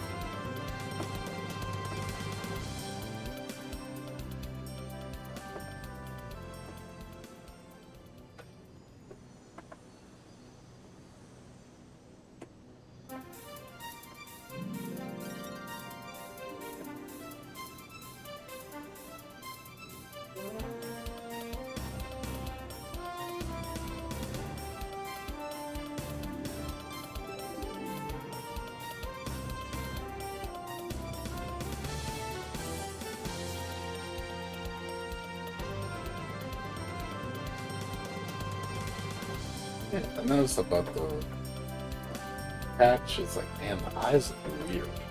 Got all the characters. Eyes look like old Julie. I don't know. They have weird eyes.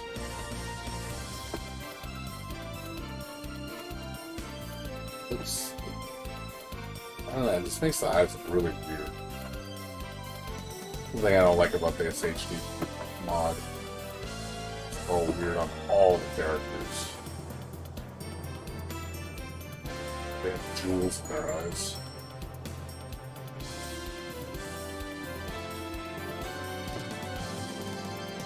This looks weird. Everything else looks fine, just the eyes. Makes the armor look really nice. It looks a lot better than what it normally looks like. Like, what a difference. Yeah, I think the upscaling of the models to the eyes just makes it look weird.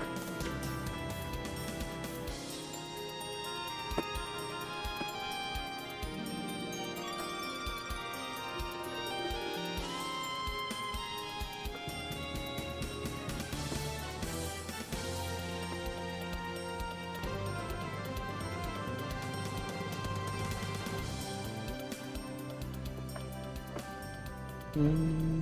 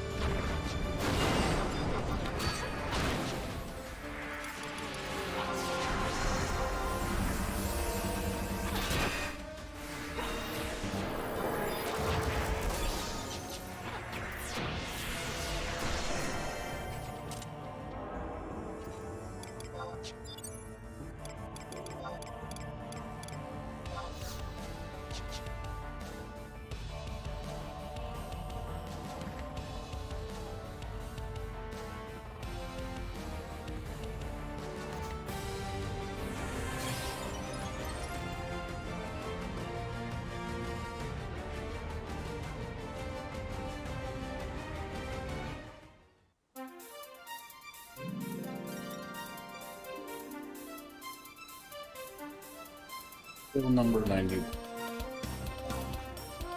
That'll be it for me today.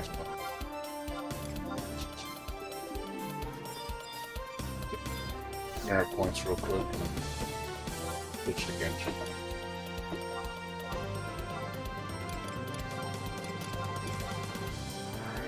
I probably won't be on Genshin very long, like 20 minutes. I'll go to sleep.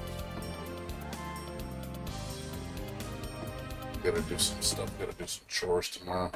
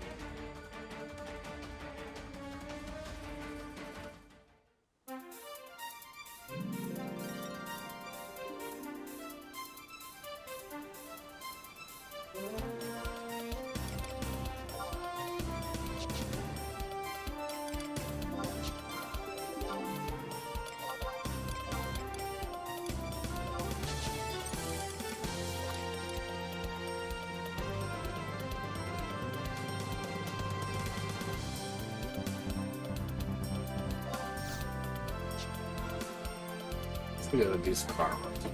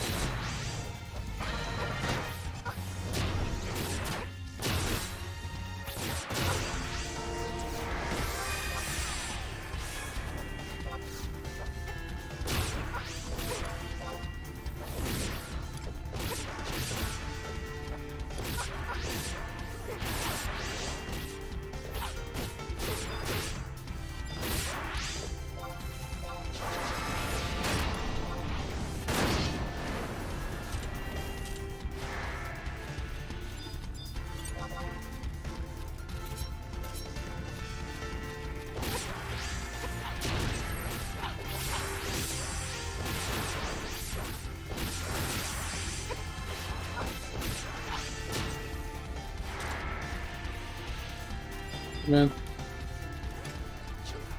Oh, what's up? I'm gonna order some food. How long are you gonna be? Oh, no, I meant like. Yeah. Okay. It's fine. I mean, I'll be up for another 30 minutes or so.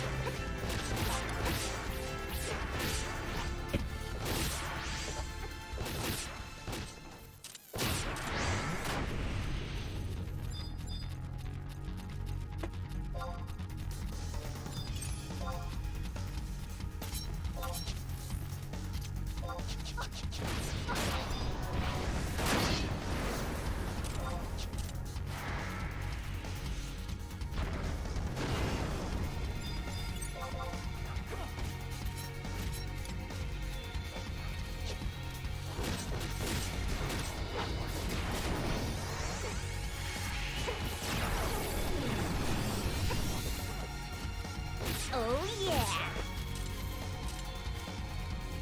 The Juggernaut. Thanks for the raid. Appreciate it.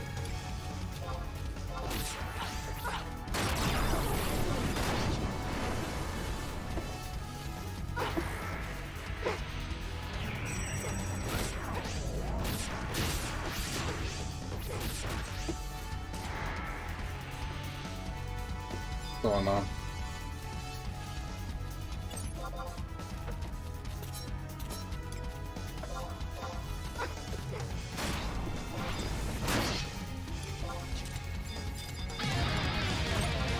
Comes a daredevil.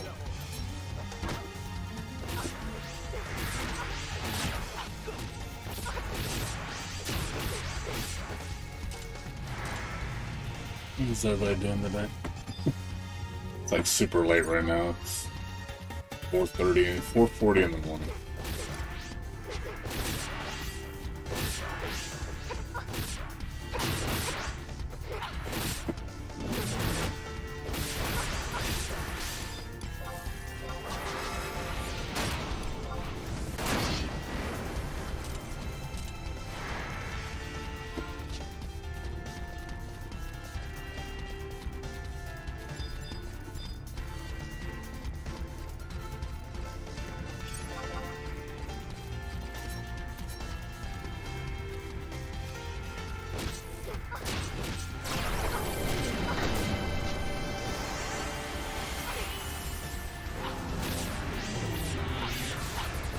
Thanks for the follow, whoever followed earlier. Appreciate it.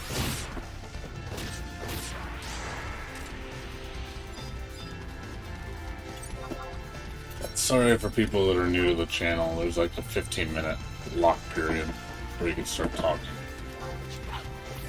It's because of the harassment that goes on with bots and shit, so I basically make it where you gotta stay a little bit before you can just start talking.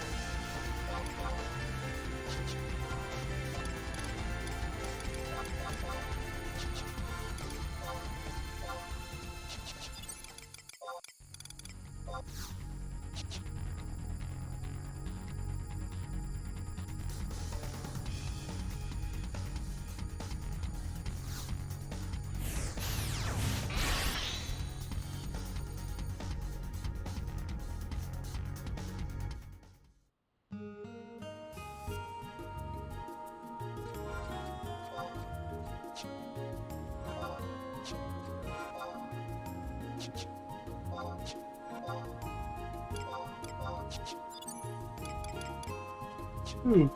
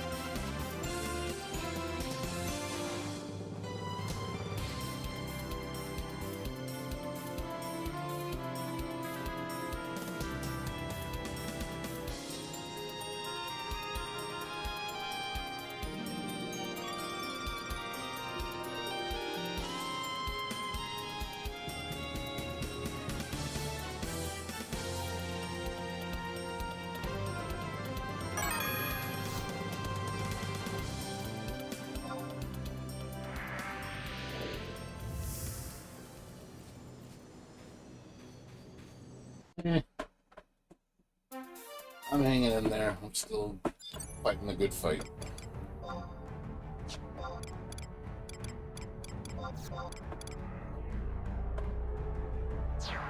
I'm pushing myself.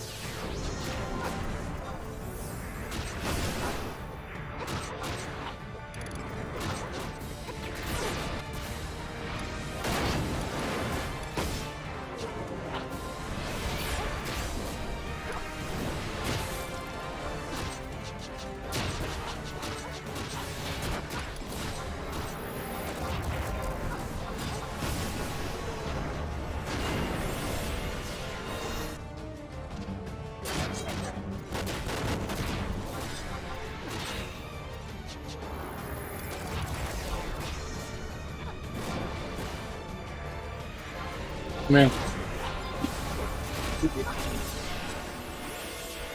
Okay.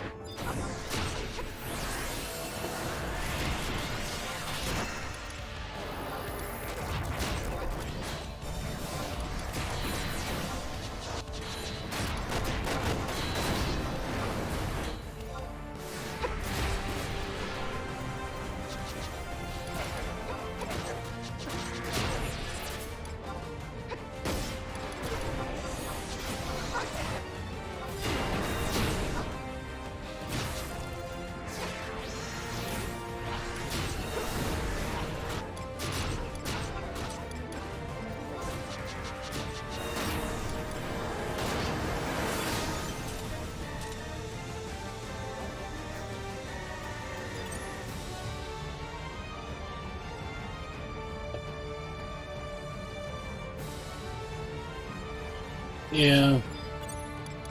I'm at 92 kills, so I don't know how many are you on? How many kills are you on right now?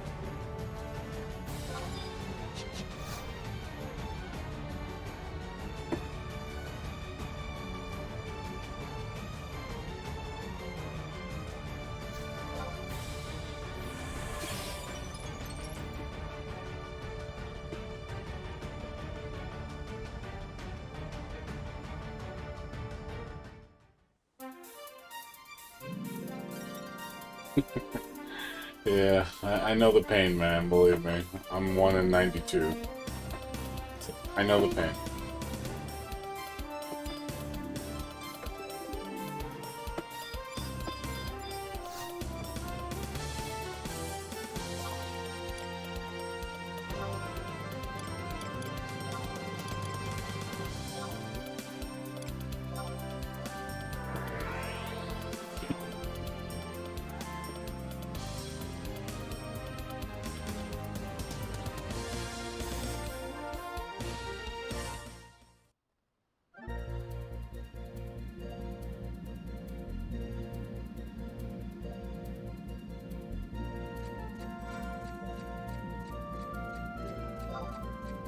Hope you'll get it eventually. Just keep at it, man. It'll drop.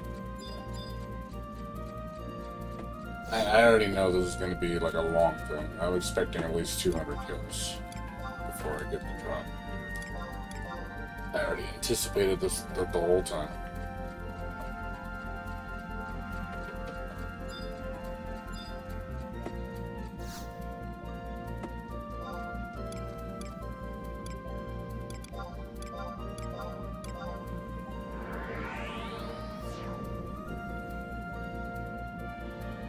Keep doing it, man. Just keep pushing yourself.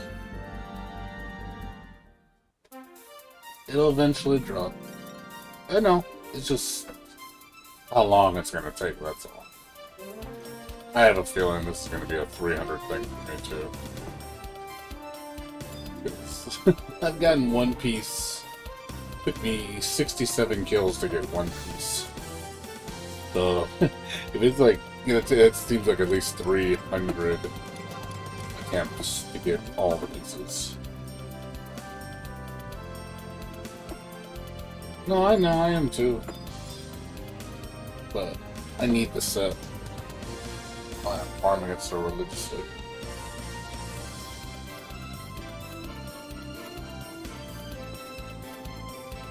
I need the set.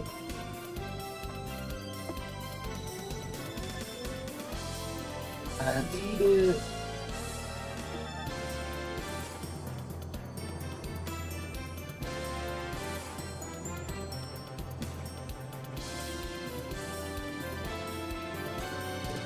I'm not gonna give up until it's done.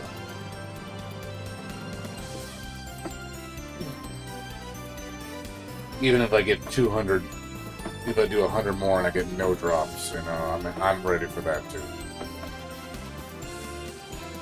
I could literally, you know, I'm sure there's people who have done that too, you know, done it 200 times without a single drop, which is pretty sad, but I'm sure it could happen. It's just the luck of the roll. That's all it is. It's gotta get lucky.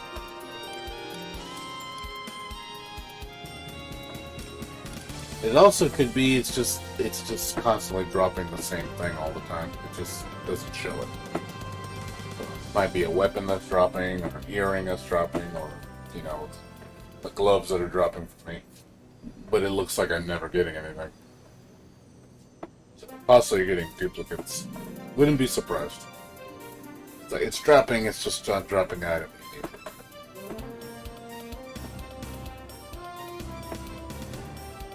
That's what I think's happening to me right now. I think something's dropping, it's just I have it already.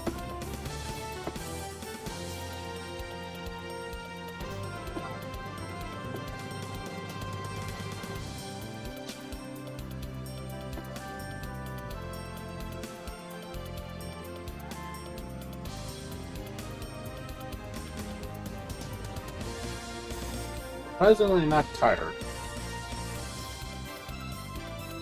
figure I'd be tired, but I'm really not that tired. But I'm staying longer. I was gonna go to bed at 5, but I'm honestly not tired. I'm gonna go to bed by 6.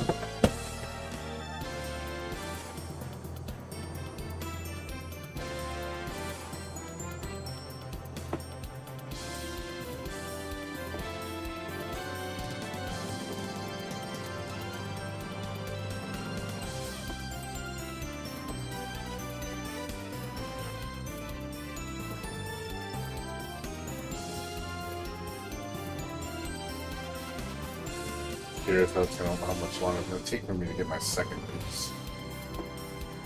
It took me 67 to get my first. So how long is it going to take me to get my second? Another 60 kills? 40? Almost at the 100. At 93 right now. Oh, this will be 93 though.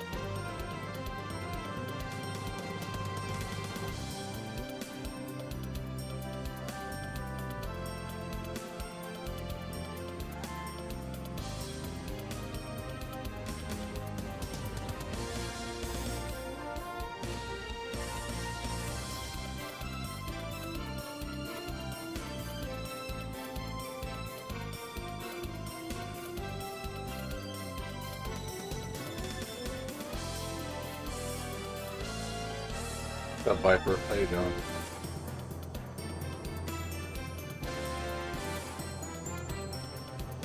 I mean, there's no point. I mean, you might as well just hold on to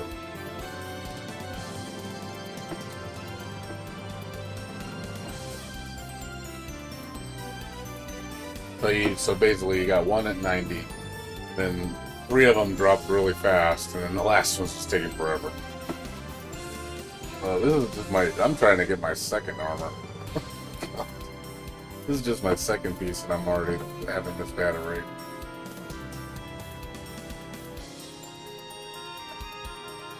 Yeah, there's no point. I mean, it doesn't serve any purpose to toss it. Just hold on to it.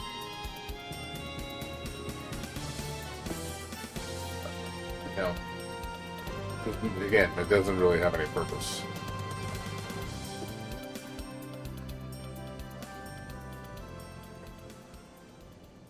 The first drop I got was like 67 kills. I haven't dropped since.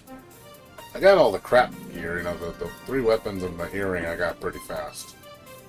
I got my hands, and then now I'm just waiting for the next piece. Oh, I know. It's just RNG, man. Play in your favor. Hopefully it drops. That's all you can do. Is just hope it drops. Just when the drop comes, you're hoping it picks one of the ones you don't have. I'm pretty sure... No, it doesn't always mean 300 kills. What's his name? This guy's already at 240 and he's got 4 of them. So, and I know somebody that's gotten all of them with 220. So, I think the average is probably 200 to 300. Probably have to do that many minimum just to get it.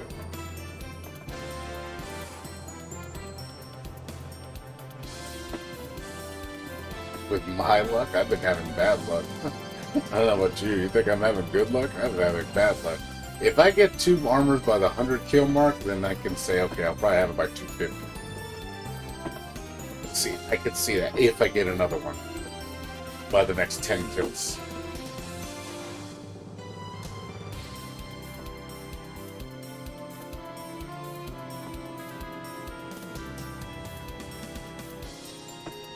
But like I said, I gotta see the second one drop.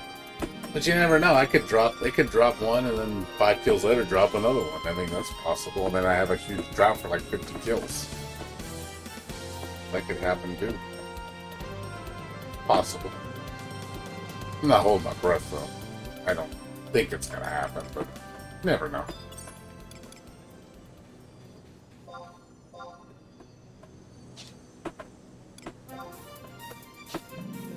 Never know.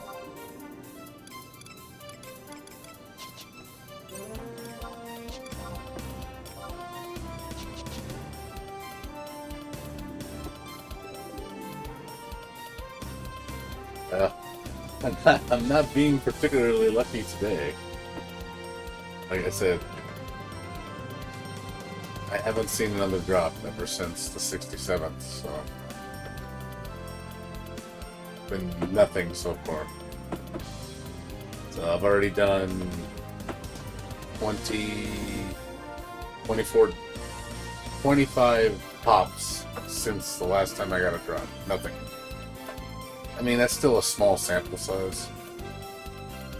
I'm guessing 40, 50 kills before I see another one, so if I got one at 67, maybe around 110, I'll get another one.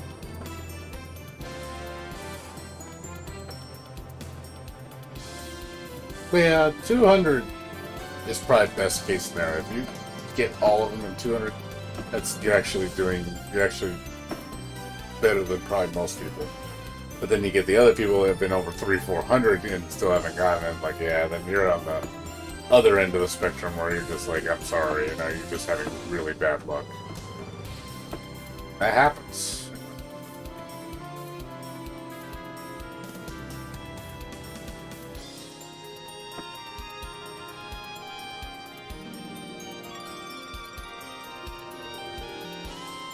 It's happened. People just, you know, you have good luck sometimes, you have bad luck. But there are times I've had bad luck, don't get me wrong. There are times, a few drops I've had. Like I said, Sinister Rain was probably my worst luck in the history of this game. Like, I don't think it should have taken 600 and... I don't think it should have taken me 630 attempts to get one Taming Sword. I think that was just awful. I don't think anybody's had it that bad. Like, you understand, like 200, 300 kills? But 630? That's a lot. Like, that's god-awful drop rate. So I don't know many people have done that many Sinister Rains to get one item.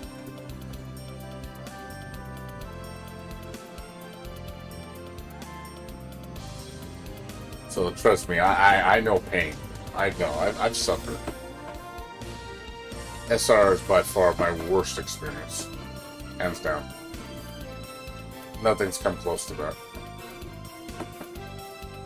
And I don't see anybody taking 600 kills to get all the armor from this girl.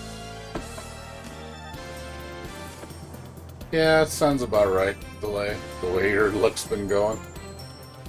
It's just luck, man. I mean, you just gotta just be lucky, dude. Treasure hunter, and just hopefully the luck of the roll goes in your favor.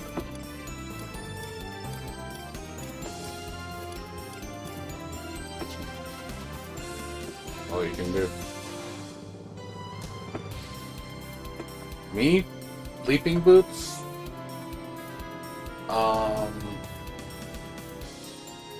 Yeah, I did. That's not a joke. I did get leaping. I got leaping boots my first time, and then my friend camped with me another time. Then the second time, I got it again. So yeah, I am one of those leaping boots first try guy.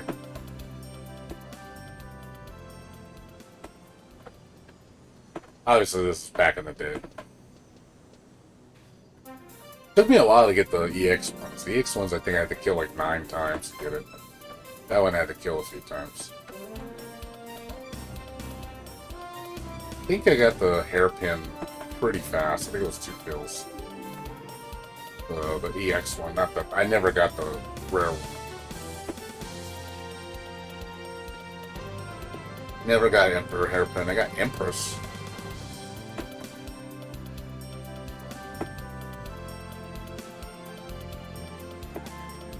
Never claimed Emperor Valkyrie Emperor when it was rare drop.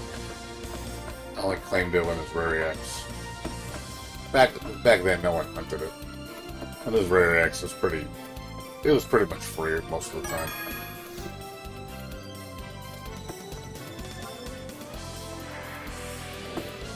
I mean, Argus? I mean, Peacock Amulet? Peacock Necklace?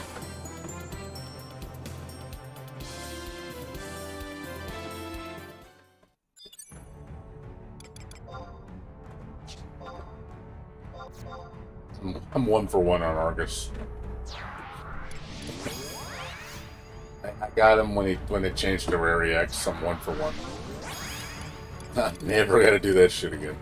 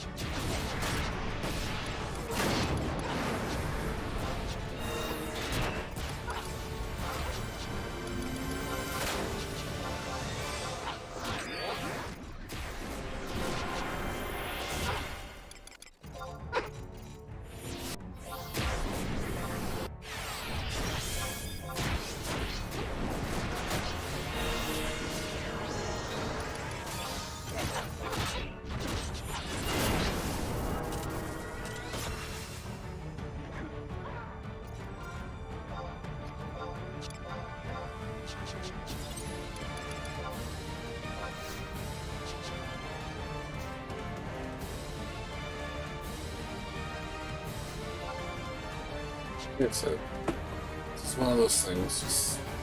Just get a good look. I'm sure most people go through this shit. I don't know anybody that's just like, oh yeah, I got that, all the drops and under 100 kills. I don't think, unless they're doing it all on very hard, then maybe. But I don't think anybody's like, oh yeah, this is easy to get. I don't think anybody's gonna tell you that. And they're full of shit otherwise. Everybody that's talked to about this said this is awful.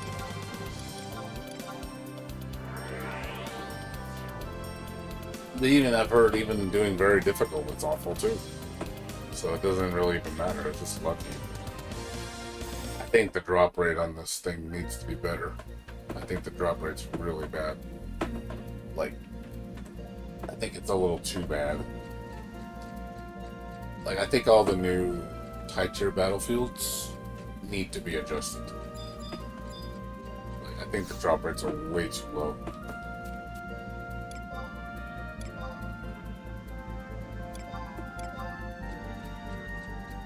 This should be, like, on very easy, should be like a 5 to 10% drop rate, which I don't think it is.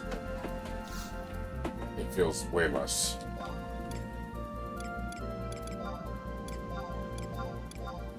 Very hard should be like 20-25% drop rate.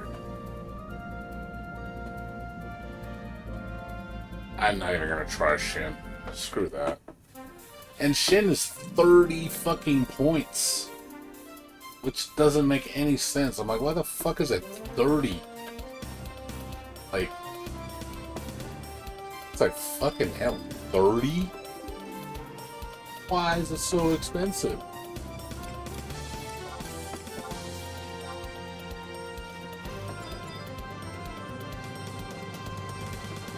I don't understand that one at all. Like, not only is it triple the price of this one, the drop rate's just as bad. So it's just like, why is it that bad?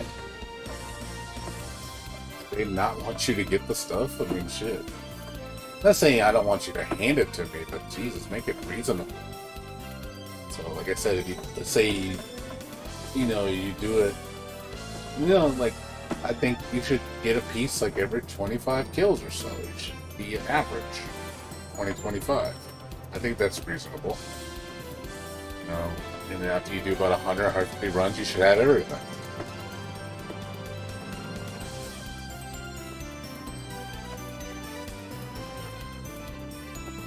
Oh, really? It won't. See, that's... I wish it did that for all of them. I wish...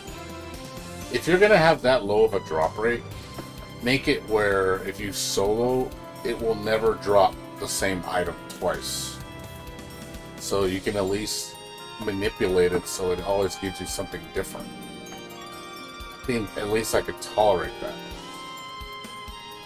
It's like, hey, you know, if you're doing it alone, just say, hey, it knows, you know, obviously the only thing I worry about that is people are going to cheat the system to manipulate drops, which kind of sucks, but I don't know, there needs to be some type of system like that so you at least get something. The game knows to give you something. Not just give you absolutely nothing.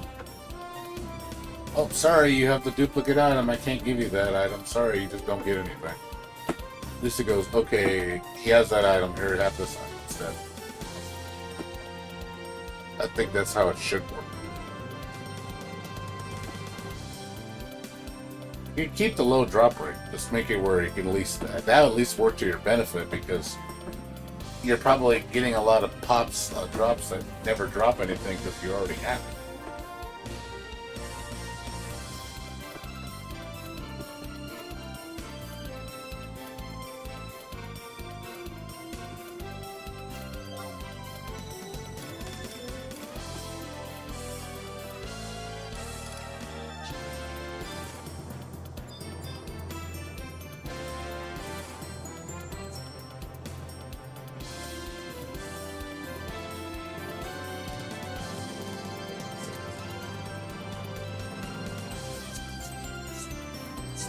Gonna do some chores.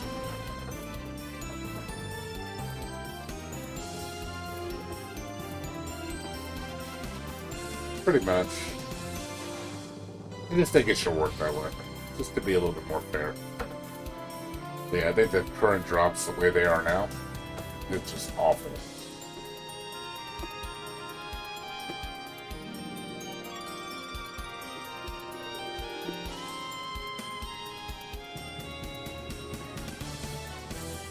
They definitely, I think the way they did these BCNMs, these high tier battlefields, they fucked it up because the other high tier battlefields don't work this way. You know, they're more fair.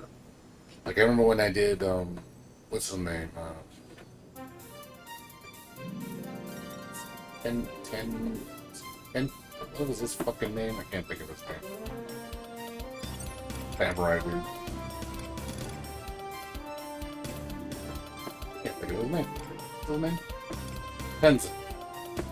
I remember when I did Tenzin and I was like, oh cool.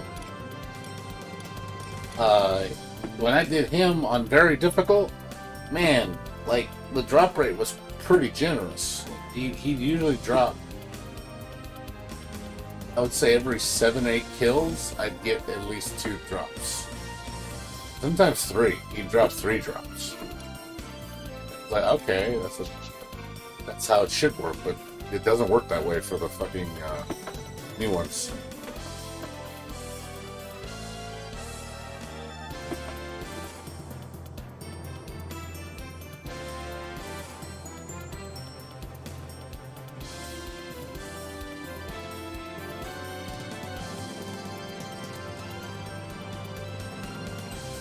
You think what, the drop rate increases with each time you fail? I don't think it works that way. I'd be shocked if it worked that way. Like you're saying, like a pity system. So the more you fail, the more likely you're going to get something. But I don't think it works that way.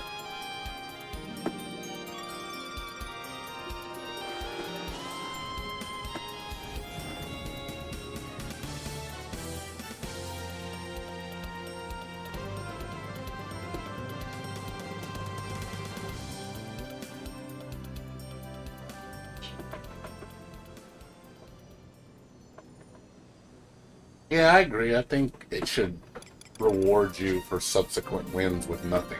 You're getting absolutely nothing out of it. I think you should get something.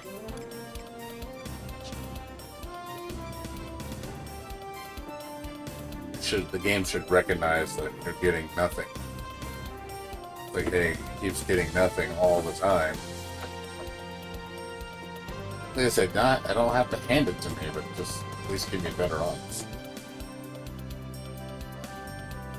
I just think the odds are just really bad, you know, for...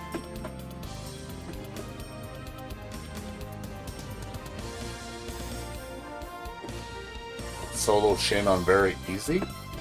Takes 20 minutes on very easy with Shin? Or is that very difficult solo Red Mage?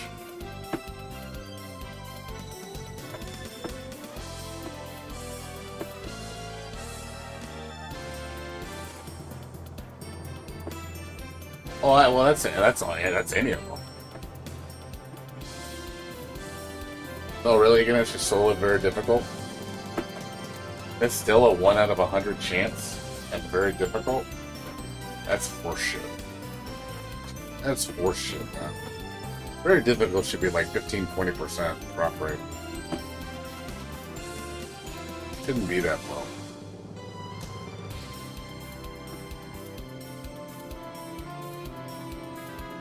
Like I said, I don't know why they did these battlefields. See, again, Treasure Hunter does nothing. Which is like, dude, make it do something so it matters. It should matter.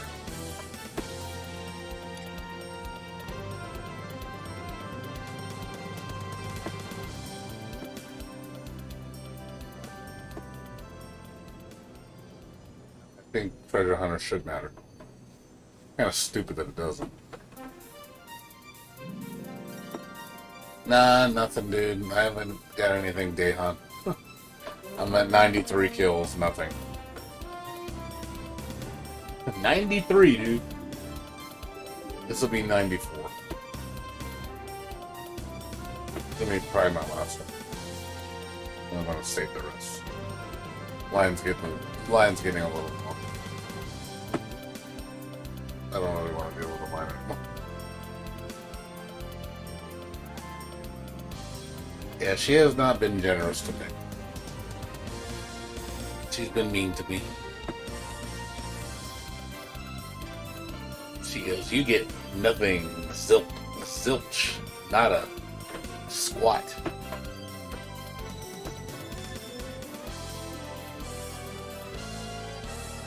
Well, yeah, I got that weapons in the earring pretty fast. It's just, you know, I got the gloves at 67, and now it's just been nothing at that point. I mean, I got 8 armor drop, but I'm still missing 4. I'm just not sure when the next one's gonna drop. It just hasn't dropped for me, that's all.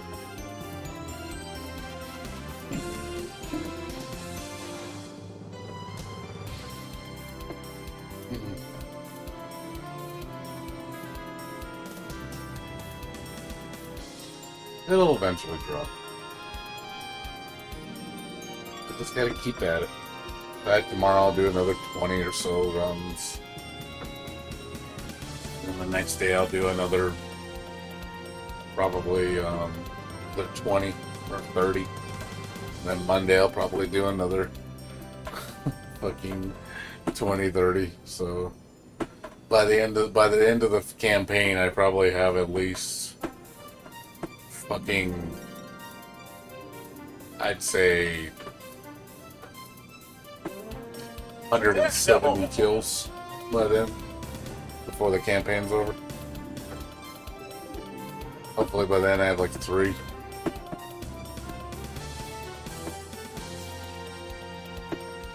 Well, it's because of the way they structured these fights. Like for Alexander, Odin, Lady Lilith, like all the new ones have this stupid low drop rate.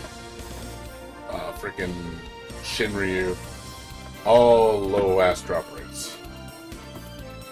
But if you go to the previous battlefields like Tenzin, you know, Gesho, all them, they don't have that problem. Their drop rates are actually fair. I don't understand why don't they make the drop rates like those similarly. They should be on a similar fashion, but they're not. I don't know, for some reason Square Enix was just like, we're gonna make the new drops harder to get for some reason. I don't know why. Let's just make the drop rates worse, because reasons.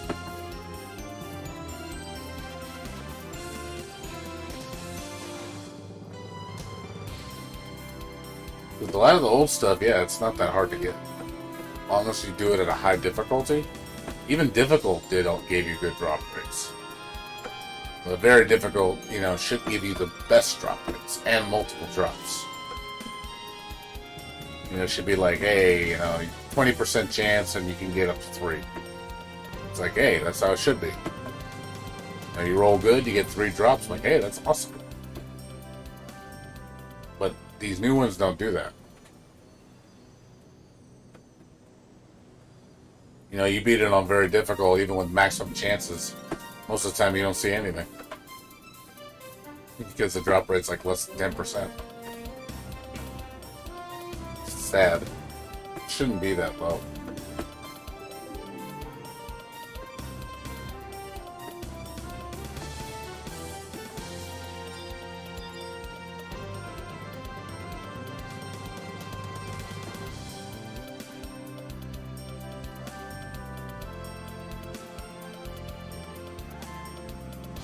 Least.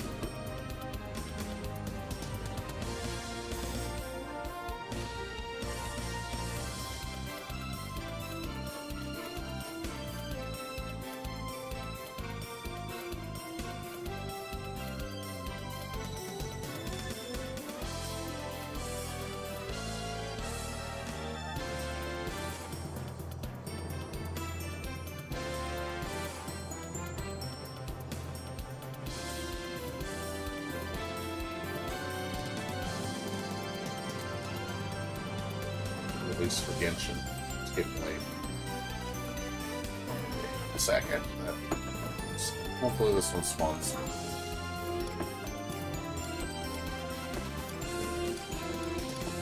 Come back pretty quick.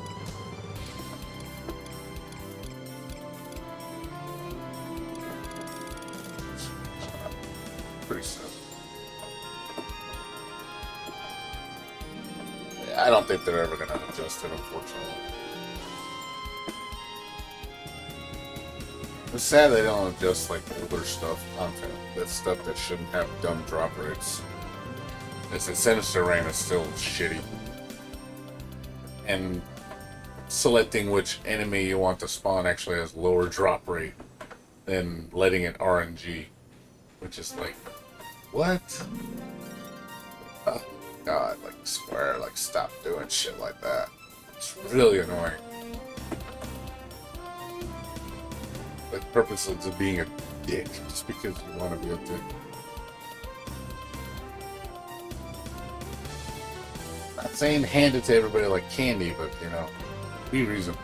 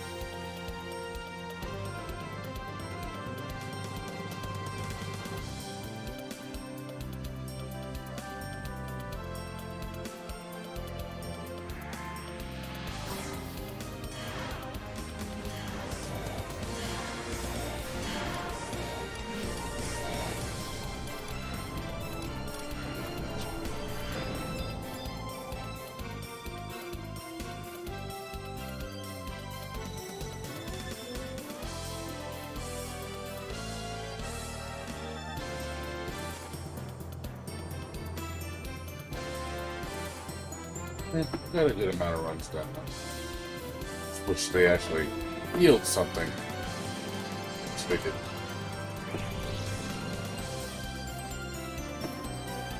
Good old nothing with my brothers. Lifetime supply of nothing. Absolutely nothing.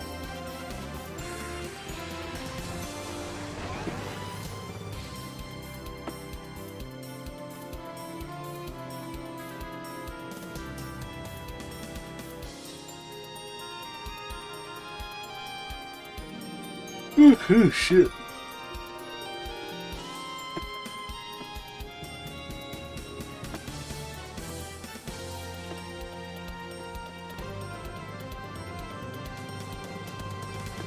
Dark is sleeping now. Come on. Get to my number.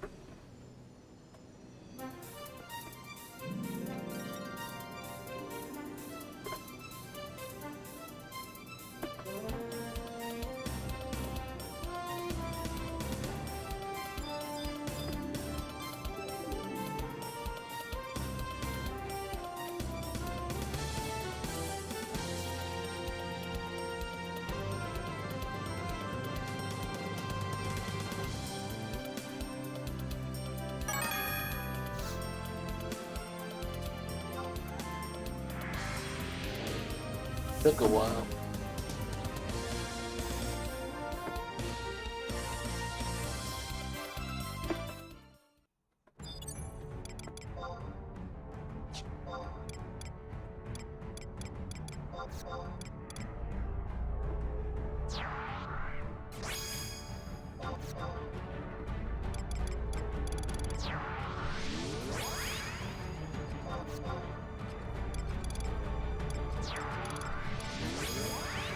Number 94.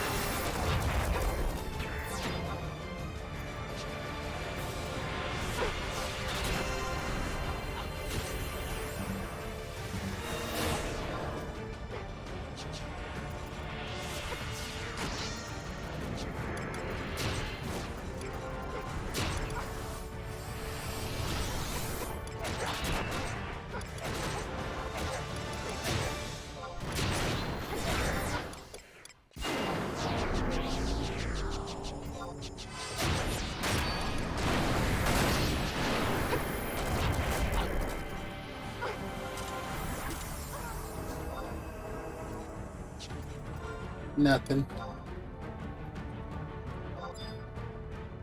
This just wasn't a good day today. Maybe tomorrow we'll see.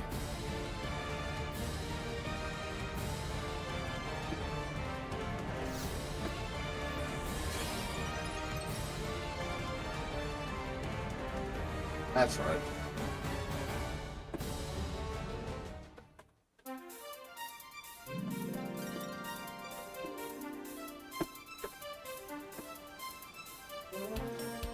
So let's get I'm gonna sit here and wait.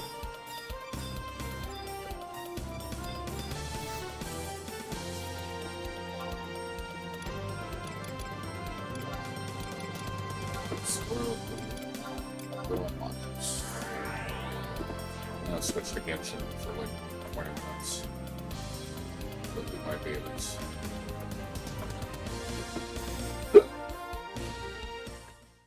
Time for Genshin dailies.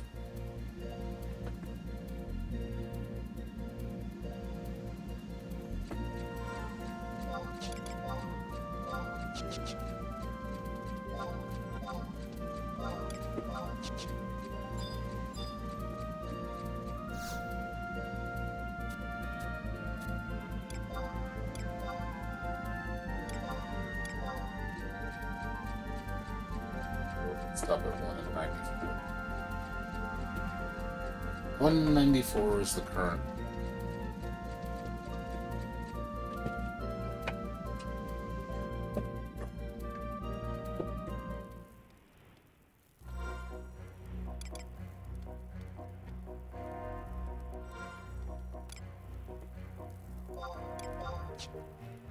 Let's switch games, guys. So, we'll play more tomorrow. So I gotta do my Genshin dailies.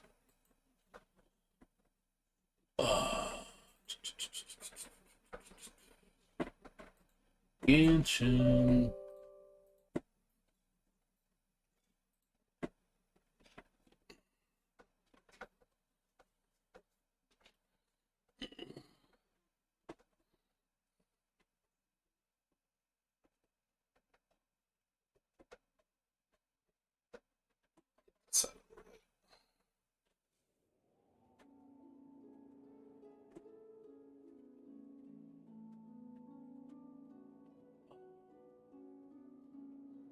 This will be fast.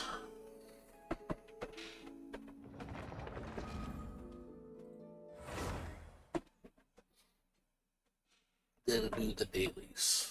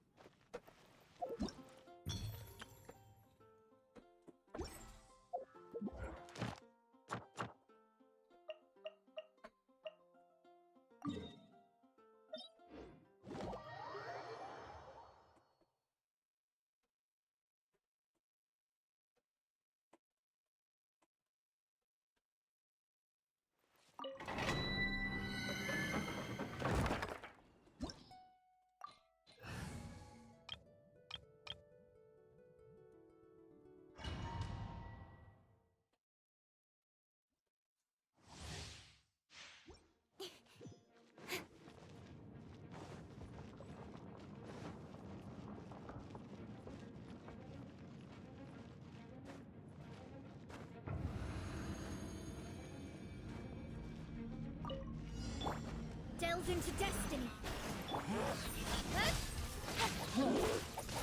Cut to the chase. Stand clear.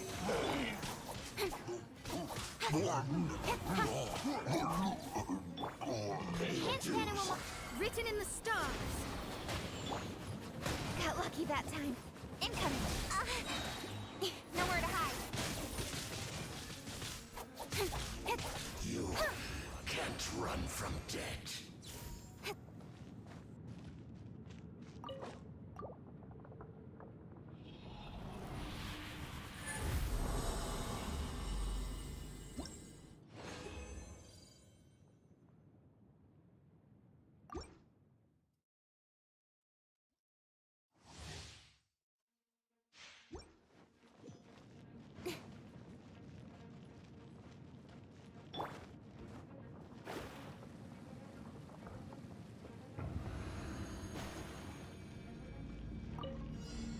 Let me scribe.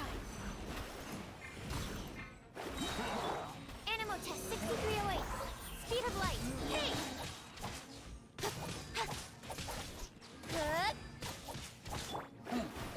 Shadows of fate. Let's dance.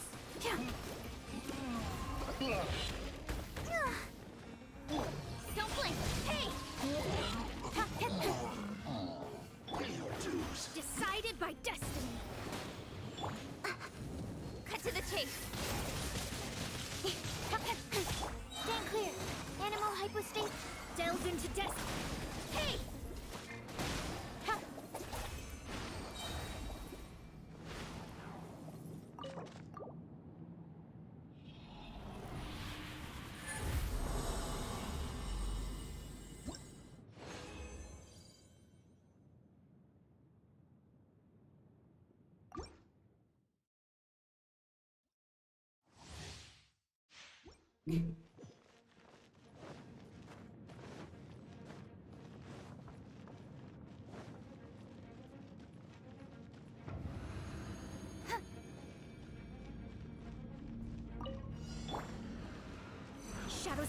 Speed of light. Hey!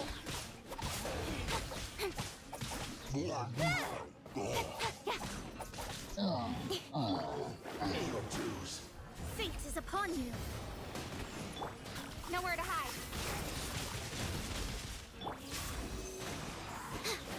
Swirl, Mark 2.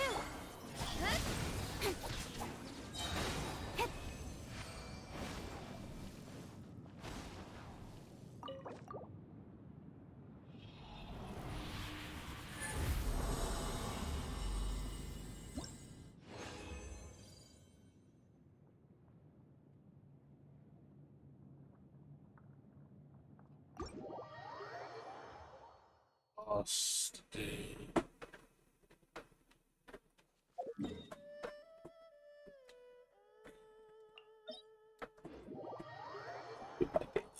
That's it.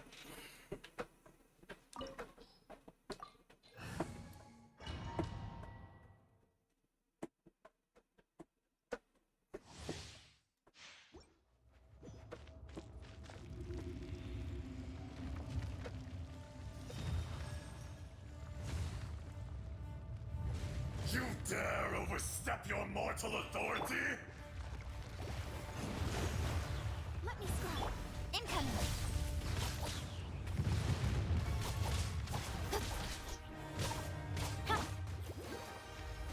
Hi.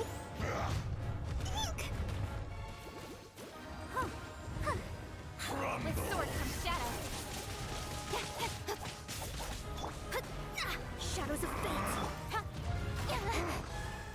Speed of light.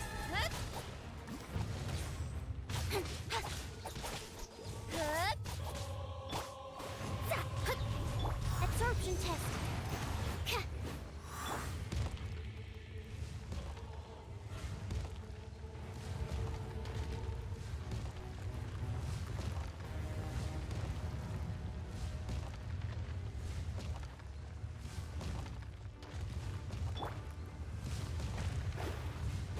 Delved into destiny. Be crushed. The enraged earth will not Written in the absolve you! stars. Cut to the chase. Let the show begin.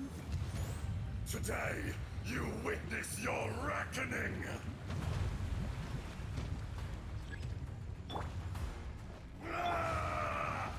Incoming. Shadows of fate.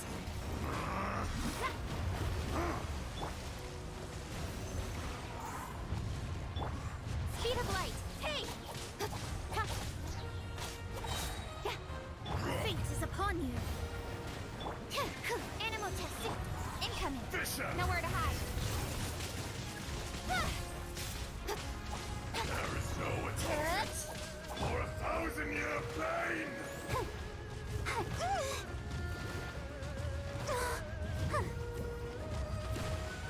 Go, Barbara, go! You stand upon your tomb, though you know it not!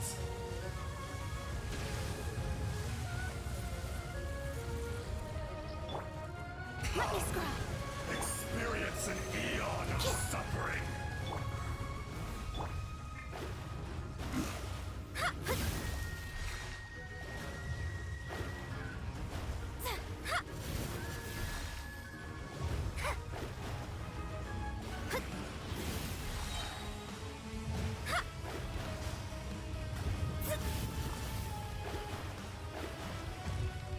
Shadows of fate.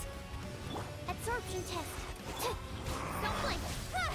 Written in the stars. Back to the earth! Animal test 63 of Let's dance. Hi. Go, Barb.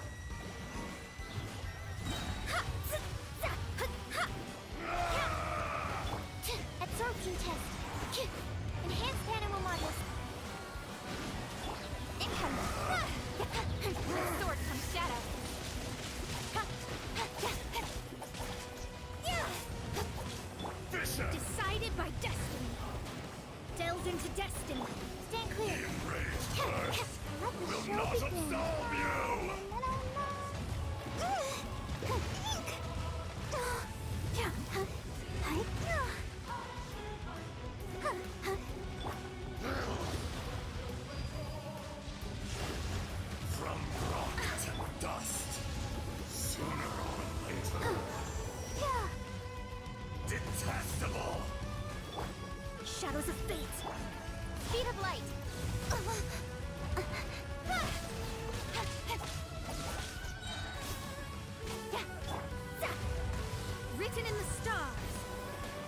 to the chase. Incoming. Let's dance. Crumble!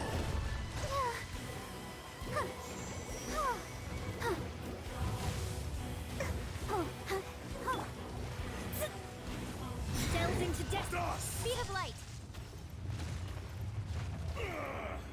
I will not be destroyed!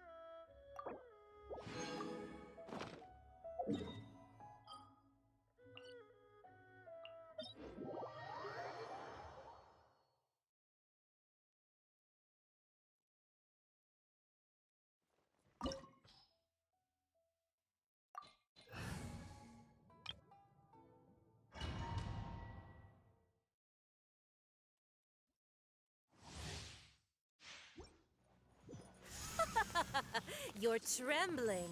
Is it the cold or just cowardice?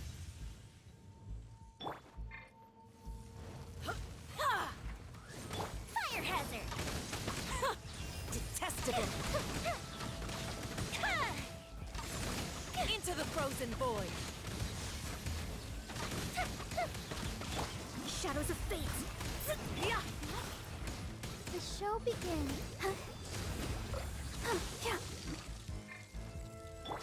Wings of darkness. Come, sever night from day.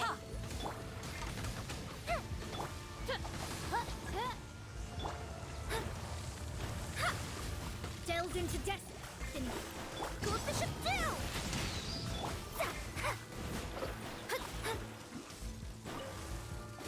The Tsaritsa's benevolence has no place for transgressors! Fate is upon you. Odin.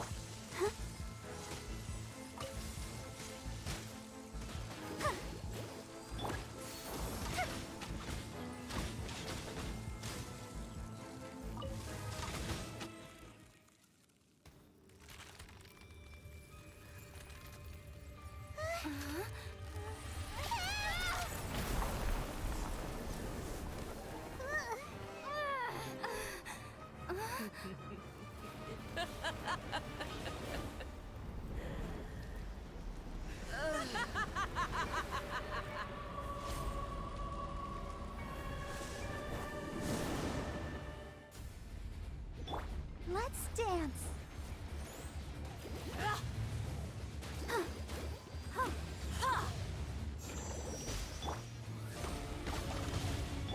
Let me scribe. The fuse is lit. Yeah!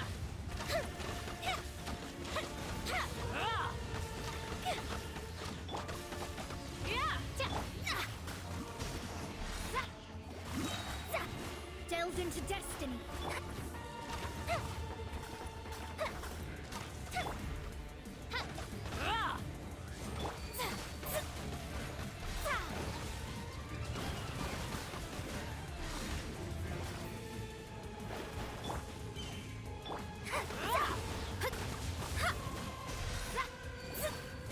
Written in the stars. Shadows of fate. Shadow Raven, let night fall. Fire hazard.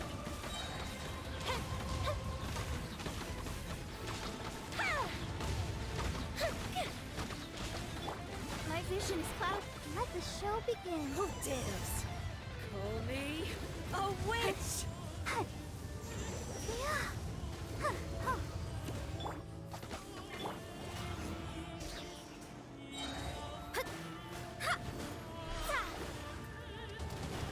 Delve into destiny. The super freeze. Embrace your searing reckoning! Embrace your searing reckoning!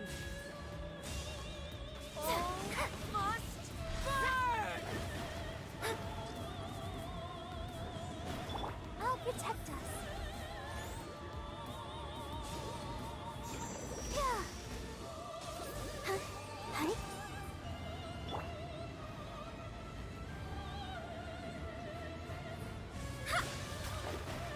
Shadows of fate.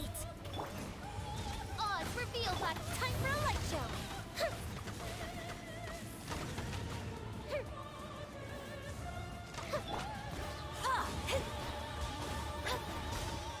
Wings of darkness. Come. Who did I never asked for redemption? Never.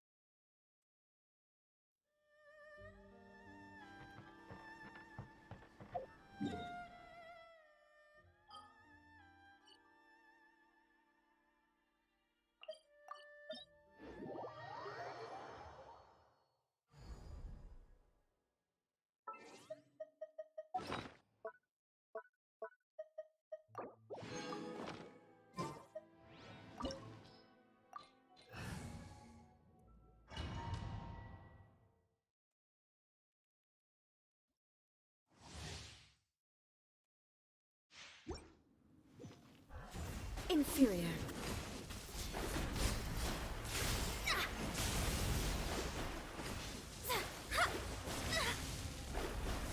Let's dance. Hi.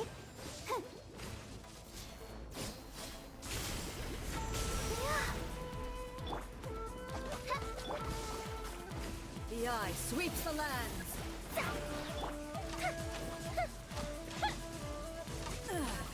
Shattered. By royal decree. Fate is upon you. The field is lit.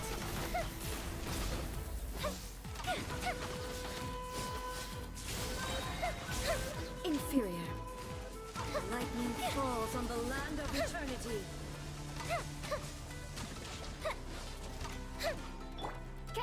Inferior.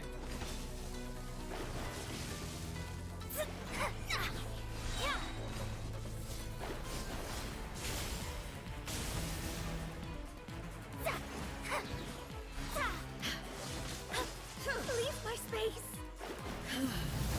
This bond is eternal.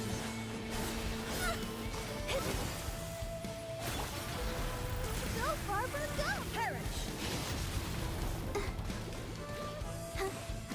Inferior. Odds revealed.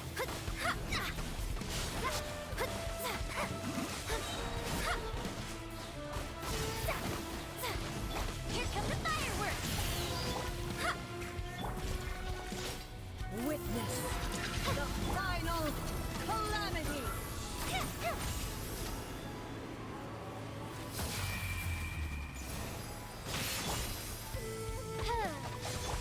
Purge all obstacles.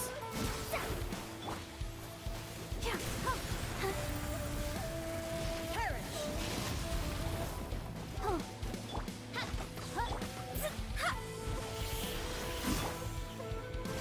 Go, Barbara. Eternity is in my hands.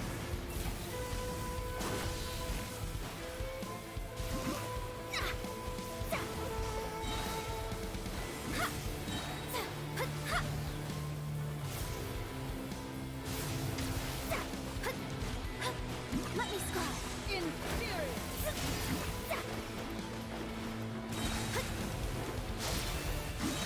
Ruin follows my blade. Leave my space. I'll protect us. Midnight fantastic. Written in the stars. Gold bishop down.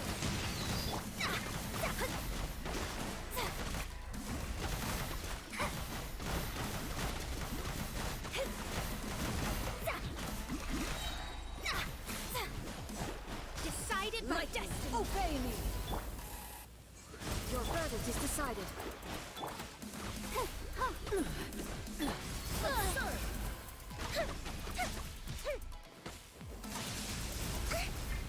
Let's dance. Oh no!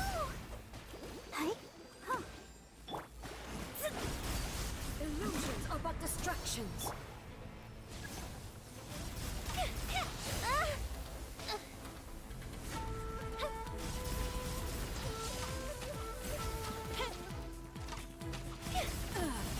Shattered. My royal shadows of fate. Fire hazard. That didn't count. This body is eternal.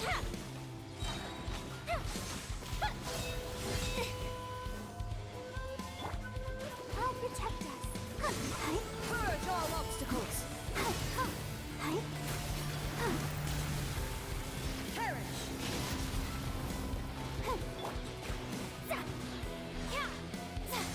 Ruin follows my blade.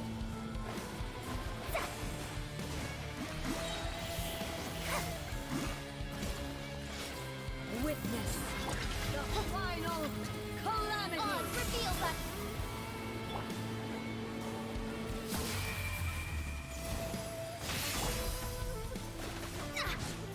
Purge all obstacles. Let's dance.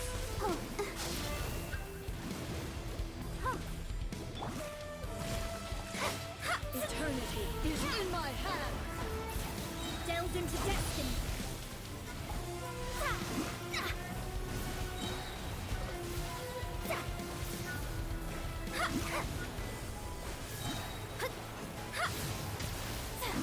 Let me scry.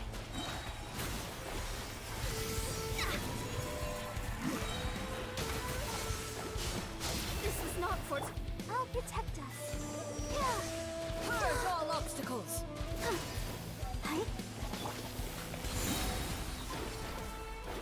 Shadows of fate. Fate is upon you.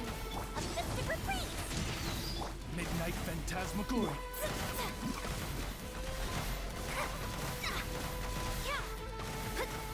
Delve into destiny. Lightning, obey me. Thunder. Your verdict is decided. Euthymia crumbles before me.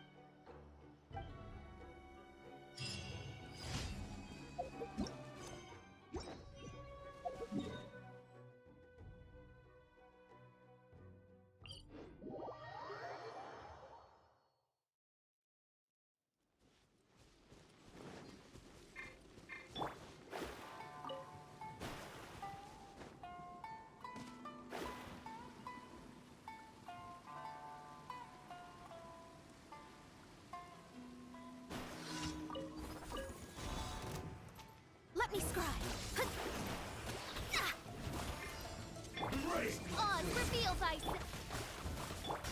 Fire hazard.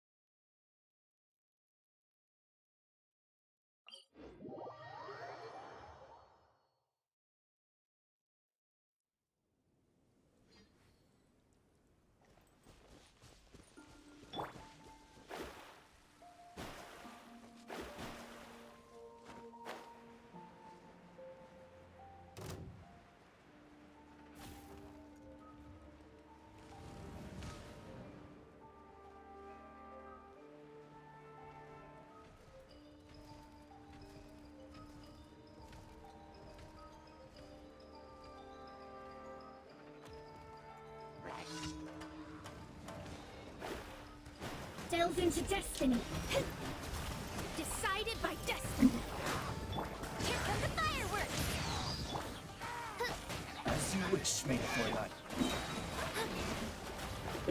Shadows of fate. Curses. Let's dance.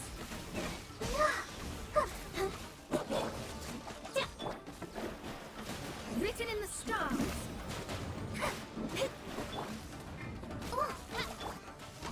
Fuse is lit.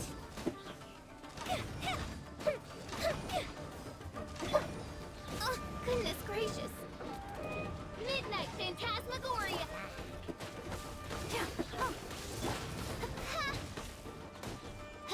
Delve into destiny.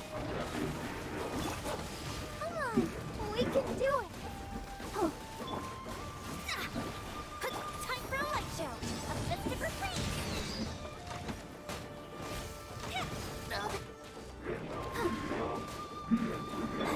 Fate is upon you. The stars are fading.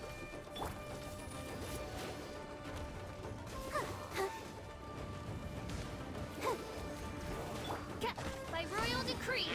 As you wish, maid Fräulein.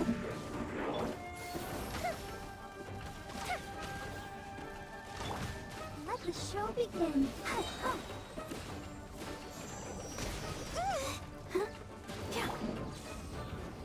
Shadows of fate.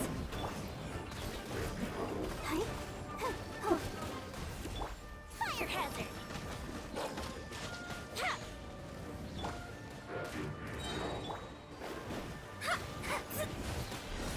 Written in the stars.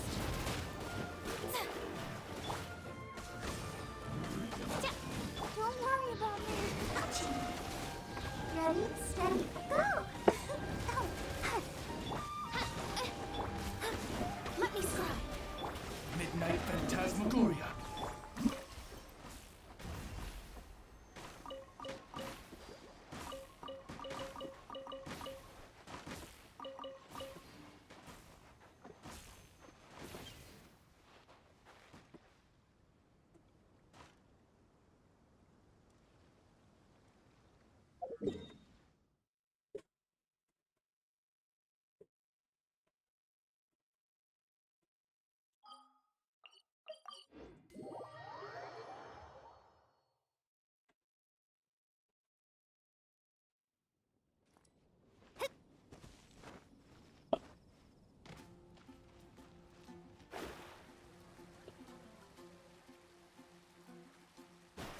Ad Astra Ab. Thank you for completing today's commissions. Here is your reward. Ad Astra.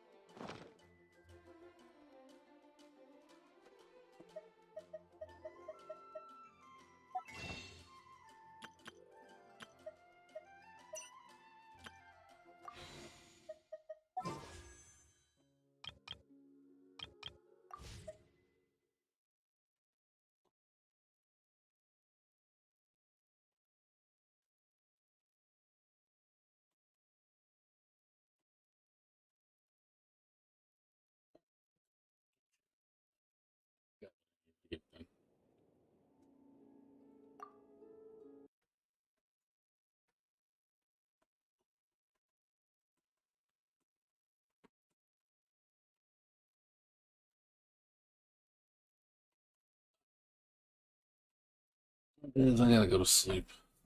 Good seeing all of you. Thanks for watching.